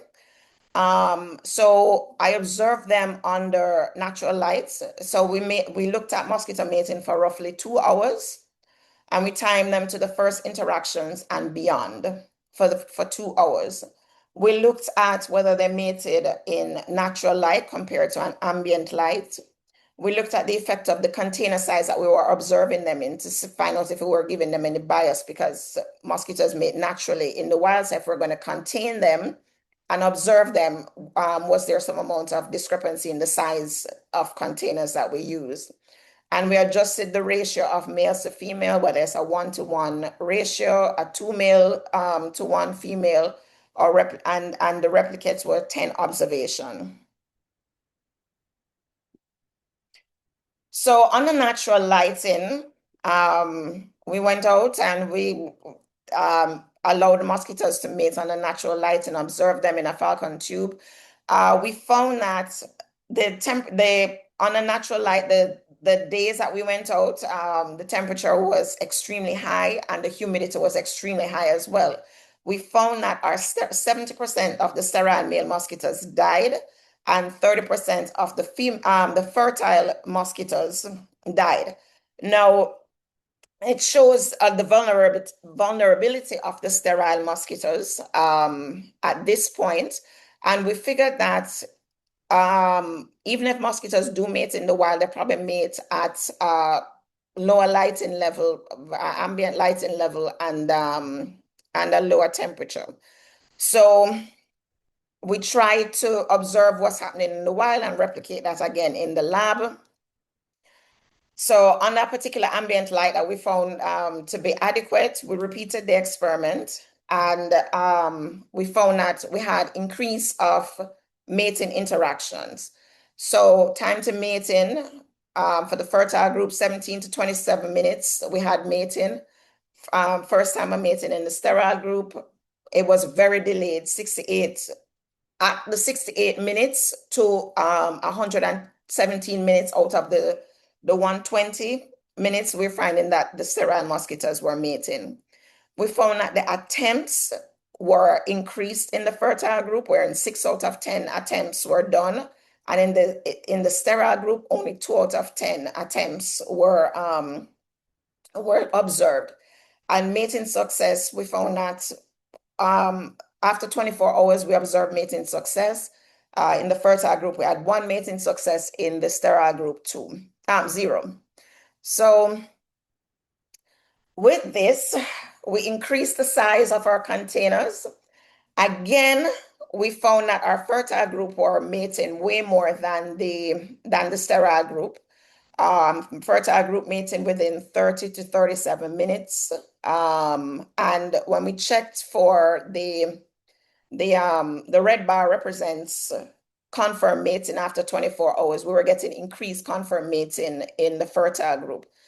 In the sterile group, we found that mating occurred, first interaction occurred within 40 to 42 minutes into the study, and again, the red bar represents mating confirmed after 24 hours. After 24 hours, we were getting a much significantly lower level of confirmed mating in the sterile group. So here, these are just regular mosquitoes that we took from lab reared, no special diet. And so for the rest of the study, I used the information I obtained before in terms of the diet and survival that the mosquitoes were treated with, what increased growth, what increased survival. So using the animal pellet, and then I looked at a non-conventional nutrient source. So I went through the same rigor for the non-conventional nutrient source that I conducted initially. I looked at fouling, survival, size of the pupae, and the surface area that they were bred in. Our non-conventional food diet gave a significantly larger cephalothorax than the animal pellet, 5.77 millimeters in comparison to 5.33 millimeters. We, in looking at the number of mosquitoes that were generated under the animal pellets, after pupating, looking at the pupa over 2 days, the amount of pupa that we got after 2 days, and separating them in sex, male and females, we found that the animal pellets were giving us 49 pupae on the first day compared to our male pupae, compared to our non-conventional nutrient source that was giving us 63 male pupae on the first day. And then the second day, they kind of normalized.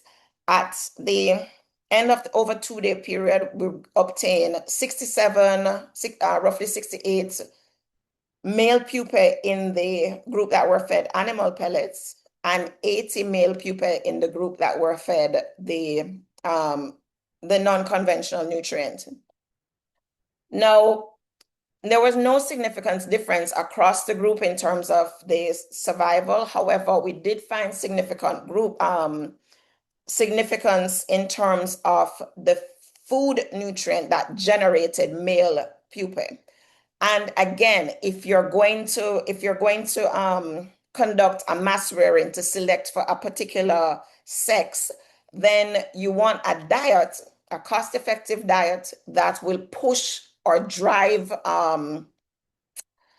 selection to give you the sex that you want, in our case, male mosquitoes. So the non-conventional group was giving us increased male pupae. In terms of sexual competitiveness, the groups were split up. So we had animal pellets here and those fed non-conventional nutrient here. We had a fertile group, a sterile group. For the animal pellets, we have another fertile group and a sterile group for the group that were fed for the non-conventional diets. Blue represents the interaction in 30 minutes. The red bar represents mating confirmed after 24 hours.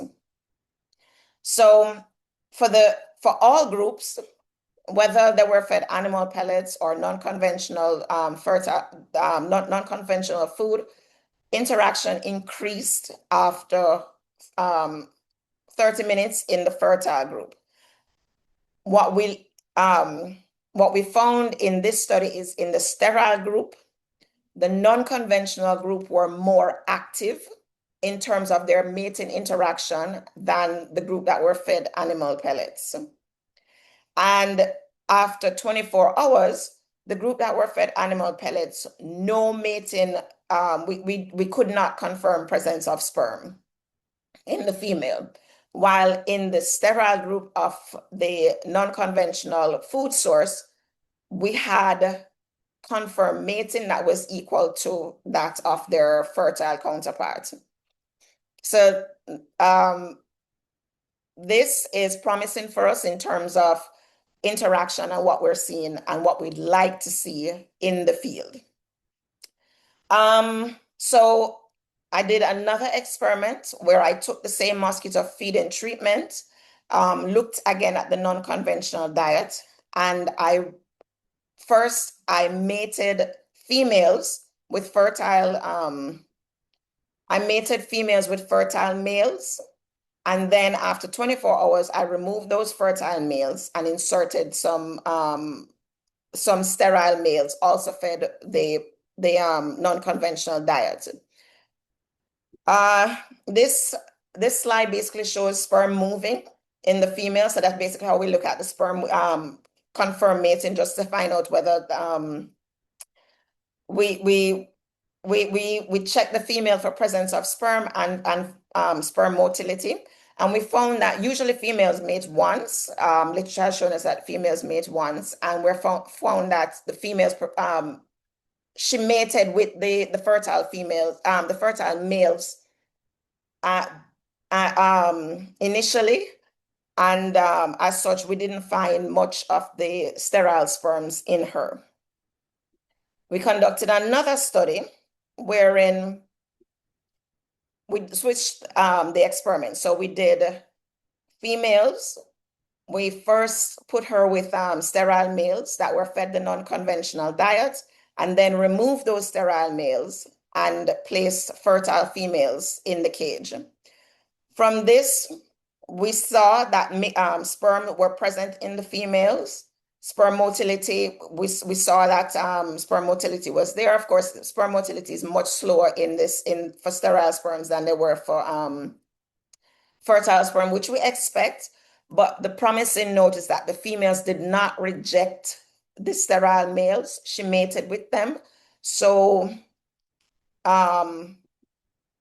from this particular study, though it's in its infant stage, we found that the diet that we're using, the non-conventional food source, does increase pupa size, it increases survival, it pushes towards a particular sex, the sex that we're interested in, male pupae.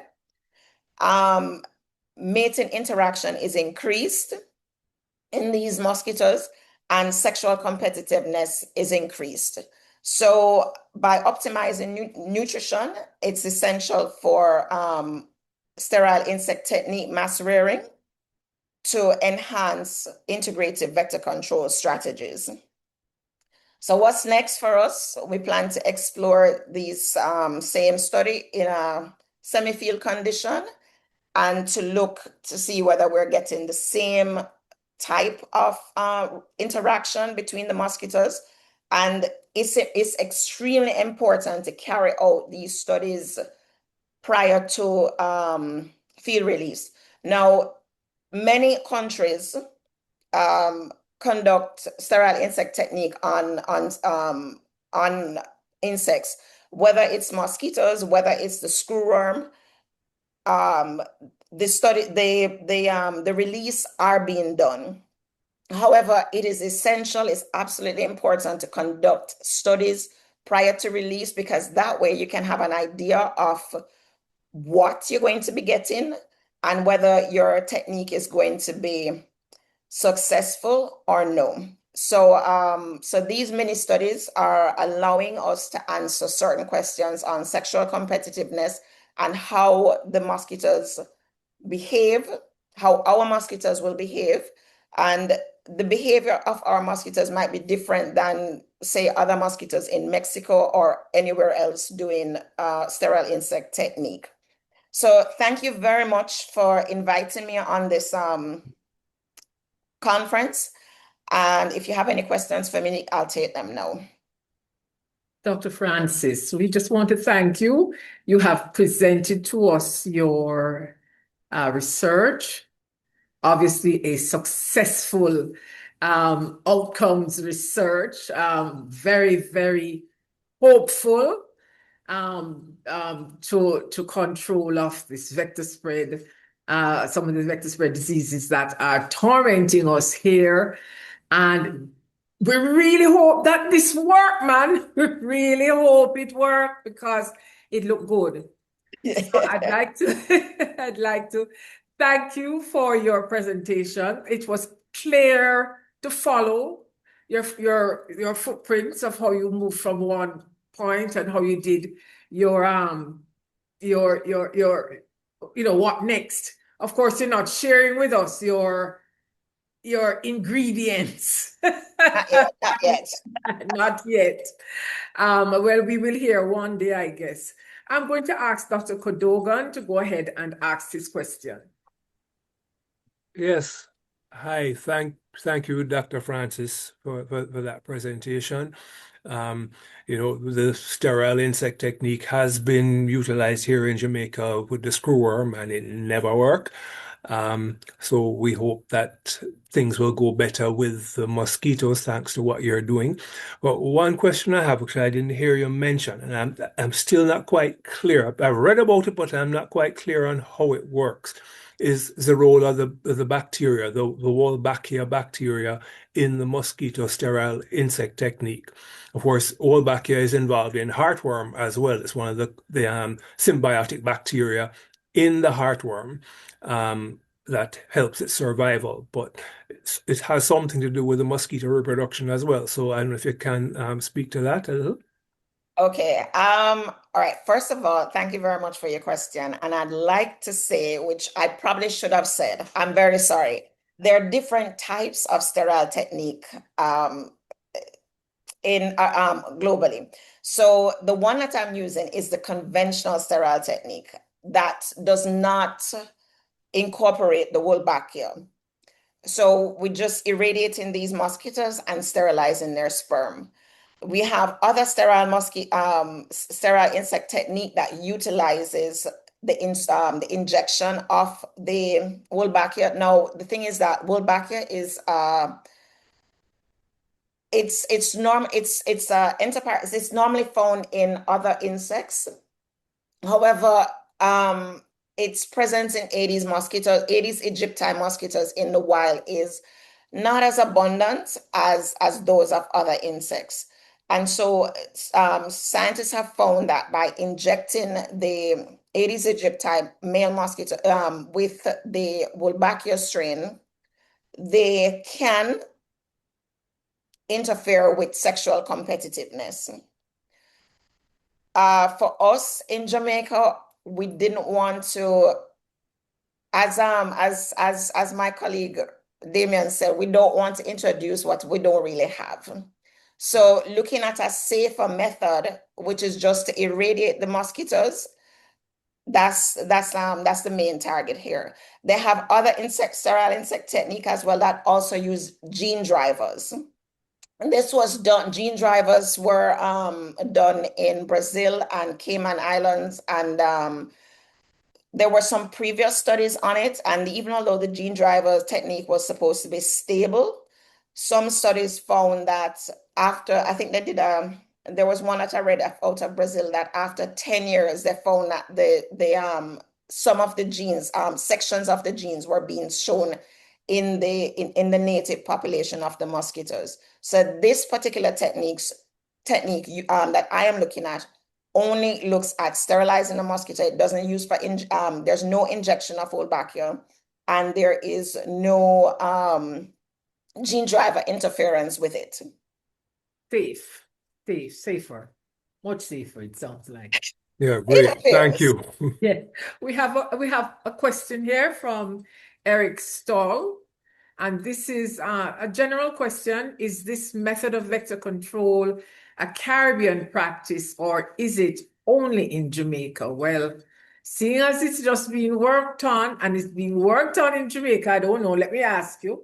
Go ahead. So no, sterile insect technique is being used in Caribbean and Latin America, in the Caribbean and Latin America. So it's being used in the region, and other countries are using the technique without the gene driver, without the Wolbachia. While some countries are using Wolbachia, there's a lab that I'm aware of in Mexico that's using Wolbachia. And there are other labs as well that are using gene drivers. So it's not unique to, the technique is not unique to Jamaica. It's being used in the Caribbean and Latin America, and countries are, they're experimenting with different sterile insect techniques that they would like to use for their country. So is there a difference in how you can sterilize? What are the different methods you use to sterilize? So sterilization, we can use gamma radiation, where there's a new gamma radiation now at iCENS on the university campus, and there's also X-ray sterilization. So basically, the mosquitoes, you contain them in a container, and they are exposed to X-ray or gamma rays to sterilize. Okay, all right. Well, this has been one more quick question. You have another question. Okay, go ahead. Just very quickly.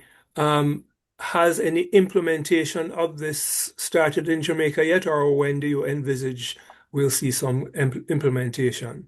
So for mosquito, not as yet. The Ministry of Health and Wellness, they are conducting their studies separately. Sorry, and they have I think they'll have a public announcement. I know Mrs. Shireen Huntley-Jones have given several public announcements to make the public aware of the possibility of rolling out. I think they were waiting on the several irradiators. So the project was selected to roll out probably about a few years ago, but the irradiator didn't come in time. So I think we got the irradiator last year. So last year, and there's other radiators supposed to come out as well.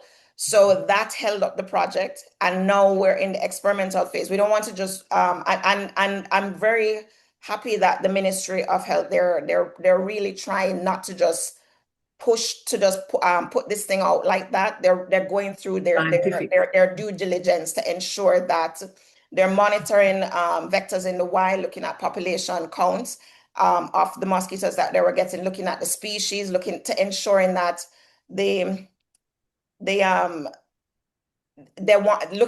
ensuring that they want to release Aedes aegypti as opposed to another species, because we do have Aedes albopictus, and Dr. Sandiford Group recently found reported on Vitatus, which I'm also seeing as well.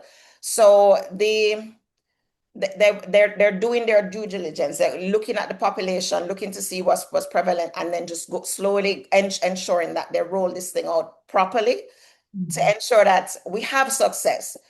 They don't want to just put it out there and say, hope for the best. Other countries utilize this, so we're going to utilize the same thing. They want to do it methodically. Saw somebody say they're mosquito watchers. Anyway, we just want to thank you so very, very much, Dr. Francis. It's an excellent presentation at the end of our day, and we thank you for being with us and seeing us through. And in this very short period of time, because we've come to the end of our program, our presentation, I just want to remind you that we have day 2 tomorrow, starting a little earlier at 3 o'clock, and exciting other new original presentations. So please come back. I'm going to know, we're going to close out with the One Health song and closing remarks will be given, and thank yous by Dr. Aldith Buckland, family doctor and co-chair of this conference. Would like to, she will also thank all of our sponsors who have been marvelous. We've had teaching, a lot of teaching from our sponsors as well. So, but let us go ahead. We have a final, we have another, let me look. I don't think we have any other sponsor presentation. No, so it is over to the next song. One Health song, that is that.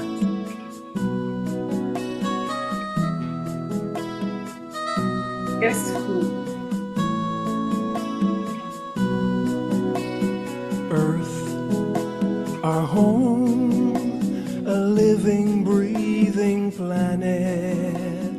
But we know things aren't always right. Climate change, disease emergence, overuse of our resources. We must change our ways and look to better days, but we need an answer to heal our ailing world. Yes, we need an answer. Man, woman, boy, and girl, we need to change, but we need an answer.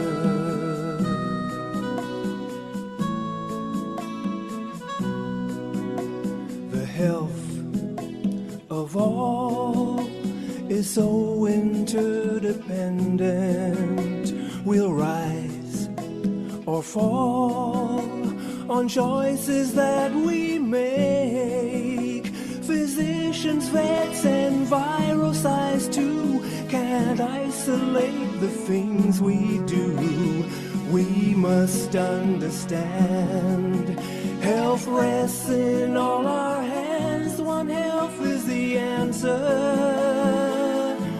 We can do it if we try. One Health is the answer. Together you and I can heal the world. One Health is the answer.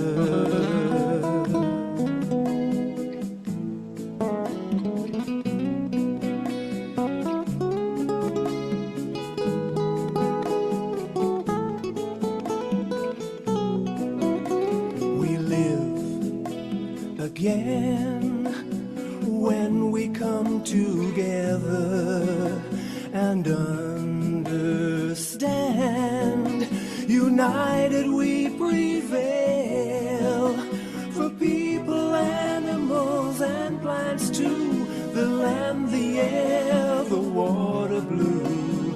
Let this be our song, resounding on and on. One Health is the answer. We can do it if we try. One Health is the answer. And together you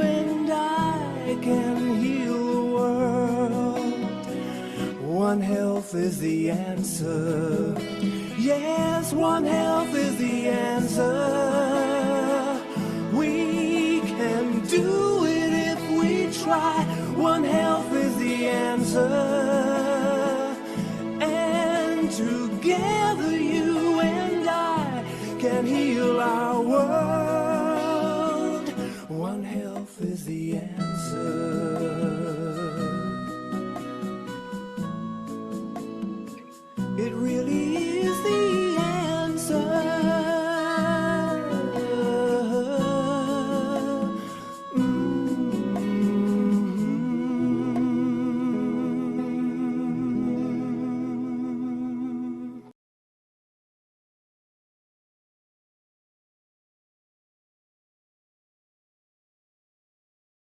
We're going to ask Dr.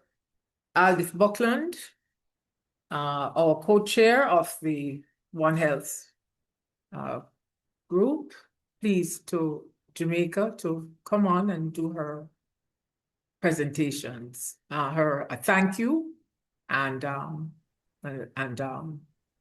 wrapping up for the evening. Thank you very much. It has been such a fantastic day, and I am really pleased to bring this vote of thanks on this day One Health Conference, January 17, 2026, on planetary health issues and reflections. Next slide, please. I'd like to thank the One Health Planning Committee, both from the Jamaica Veterinary Medical Association and the Caribbean College of Family Physicians Jamaica chapter. Our moderator for today's event, Dr. Anna Brown Morgan, wonderful job. One Health Prayer by Dr. Olivia Scott. Welcome and greetings by our Caribbean College of Family Physicians Jamaica President Dr. Seni Onunuju. The One Health tutorial video by Dr. Paul Cadogan, and the One Health song, The Answer, also by Dr. Cadogan. Truly, we all together want to be involved in One Health. Our presenters, Professor Errol Morrison, got the wicket going. He did a very good bat. And the Caribbean Dad, how can we and our local farmers make it healthier? Dr. Susan Coney from Windsor Research Center spoke about the environmental DNA, eDNA, monitoring of bromeliad-dependent wildlife. When the dust settles, will the canaries still sing? We had two presenters doing comparative medicine on antimicrobial resistance in humans and animals. The first presenter was Dr. Satish Janki, who spoke about sepsis and antimicrobial resistance study in humans. And then we also had Dr. Anil Prasad and his colleague, Dr. Jankar Nath, I think, who spoke about antimicrobial resistance in food-producing animals. Next slide. And then we had Dr. Damian White, who took us on a tour of what was happening, animal trafficking and poaching. It kept us so spellbound, a threat to ecosystems, animal welfare, endangered species, and our health. And then Dr. Sheena Francis, going down Arthropod Alley, spoke about mosquito control, the sterile insect technique. Next, please. And thank you so much to our sponsors, Juicy Beef. And thank you, Juicy Beef, for actually a very good world tour of what One Health is in Jamaica and how your practice is One Health. Hypro, who from Dr. Kathy Ann Leon, who spoke about their involvement in prevention using the different methods that Hypro has. And National Health Fund, Ministry of Agriculture, Vet Services Division. And I really thank Dr. Gillian Ellis for bringing the One Health regulatory perspective. And tomorrow we'll have other sponsors, Baruch Data Defense Consulting, Caribbean Boilers, and Nutrimix. Next, please. And you, the amazing participants. It would never, ever, ever have been the same without you coming. And how can we ever leave out our IT engineer, Mr. Samuel Heron of Oldgate Solutions, Our CCFP administrator too, Dr. Lynn Thompson-Hyatt, what an amazing job she did. And also the Jamaica Veterinary Medical Association administration, well done. And Dr. Jackie Campbell and Dr. Paul Cadogan had done a radio interview on One Health earlier in the week. So tomorrow we have One Health Conference, which begins at 3 p.m. Tomorrow, Sunday, January the 18th, 2026. So I see you.